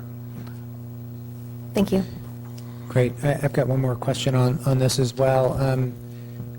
Considering the 4 tons of asphalt, at least this is what it's presented in the goal or in the budget. There's been other discussions on striping, and kind of that's the other element of maintaining our streets. So if we're going into this every other year paving thing, are we going to incorporate the striping as part of that? And I know there's been quite a bit of input from whether it's been various intersections or school sections, crossings, where we're just not refreshing some of the striping in those areas, and even parking in the downtown that we got a lot of compliments from. But so I don't know, I just want to make sure, are we going to budget for this annually? Sure, or is this going to be part of the every other year thing? So like many of the other objectives you've given us, there's an objective for striping to stripe a certain amount this year. That is built into the base budget with labor and with supplies. So there is paint and there are people in the base budget in order to do that. And we didn't highlight that as goal spending. I'm not sure why. Okay, that's good, thank you. Just want to point out it's SB 16 Beal is the sponsor of that Senate bill. $18 billion, supposed to raise $18 billion over the next 5 years, somewhere between $3.5 billion to $3.9 billion per year. 45% will be dedicated to Caltrans, with 55% being split between the cities and counties, just for a little information on that item. And Morro Bay is expected to get, based on formula, about 200, ranges from 215 in the first year to 277,000 in year 5, for a total of $1.2 million, if it passes. Great, thanks. Ready to move on? This is community development.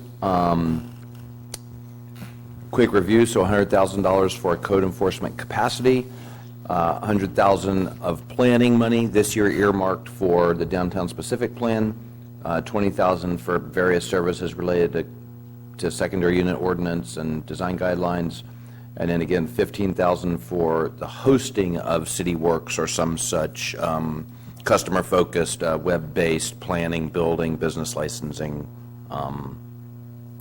thing. Comments on that? I think, I know we've had input and comments from community as well, and I know that we've got a lot of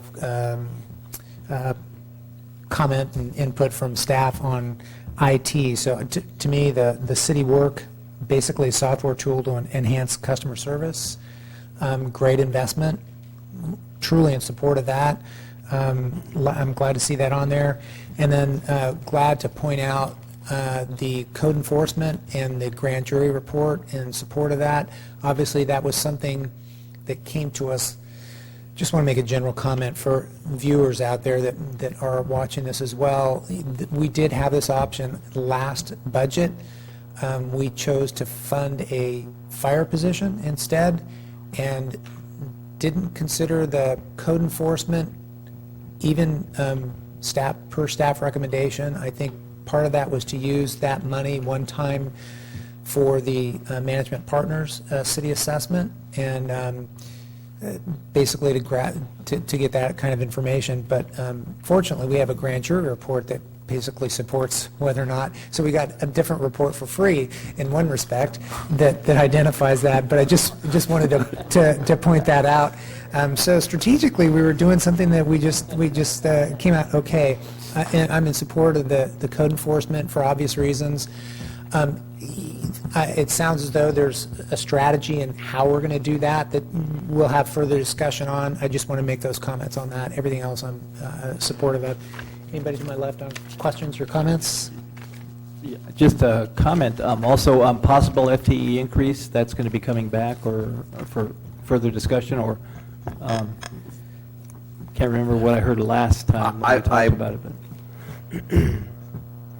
and also, are there revenues that will offset, obviously, any costs associated with this because of recoupment?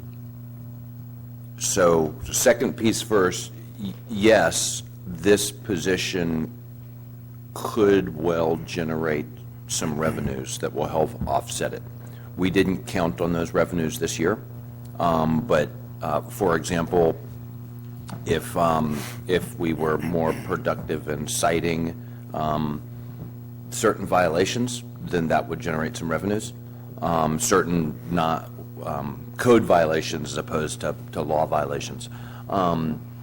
So that's the second piece. The first piece, I put possible FTE increase in here because I'm stating that although we intend to use part-timers, the part-time approach on this, that if we determine at some point that the best way to do this, we frankly don't think this is the case, but if we determine that an FTE increase was the right way to do this, then you're also giving the authority to do that or you could say, no, strike that language.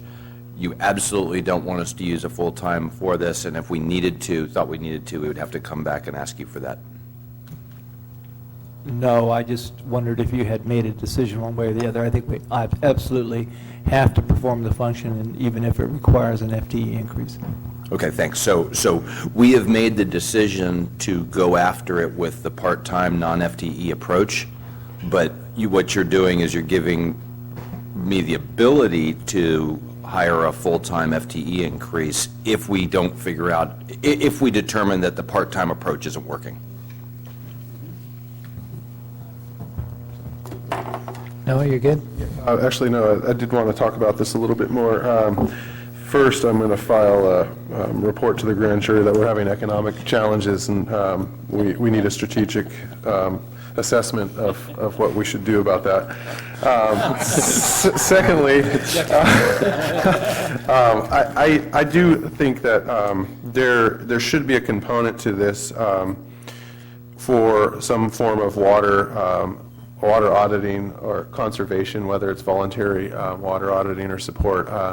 I think that if we could take code enforcement to the level that it was in 2005 before it was cut, that's kind of the, I'm not going to say the Cadillac package, but that was a really intense level of code enforcement that I'm not sure, looking at all of our other needs, we need to get to at this point. I could see, I'd really just like to see staff be very strategic about how much resources we put at this, and the process side was as much cited in the grand jury report as the staff side. So I definitely feel like that we need to provide staff some leeway to look at this, how to achieve this stuff. But let's just make sure that it doesn't go so far and we're kind of overreacting to what the grand jury is recommending. It would be my suggestion, and that there's a component that has the water conservation element. I just want to make one more comment, too. I feel as though your comments about the code enforcement will come back to council to have that kind of discussion, is my sense. And the Cadillac mode versus the grand jury response, I feel as though we're going to get some level of response to that. Would that be correct? Because I don't know if we need to get into that level of discussion here. Yeah. We recognize, let me put it this way, I think we all learned some good lessons from the mass audit, and that going from 0 to 100 overnight is unwise. That said, getting to 100 sometime is appropriate. So let me address both those. So we don't intend to hire these two guys and on day one start putting $100 tickets on every violation everywhere of things that we've allowed to happen for 10 years. Start with some public information, then move to some warnings, and then move to community enhancement code enforcement over using a process with good public information as appropriate. I would say really so I heard Cadillac plan. What I think I really heard was that level of enforcement. So it's really on the city council to determine what you want your code to be. And if you don't want people to be cited for activity X, then change the code that says activity X is okay. So if you don't want people to be cited for, and this is after public information, after warnings, after outreach, and all that, if you don't want people to be cited for having an RV parked in their front yard that's hooked up to electric and water, then change your code that says you're allowed to have an RV parked in your front yard hooked up to electric and water. But you shouldn't ask your staff to variably interpret the code that you've set for your city and to be subjectively applying that to one person or another person. I'd like to respond to that, because when I talk about Just wanna Cadillac... keep it moving, too. Yeah. When I talk about Cadillac, I'm talking about an allocation of scarce resources, which is our finances. And you look around the city, there are a lot of things that we're not funding, and you're asking us to put $100,000 towards this when we're going to be looking at a bunch of other goals and priorities that we're not going to be funding. So I'm approaching it very much from that perspective, not from, what are the nuances of how they're going to be enforcing the code. That's my comment with regard to, I believe in time there will be revenue realized from this, and that it will offset that. Okay, Well, it just sounds like maybe it should come back to the council if it goes to an FTE situation. sure. And I would say there is a definite lesson that we had learned with the business licenses. We must have some sort of decision-making from the council end on to direction to give the code enforcement officers when they're out there. I mean, we have to, because otherwise it will fail. And most people want it to succeed. But if we don't implement it properly, it will fail, and it will be worse than not having it. So I don't know when this is coming back to council, but I feel as though it's something, I think you hear us up here struggling with it. So if there's a way to bring it back at some point, or, I don't know, I'm asking So you guys. the FTE versus part-time are sort of unrelated to this discussion. Yep. Because we could just as easily hire 2 part-time jerks with no public outreach and go from 0 to 100 on day 1. So whether it's the FTE or not is unrelated. We hear very clearly that we want a measured, balanced approach to this, and to be smart and wise and In execution. in execution. But that's something that you just need to tell us to do, and then if you sense that we're not doing that, then rein us in using the various methods you have to do that. But what you're saying here is go start down this process. Yep. And assuming this survives, then there'll likely be a follow-up to the previous Bay News article that said code enforcement is good to everyone, that starts the outreach. And then we want to be wise about and thoughtful about what we target are this code enforcement capacity at and when, and make sure that we're doing outreach and letting people know that here, we haven't talked in detail about how we do this because we're not sure. I'm sure Scott's thought about it, but we might have, I've actually done it. Yeah. I mean, I put your mind at ease. I've done this, and it was, I've been a part of this process, and it was pretty successful, and we didn't have a lot of negative backlash as a result of doing it. So I have experience with that piece of it. I'm pretty comfortable with how it needs to be rolled out, because I was involved with a successful program in the past. The only reason it got stopped was because of budgetary concerns, and as it relates to, the recession when it came through. Everybody kind of tightened their belts. That was one of the things that kind of went by the wayside. But I'm pretty comfortable that we're not going to have a huge problem. Great. Any further discussion? Okay. No, but I'm glad that's on tape. No, it's great. It's great discussion.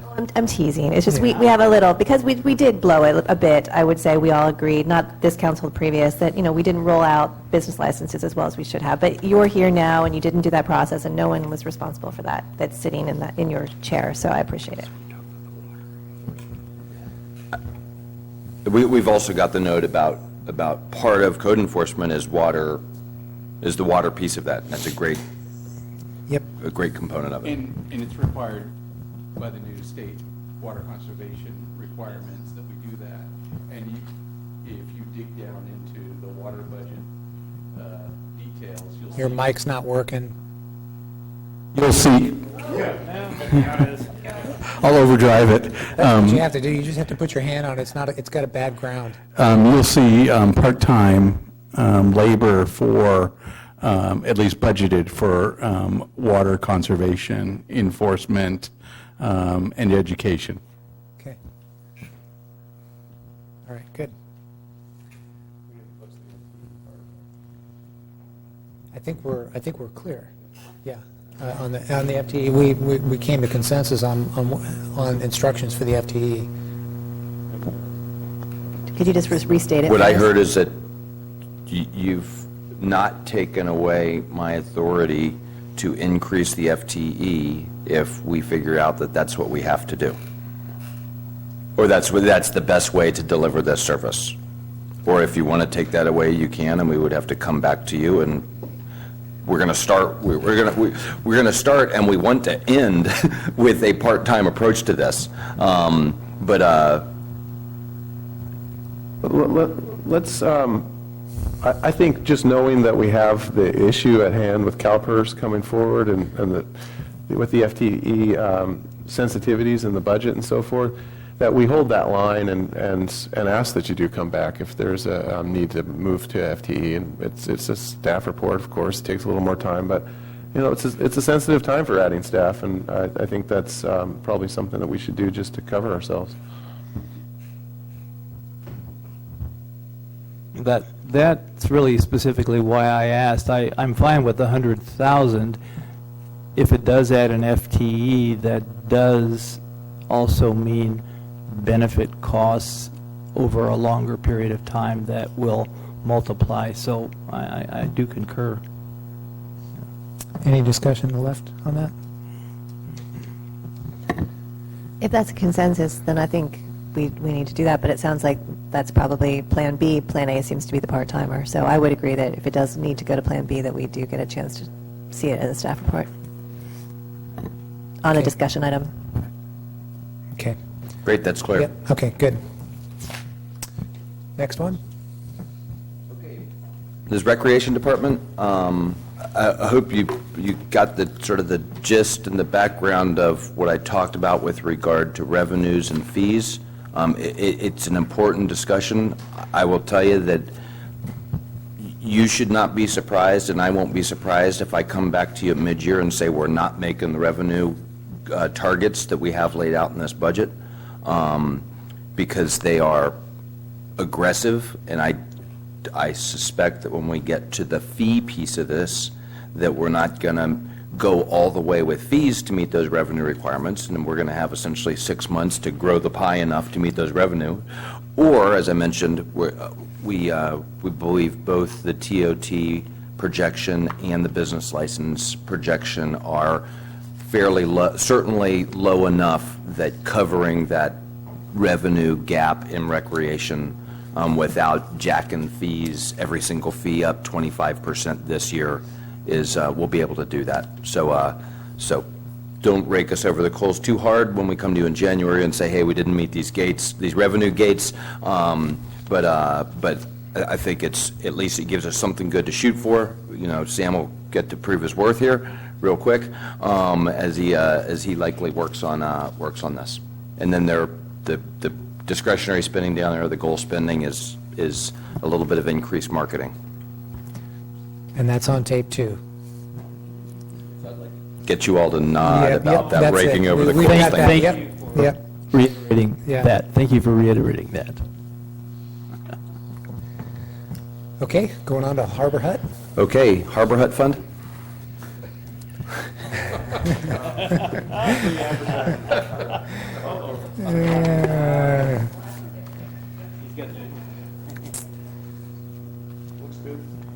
I have one comment for this fund. I've mentioned it before, I think during the one of the budget hearings, but I would like to see a waterfront master plan fund out of this enterprise fund. Whether or not that's a 50-50 split. Obviously, we have a general plan maintenance fund. We have a waterfront master plan that is directly related to the enterprise fund, and I would like to get consensus from the council and start. I think across the board with this budget as presented has really identified how we need to start planning, and I would want to get consensus from someone from the rest of council to work towards that in the harbor fund budget as well. Those are my only comments. Okay. So let me read that back to you. What I heard is that the budget as presented is good. Right. That you want us to sort of like the compensable payout lines, you want us to create a line that is the Harborfront Master Plan line, even if it's zero this year, that we work so that next year we start budgeting We start into that. depositing to it. Okay. And if there are surplus revenues this year, then that'll be the first place we'll put them. And no different than the way I understand it works, through our impact fees, for every project that comes forward, that goes into our general plan maintenance. So I would imagine any project that comes forward through waterfront, may fit into that category, and those details doesn't need to be worked out here, but just, to food for thought. Yeah, here's a great source of that, actually. Just so the Harbor Advisory Board, one of the things when they had a fee discussion recently, they did vote to do was they voted to recommend increasing the lease management fees by 50% from where they are, and they're currently at 58% cost recovery, so they said increase them 50%. So Eric's taken notes. What we might do is write into those things that a portion of that will go to the Harborfront Master Plan, so that every time somebody renegotiates a master lease and we charge them $2,000 to do that, or whatever it is, that $500 of that $2,000 goes into the Harborfront Master Plan. So that kind of leads into my next question, as far as the $25,000 legal fees for lien for problem boats. As I was thinking about that, is there, some sort of bond fee or some sort of other, every vessel out there, if there's a potential for that, you just basically have, an associated fee that covers that for this type of expense or liability. And, I don't want to start getting too far into that, but just thought I'd open up that for discussion. I don't know between staff or council if they want to talk more openly about that. I think we should go back and talk about that, not necessarily try to solve that one Sure. here tonight. I didn't Right. hear you saying that.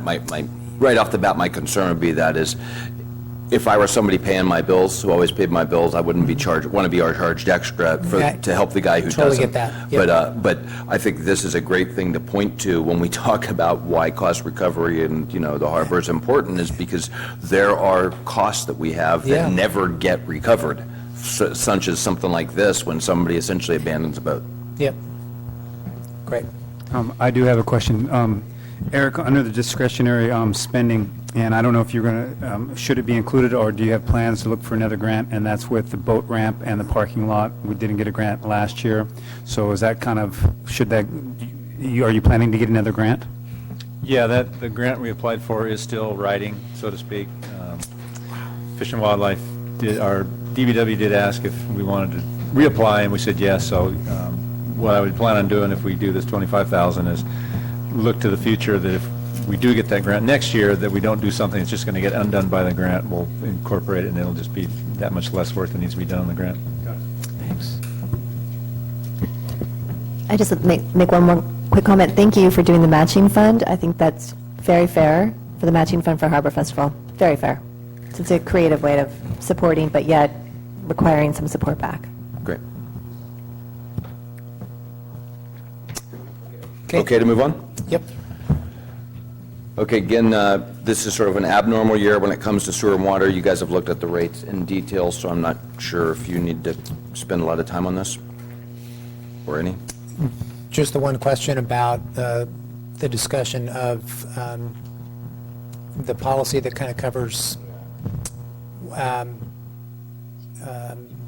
So we are bringing, I'm guessing what you're going to say, we're bringing you a resolution right now, next council meeting, where you're telling yourself and your future councils that you're really, really going to review these rates every time you see the budget and not just sort of gloss over them. Okay.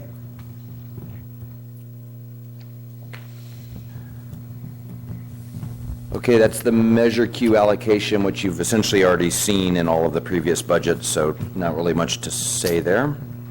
Just wondering about unfunded mandates there. We discussed that a lot a couple months ago. Anything funded that's an unfunded mandate? No, because nothing's funded. I know that sounds funny. So, but essentially, what we've said as we went through this is we're going to take that $550,000 and put it in the bank and add to it $550,000 or so from next year's budget and do $1.1 million worth of work. We'll take this year to figure out what we're going to spend that $1.1 million on. So we don't know what we're going to spend it on yet, so I can't tell you if there's any unfunded mandates or not in there, because this is, we haven't identified specifically what projects we would spend it on. And there's no storm drain permit requests that would be funded out of Measure Q this year? Great. I think that's what probably the question might be from the public is, do we plan on spending it on a WAP this year? Waste load allocation plan. It's late, but thank you. I was wondering. Okay, thanks for that. Okay.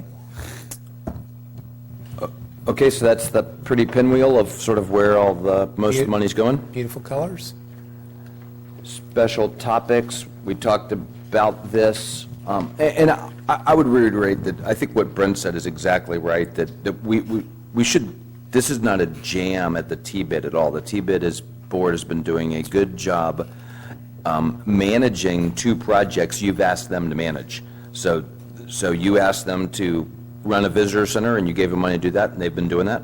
And you asked them to distribute grant, event funding, and I'm very impressed with how they did, with the process they used, with the grant form that they used, with the interviews and that stuff. I think it was this is all above board. There's no hidden agendas or concerns in this. I think that's very good. That said,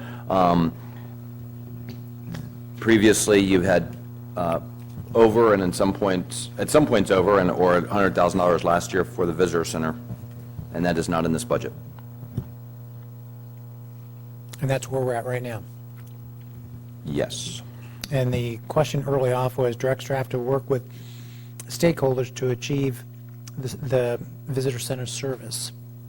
And, pardon me, glad to see in the, up here, it says we have 4 months from now. So really that doesn't seem like very long, but that's better than 8 weeks. Any other discussion? I mean, we start off with discussion on this. Noah? Yeah, Brent brought up the idea of going till the end of the existing lease. I was trying to follow the dates. It sounds like right now we're currently ending 30 days before the end of the lease. So, yeah, I could provide you a little more info and just sort of, so Well, we don't- the visitor center is currently funded by you through the end of June, based on the budget that they've developed and the $100,000 that we allocated in the FY 14-15 budget. So it's funded through the end of June. Their lease on the building ends at the end of September. So there's essentially a 3-month funding gap from what is currently allocated to the end of September. Brent talked about a letter that he's going to send me that essentially identifies what I heard is how much it would cost to run the visitor center for those 3 months. It shouldn't be more than $25,000, which is 1/4 of the $100,000. Maybe with some overhead that's already sunk, it'll be less than that. But there could, if you say, work with stakeholders to find an additional model and get it set and running by the 1st of October, then that could be a $25,000 unfunded mandate to me that says, because you've just said keep it running through the 1st of October, and I assume they'll get a bill from Brent that says, and here's how much it costs to do that. And that, of course, would then really start to impact what we've worked on here with the budget as presented. So I'm somewhat uncomfortable with that. I think I'd really like to see what sort of alternative models may come up through this work and give staff some leeway on that, because I think it is important that we have some elements of visitor service within the city at a reasonable price. And I think there's already some ideas floating around. Some were mentioned during the presentation. So let's perhaps maybe ask for a report back in June. Would that make sense? And then we could determine whether it's worth throwing some extra money at it, and we'll know more from Brent's letter. Is that'd be a good approach? Because I like the end there, the directing you to work with the stakeholders, but I don't want to hold you to that date, which then commits us to the extra funds. John? Thanks. I think trying to unwind it in 30 days, excuse me, is difficult, and I know we have not put anything in the budget right now to fund it. However, I do think visitor services are important, and there will be a cost associated with that. And if possibly we could get approval to get this group together to try to make a recommendation as quickly as possible, but no later than September 30th, I think I'd be comfortable with that, because, I mean, I just don't want to see it shut down suddenly. And I think it's unfair to the T-bid to, with less than, a 30-day notice, to try to unwind it and to have them stuck with a lease that basically goes through September. I would support John's comments on that as well. I think the visitor center, considering we are a tourist, it's a pretty big component to our city, the TOT. So I'm more in support of kind of filling the gap to that September, or just giving you, as Noah was saying, some leeway to connect it, so we don't just pull the plug on the visitor center. It seems like we've got a $70,000 surplus. Not that we want to run our budget down to zero per se, but it seems like we have a little leeway to fill the gap and work with our stakeholders to come up with an alternative solution. So I'd like to be able to see us keep the visitor center in motion and in some way, shape, or form. Those are my comments. Matt? Christine? Yes. Just wanted to comment on this. So, okay, first of all, I'm comfortable with the motion.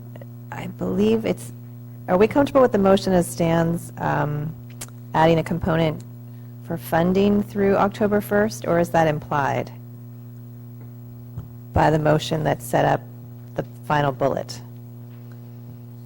What I'm reading is identify an alternative delivery model. It doesn't say that what we would do between the end of June and October 1st, does it? I didn't make a motion, but... Oh, no, I'm sorry. There's one in the... I'm on the slide, the last bullet. It was a recommended motion on the staff report. But I'm wondering if there is nothing in that motion, because I like the motion a lot, but there's just no component there's no lifeline for the visitor center as is through October 1. And it sounds like we want to throw a lifeline to that function. Am I right? That's what I wanted to do, yes. I heard that from John and from Jamie and from Matt. No, I wasn't so sure. He wanted to hold the line on the current setup. I can't see him. Well, no, I wanted to give some flexibility to the best ultimate outcome on that. I didn't want to go hard and fast too early or too late. Okay, because I think we have to decide where the money is going to come from at the end of June. So I would support the direction. I think it's the right direction to go. I think that this is what we needed to do for years. I think that's why we're in this position, because we haven't collaborated as well as we possibly could have. So it sounds like Brent has taken the lead on that, and as well as other business owners have stepped up and said, we're going to focus on it, because realistically, when you listen to the report from the Visitor Center, they're telling us through their own reporting from the Tourism Bureau that their record keeping it lays out that it's mostly questions about sales tax generating businesses that come into the visitor center. So if we want to support sales tax increases, then it's good when people come to the visitor center. They may not be staying here. They may be, but what their statistics show is that they're not, and they're day trippers or they're here from another local city. So we do need to maintain it, in my opinion, through this working time for everyone to find a new model. So I do want to see some funding go toward that. If we don't have to decide that tonight, then we don't have to. But I don't want to see the money cut off.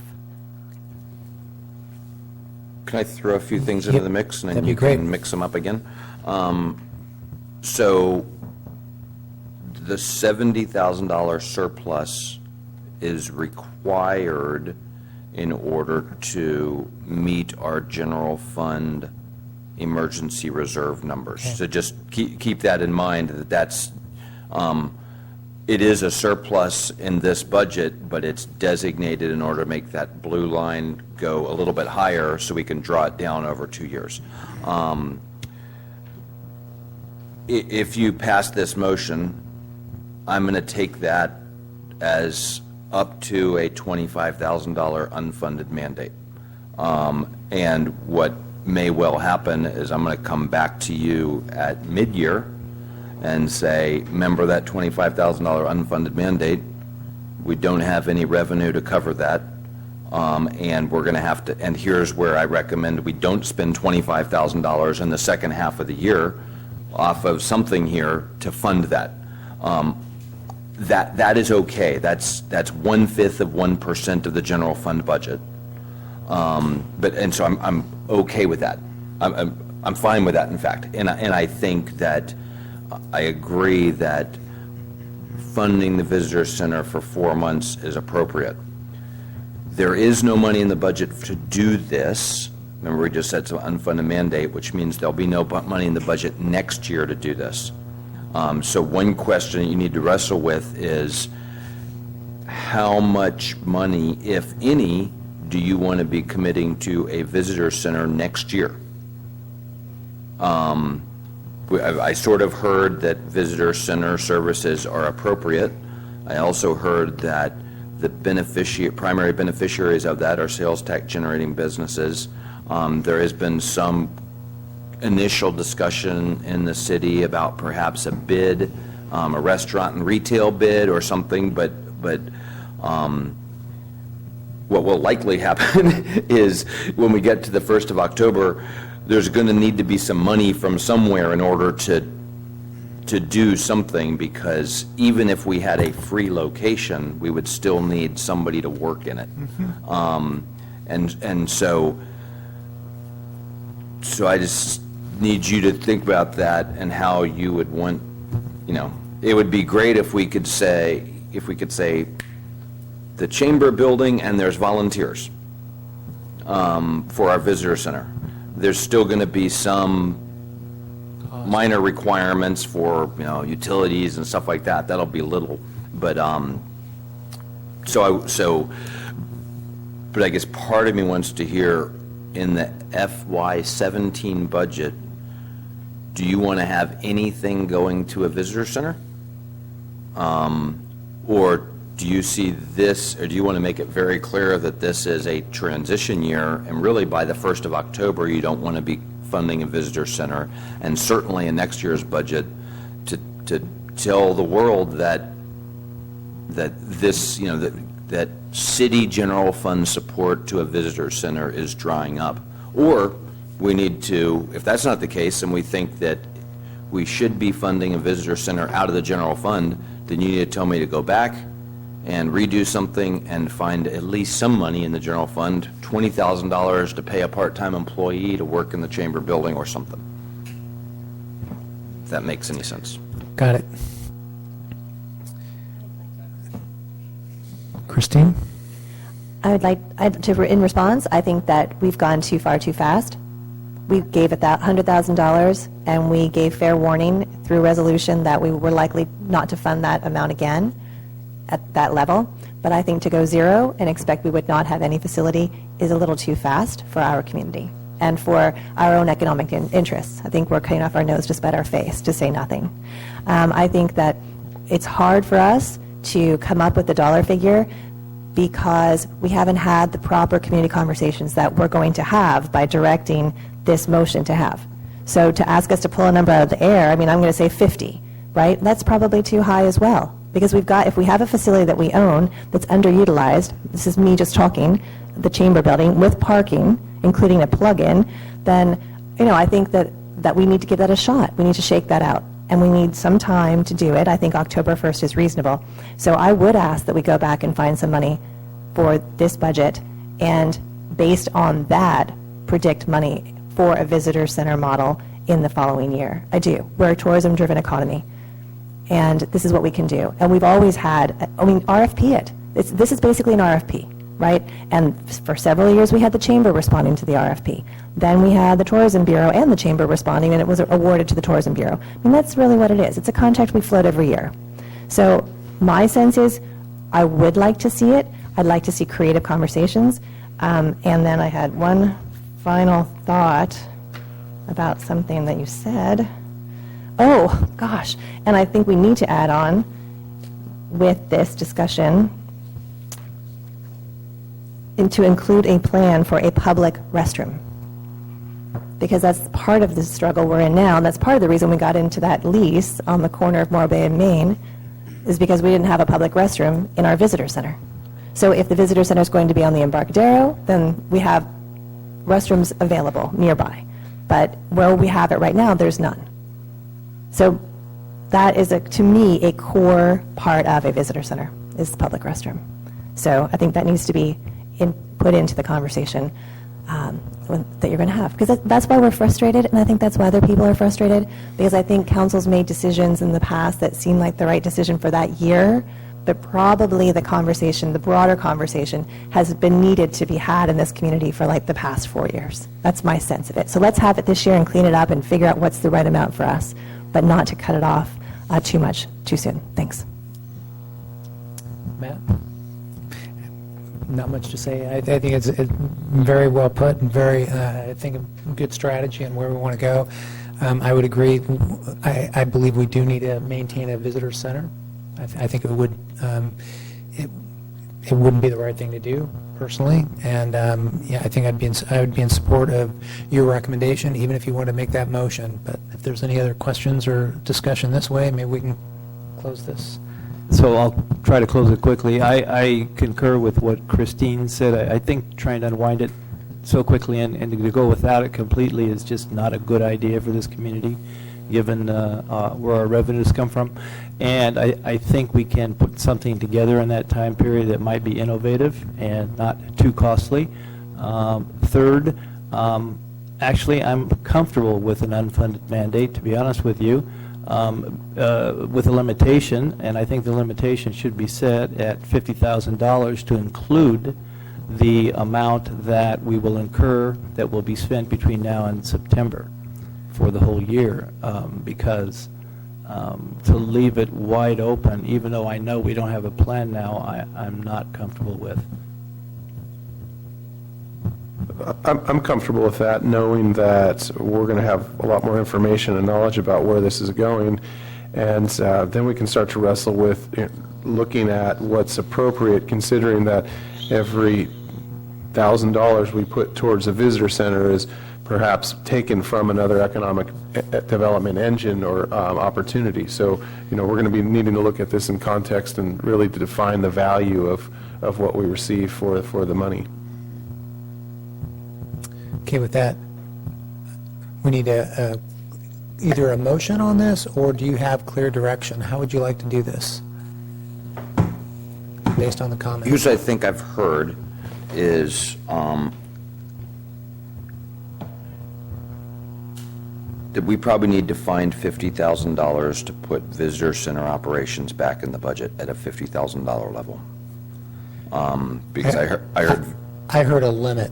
Didn't have, it's not like we have to fill it to $50,000, but a limit. Certainly. To that. Yeah. But I also heard don't go from 100 to 0 in 1 year, and that 50 might be the right first step. So I think we can probably figure out how to do something for $50,000. I don't know, that's half of what we did it for this year. And so we're going to be innovative and creative, but it might be half as good as what we have right now. We have the Cadillac plan right now. Okay, so just, Quite yeah. honestly. I mean, So I'm yeah. just saying, that so you're giving me guidance to fund this operation at half of what we funded it for last year, but to make it happen. I'm very comfortable with that. It may not be the Cadillac plan. It may be half a Cadillac going forward, or it might be super creative and it'll be a Tesla. Who knows? But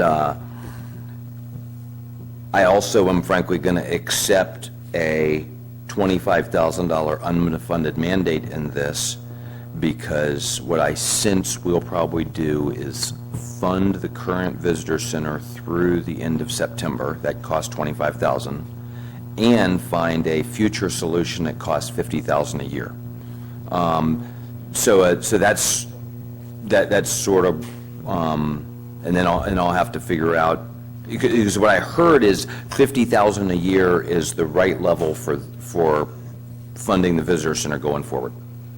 So let me clarify it, I'm sorry. Mr. Buckingham, let me be more clear. 50,000, up to 50,000 for the next fiscal year, including the remainder, not the full remainder, if we can do it more quickly, or if it can be done more quickly than the end of September, then so be it, but I think 50,000 total is what I was looking at for the year. And I wasn't putting a mandate on, or placing a mandate on going through September. If it could happen more quickly than that we unwind the current site, then that would be fine. So putting that into the equation, that means worst case, $25,000 for the current product to get us through the end of September. And worst case, and then $25,000 is left for the rest of the FY for whatever the future thing looks like. And that's $25,000 over 9 months, which if you annualize that would be about $34,000. So really you're saying, because what's going to be in the budget next? Well, yeah, what you're saying is have a $34,000 plan for next year. The hard part is to actually come up with a number, not knowing what the entity looks like. That Right. is the difficulty of it, obviously. And if I got creative, I would suggest, and I think Noah made a good point. It's part of economic development in a sense, and this council may well find funds somewhere else. Vis-a-vis the risk management fund overage that we may want to use as part of for this project, even though we have a list I know that you want to look at to prioritize, but this may be something that's extremely important to us that we would like to see continue to be funded at that level. So, I don't know if you have comments, but I don't want to shut it down completely. I think we need it. What the right number is, I'm not quite sure, but without a plan, it's impossible to put a number on it. I'd like to unwind the existing model as soon as possible to limit the exposure financially and come up with creative solutions. And I'd be open to discussion on what the maximum the council feels that they would like to have a tolerance for next year in terms of total funding. Thanks, John. I guess it was great to have that clarification, because you were saying, okay, what I see is 25 and 50, and I think most of us on council were thinking 50 total. And so in your words, it was like, okay, so what might come out with, if we're using that 50 model, we might have a $34,000 to $34,000 to do the whole thing for the year, based on your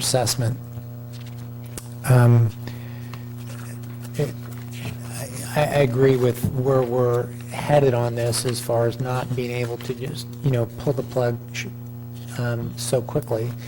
And with what John was saying is how we can do it as quickly and efficiently as we can in the most cost-effective way we can. I think the target here, it seems what I get out of that and comfort zone for me is and we're kind of being arbitrary in one sense, but 50,000 seems like, can we balance that out with everything else what we're trying to do? But I guess 50,000 is my comfort zone as well to make it work. But I take it from what you're saying, Dave, is it's squeezing pretty sharp on how we're going to make it all work. So I'm going to go try to find $50,000 in the budget so that we can have $50,000 in the budget this year and next year and every other year until you say quit doing that for a visitor center. I think we may have allocated that 50, but it goes back to that's kind of the threshold. I mean, if there was a really creative solution that absolutely, that's 35 or something, then that's better yet. And we're going to try to do that in every instance of the budget that we can. We're going to try to buy paper for 9 cents on the dollar, and so in every area. So what that probably means is reducing the capital replacement fund from $100,000 to $75,000. Reducing the maybe the power maybe the plant IT fund. transfer, the capital projects fund from $200,000 down to $175,000. There's $50,000. We've taken it out of the places that we are trying. I'm just being real clear. We're taking it out of the places that we're trying to build up. Why don't we go? May I just make a quick suggestion? I think we have a lot still to go through on our list here. I agree, but remember. So maybe we can just start here and see what's left. Okay, if you take it out of one-time spending, it's not there next year. So it needs to come out of the base budget unless you're making a decision now to drop it to $50,000 this year, fund it with one-time spending, and then never again. If you want to make that decision, that's great. We can take it out of one-time spending. But if you are saying we want to, and we're going to be creative, and maybe we'll find out that we don't need to do this, but if we want to make the commitment to have some level of sustained effort to visitor services, then I need to find it in the base budget, not in the one-time spending budget, so it's there next year too. So my comment is this: we were presented with a budget that had $0 allocated for visitor center. Could you explain your rationale why you think, pardon me, I'm losing my voice, why you think, why it wasn't put, why no funds were put in there, and why possibly you think it isn't something that should be funded or necessary? Or is there an alternative model that you had in mind that you thought would be more useful? So I went to the resolution from last year that said we want to reduce this amount, and I got inputs from various members of the community and the staff that said there's got to be a better way to do this. Visitor services, we've had comments in council meetings tallying up all the money that we have paid, given to these various things. That $100,000 was stated as that's part of it. And so the feeling I got from the council in general was, both in written guidance and from discussion from the dais, was take that down. And it took it down all the way. Now I hear you saying don't take it down that far. I'm great with that. But so what I need to do now is go back. I don't need a motion on this. Actually, what you could do is you could do this motion, but I don't need a motion on the money part, because I'm going to come back to you with a budget that has $50,000 in it for visitor services, and then there's going to be $50,000 taken out of it somewhere else so that it's still balanced. And you'll get to look at that, in a couple weeks and see if we've got that about right. Yeah. I'm good with that approach. And then if we get really good, then next year we will have started a retail restaurant bid that's picked it up, and you'll have $50,000 extra dollars in next year's budget in order to put back into vehicle replacement or capital replacement or whatever. So, Okay, so- Sure, I can make the motion if we're ready, and then we can maybe That'd be make the great. move, That'd be make the great, motion and then Christine. discussion. Okay, so I move that council direct staff to work with stakeholders to help them identify an alternative delivery model for the visitor center services to be executed by October 1, 2015. Methods may include using city-owned old fire station/chamber building or nesting in, hosted by an Embarcadero business, and include a plan for public restroom access. Second. Any discussion? Seeing none, all in favor say aye. Aye. Opposed, none, motion carries. Thanks, Great. everybody. Thanks, Dave. Good discussion. We should have had this discussion 4 years ago. We should have had it every year. So I know it's frustrating, but I appreciate us talking it through. I think it's very necessary. Just appreciate it. And thank you for the clarification. I appreciate that. You bet, thanks. Okay, so this budget does not have 10,000 for incubator economic development services at the chamber. My sense, I put that list on the bottom because if there's anybody out there that doubts our commitment to economic development, they should look at that list. We're seriously committed to economic development, and I included this as one of the things that my sense was that that this was not the best invested $10,000 in our budget, and so we are investing this $10,000 in other places. And for discussion on this, I would concur. Any other discussion from council? Seeing none, we can move on to this one. Can we just take a 3-minute? Yes, a 3-minute please. short break? Sounds great. 3 minute, and we'll be right back. Thank you.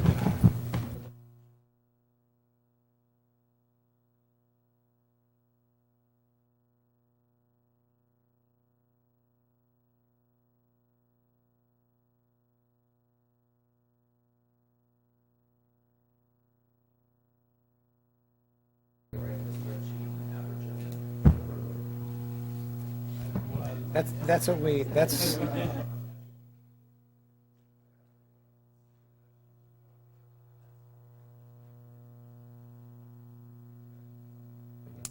Okay, AGP, we're ready.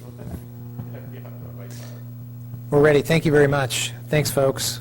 And we're getting right up to the end. And Mr. Buckingham, we're on to, we just concluded the chamber and moving on to event funding.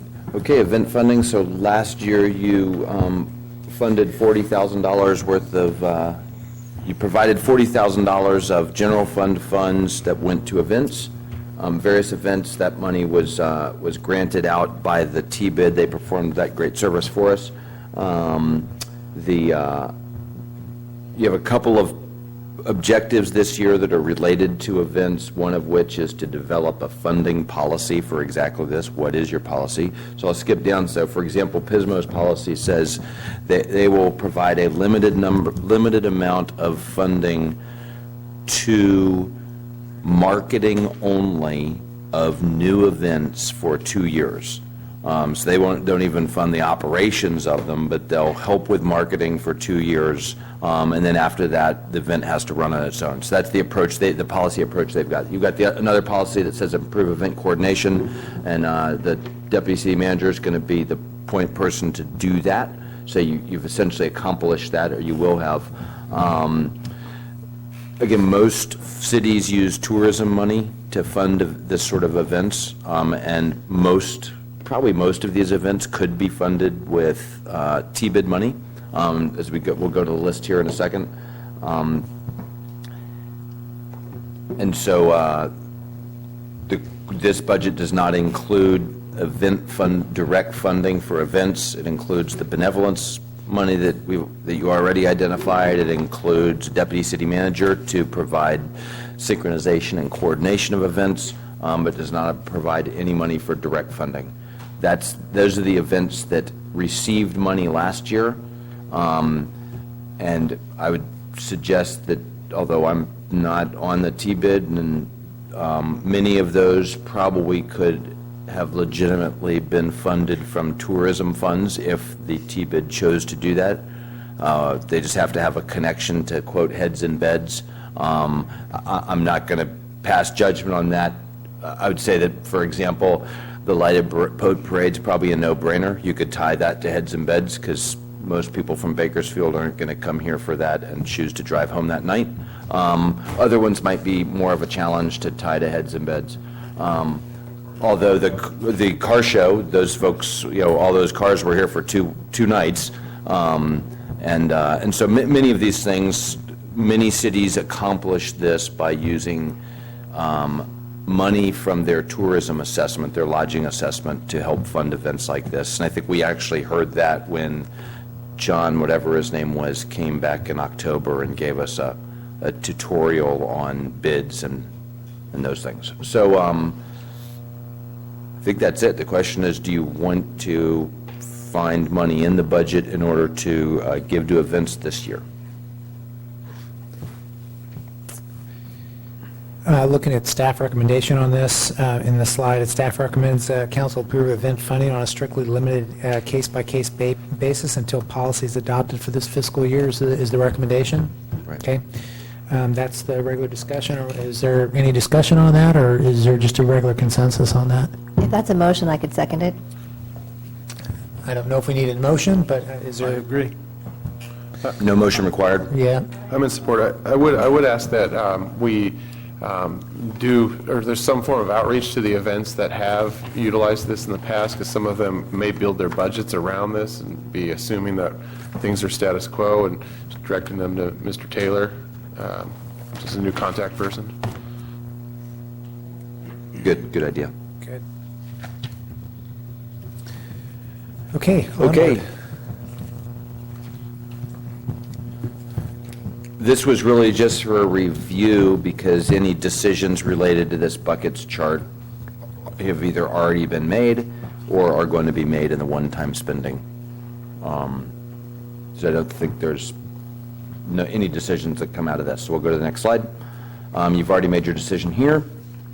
And now we're on to the one-time spending list, or one-time investment. And you could really go, some of these things are sort of spending, and other things clearly are important investments that have an economic benefit, or we hope that they will. And that's the list.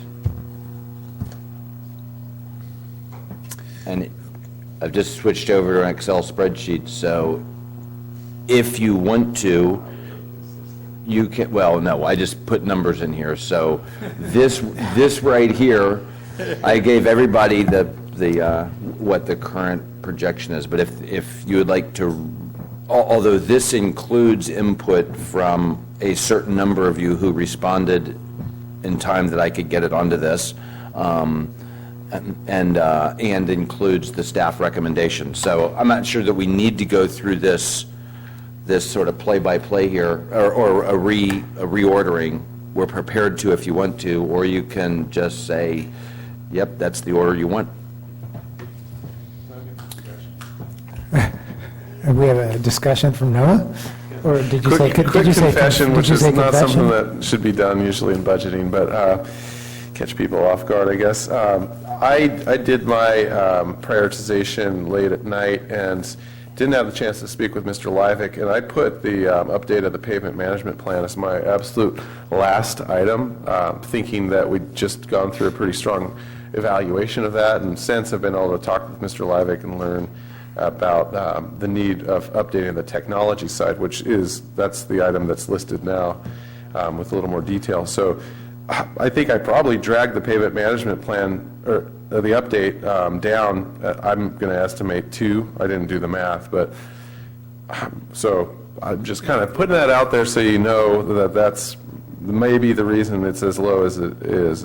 It's on the, still fairly high, but I guess I would suggest if I was going to do one adjustment, it would be to bump it up a couple of spaces, just because it does seem like a pretty important efficiency move for us, and since we're not going to be actually letting a pavement contract this year, seems like a logical place to perhaps spend some money, but it could be achieved in other areas, and I see a number of these that can. So, it's close. It is below the line. But other than that, I think I'm seeing all of these related to economic development items and potential, so I think it's a good list as it is. Any other comments, John? No, thanks for the opportunity to vote. I like the system, and I'm comfortable with it as it is also. Okay. Yeah, I would share your comments on the pavement management plan, Noah.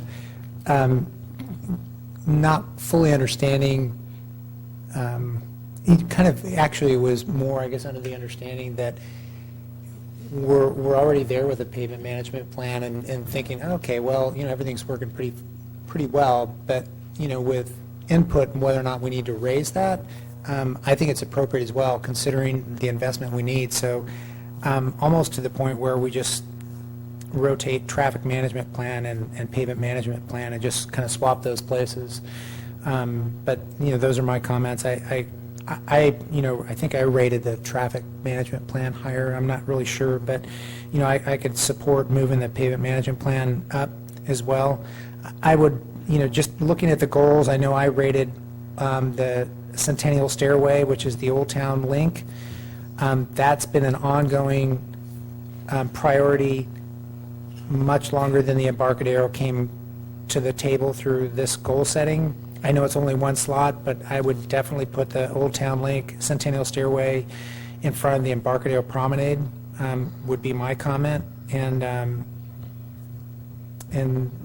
I see some links between actually the Embarcadero Promenade, the Downtown Link, and parking, because all those are kind of linked together. Once you start doing a promenade on the Embarcadero and the downtown and the Centennial Link, that type of area, all that kind of links together. But I think just for the sake of the Centennial conversation with the Old Town Link, which is the Centennial Stairway, I would want to bump that in front of the Embarcadero Promenade. I know it's only one, but that would be my comment. But, Oh, I'm sorry. but if I am correct in reading this, Dave, that the 100% line that's the total project allocation money, right? Anything below that line is not funded? Ish. Ish. So Yeah. a couple of things. This is a good drill, and I think we should keep going through it and get a council priority order, which, one, validates these as valid projects, and then two, gives us a priority, but also remember that it is not necessarily true that if something is below the line, it won't get funded, because, for example, we could pull $25,000 out of Measure Q streets this year and do the pavement management plan, or we could find $50,000 out of government impact fees administration and do something that we are by law allowed to spend that money on. So there are some, or we could go after a grant for something else. So having the priority order is good and important. Also, those 75%, 100 lines are our best guess right now, but until we end the fiscal year and figure out how much is actually in the general fund reserve and risk management and balance all those things, those could move around a little bit. So there are a number of things that we could well apply, for example, the government impact fees to streets, pavement management plan with some Measure Q funds that we can do. So I think I would encourage you to continue, keep like you were just doing, and so we can have you all say, yes, that's our priority, and then that'll give us the ability to go execute off of that priority. And if we can get the funds for something that is not above the line, but we can find the funds either somewhere in a special fund or in a grant or somewhere else that doesn't lower something else below the priority, then we'll do that. Great. Matt? With all that said, that's good to know, Dave, but, and I like all the suggestions stated so far. Noah, I especially like what Noah's talking about with the pavement management index in talking, Dave, management system, pavement management system, I agree with what you're saying. If we could find the funding source for that, that would pay for it where it is and its static location. But however, I would like to, I agree with Noah, moving it up in terms of the prioritization, especially given this 2-year funding formula we're talking about moving with our pavement. If we put it higher up on the list, now if we do find those one-time monies in those other sources, that's great and wonderful. But then it's higher on the list, and that would mean hopefully we would move on it. So I like the priority list the way it is, but I would like to make the changes already suggested. Christine? Thanks. Yeah, I would support moving it up, but we can talk about where for pavement management. I also would support the Measure Q funds for that. I would like to suggest, based on some feedback I've received, the strategic plan, 75 might be high, and I just wanted to, I'm guessing it could be 65. I'm guessing it could be 50 because we're a smaller city. You know, I think 75 is high for that. So I don't know if it makes a big difference, but if I would be comfortable reducing that to 60, 65, 50, but I wanted to get some feedback on what everyone else thought about that, just based on feedback I've received out in the world. What's really important here is the priority order you place on them and whether you think it's a valid project. And after that, so these are guesstimates. Some of them are very close guesstimates, and some of them are guesstimates. But so then what happens next is we go out to bid for something, for example, and we'll do this even more clearly with you when we do the capital projects list. But we're going to have Rob's best guess at how much it costs to do that, but then we're going to put it out to bid and know how much it really is. So I'll probably put some language in here that says you actually authorize 15% under or over to spend on something. So for example, if we come back and CityWorks is actually $88,000, I'd like something in here so I don't have to come back to you and say, I need permission to spend an extra $3,000 on your number 2 priority. Now, if it's way out of tolerance, then we'll come back to you and say, do you really want to spend $160,000 on CityWorks? No, probably not. But so I wouldn't get hung up on the dollar amount. We're gonna try to get the best product for the lowest cost and all of these things. So that the key thing is the priority order and generally validating that that is a valid project within, let's say, a 10 or 15% bandwidth. Okay, I still think 75 is super high, but that's just for what it's worth. Okay. Okay, Yeah. so, I mean, and it's also something that you don't, it's staff contract approval, yes.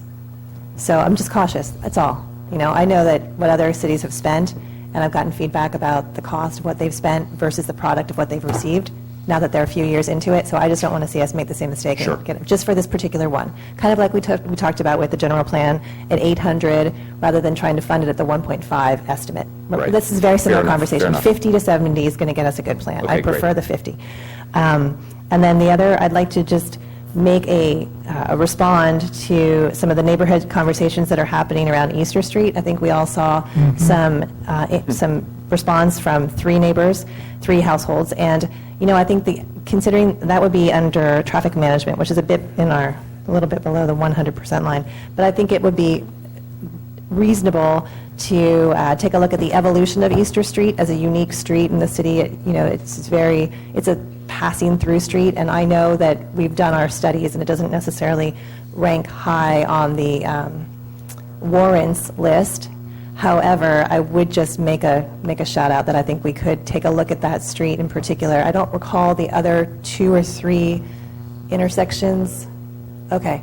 I don't think it would cost much to begin to think about calming measures there, and it seems to me that the neighborhood is ready to have that conversation with the city. That would be the next step. So honestly, I don't even know what it would cost even just to have the conversation is what I would hope, and then maybe there's some simple signage that could be created, and then just to take it forward, ask where do they go? They have a lot of questions, what would they do to do this or that? So we just need to, I think, address their concern, and I would support us focusing on at least that part of traffic calming neighborhood. And then I also think spreading it out a little bit to the neighborhoods. We have a lot of our one-time spending is for the Embarcadero area, the downtown area, but spreading it out a little bit to other parts of the city.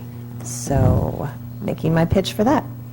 Otherwise, it feels right to me, finding a way to move pavement management system up or not, now that we've kind of discussed it, but I'll end there. Thanks.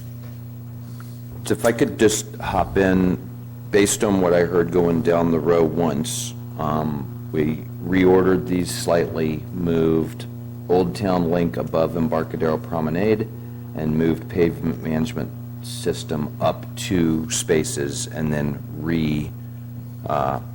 reordered. So this is the column G is the priority column that I'm using right now. And what that actually shows is that everything that's green. May I interrupt for just one moment? Oh, We need, you know, yeah, sorry, go ahead. Go ahead, Susan. you need to make a motion so that you can continue on past 11. Thank you.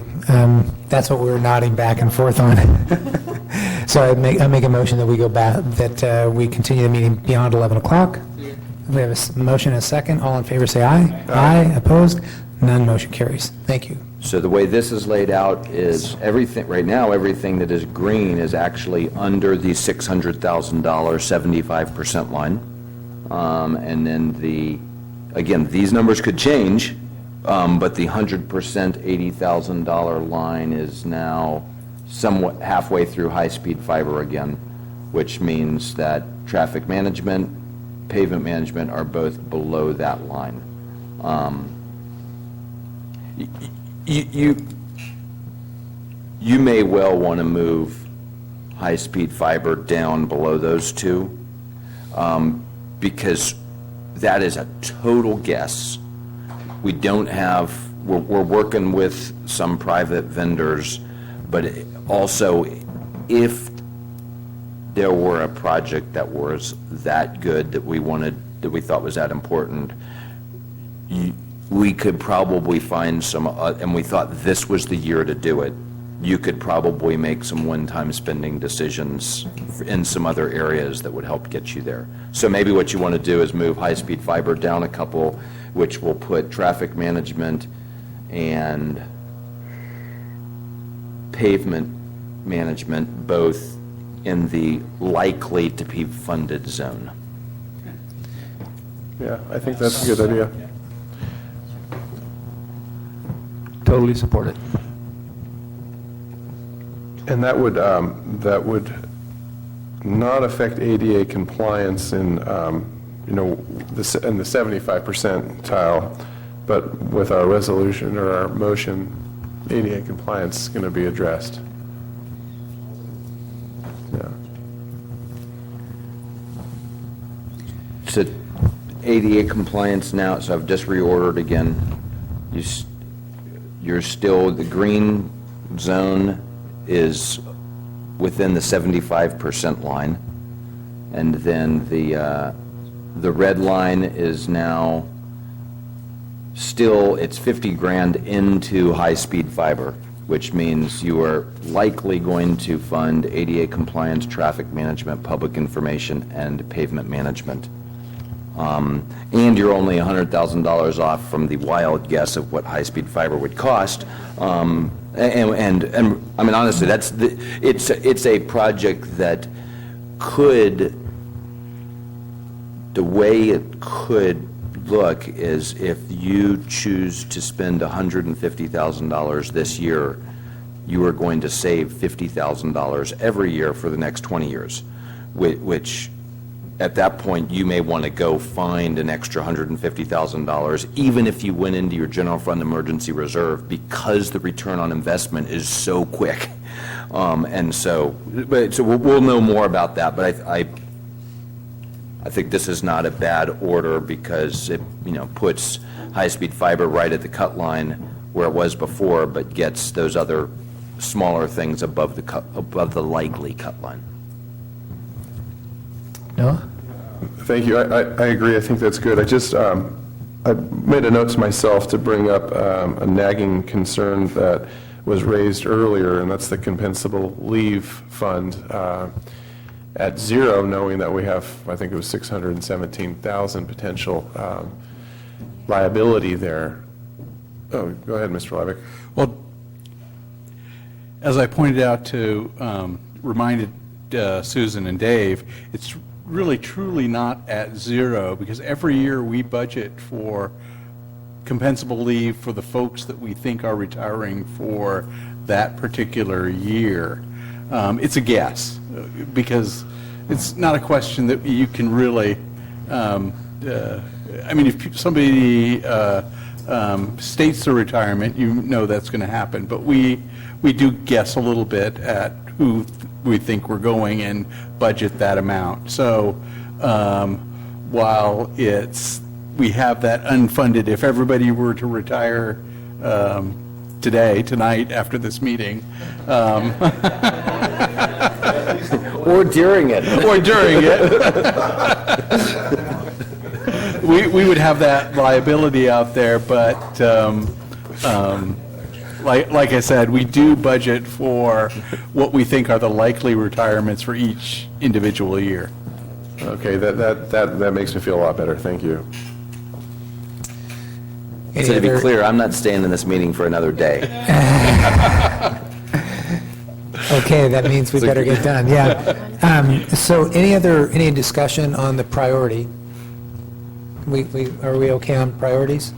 So I know priorities is really what you wanted to focus on. We understand that there's maybe possibilities with Measure Q on pavement management plan, even the traffic management project here. There's some traffic management funds out there. I think there's 20,000 in there. So, we understand there's other possibilities that could help us with these priorities other than the one-time spending. Just wanted to throw that out there. Right. Any other, and so with that, we're concluded with one-time spending. Is there anything else you need?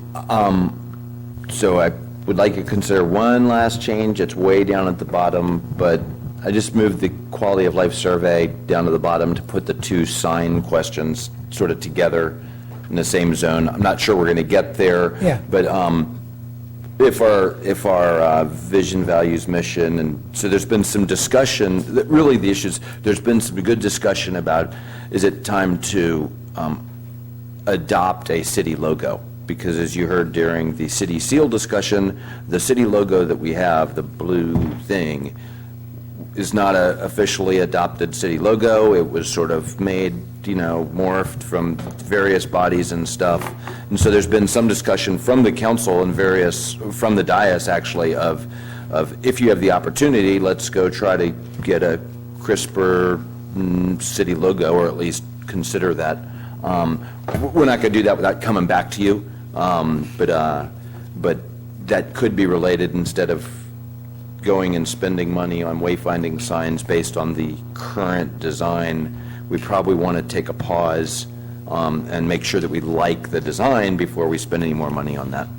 And the quality of life survey, I think we'll let the deputy city manager wrestle with that thing a bit and see if I'm not sure we need to spend 20 grand on a professional product when we've got almost 500 responses to the downtown survey already on SurveyMonkey. So if you're good with that, then I'm going to push save, and I'm going to actually I would appreciate a motion on this that validates these projects and establishes the priority list. I would make a motion that we validate the priorities that you just saved and as we just approved on the screen. I would second that motion. We have a motion and a second, so we're going to that's going to come back in our next document, those approved priority lists. Correct. Great. Any discussion? All in favor say aye. Aye. Opposed? None. Motion carries. Any other further discussion? Were we concluding? Can I just say, I think we just completed a really excellent effort here that's likely going to save a lot of time and effort further down the road, not only with the next budget hearing, but in the next budget year. Yeah, thanks. John? When does this become available to the public? John, your mic. Yeah. When does this document become available to the public? So the budget letter and all of those spreadsheets went out to the public on the 5th of May, the same day you got them. We will update this presentation and the one-time spending list and put that out at the same place tomorrow, or at least this week. And then I think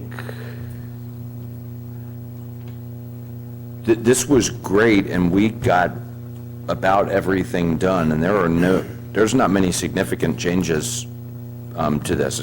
I need to figure out there's one change on council benevolence and then the visitor center, and I think that was about it on changes. Otherwise, it was language to put into resolutions. So I guess I need to hear from you. Do you want this to come back in regular session to go through this completely again? Or do you want it to update all these things, put them on the consent calendar, bring the resolutions in public session, but not go through the whole budget, and put the budget on consent and have the resolutions in regular session? And my comment would be in regular session, all the completed documents. And I don't think we have to go through the whole presentation personally, but I would say that it doesn't necessarily, but we could do it as far as new business item. We don't have to do the whole thing, but just it's a discussion item. We've reviewed that. Likely, if there's any comments that we need to add to that, we can do that. But I would, yeah. Okay. Okay. Any other So comments? I think how we're going to try to do this, if it's okay with you, is we have this on the calendar, on the regular session for the 9th of June. Right. You have asked, and I couldn't agree more, that what we don't want to do is say, okay, that's our budget with the changes you just talked about. We want a crisp copy. But I'm hopeful that we can do a twofer here and bring you the crisp copy at the 9 June with the resolutions, put those out in regular session, but not have any changes to them.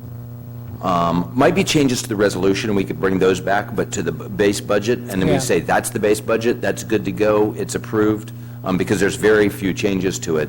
And then if we need to tweak the resolutions, we can do that and bring them back. Sure. But that would actually get us complete with the budget on the 9th of June and not have to kick the can down the road another meeting. Okay.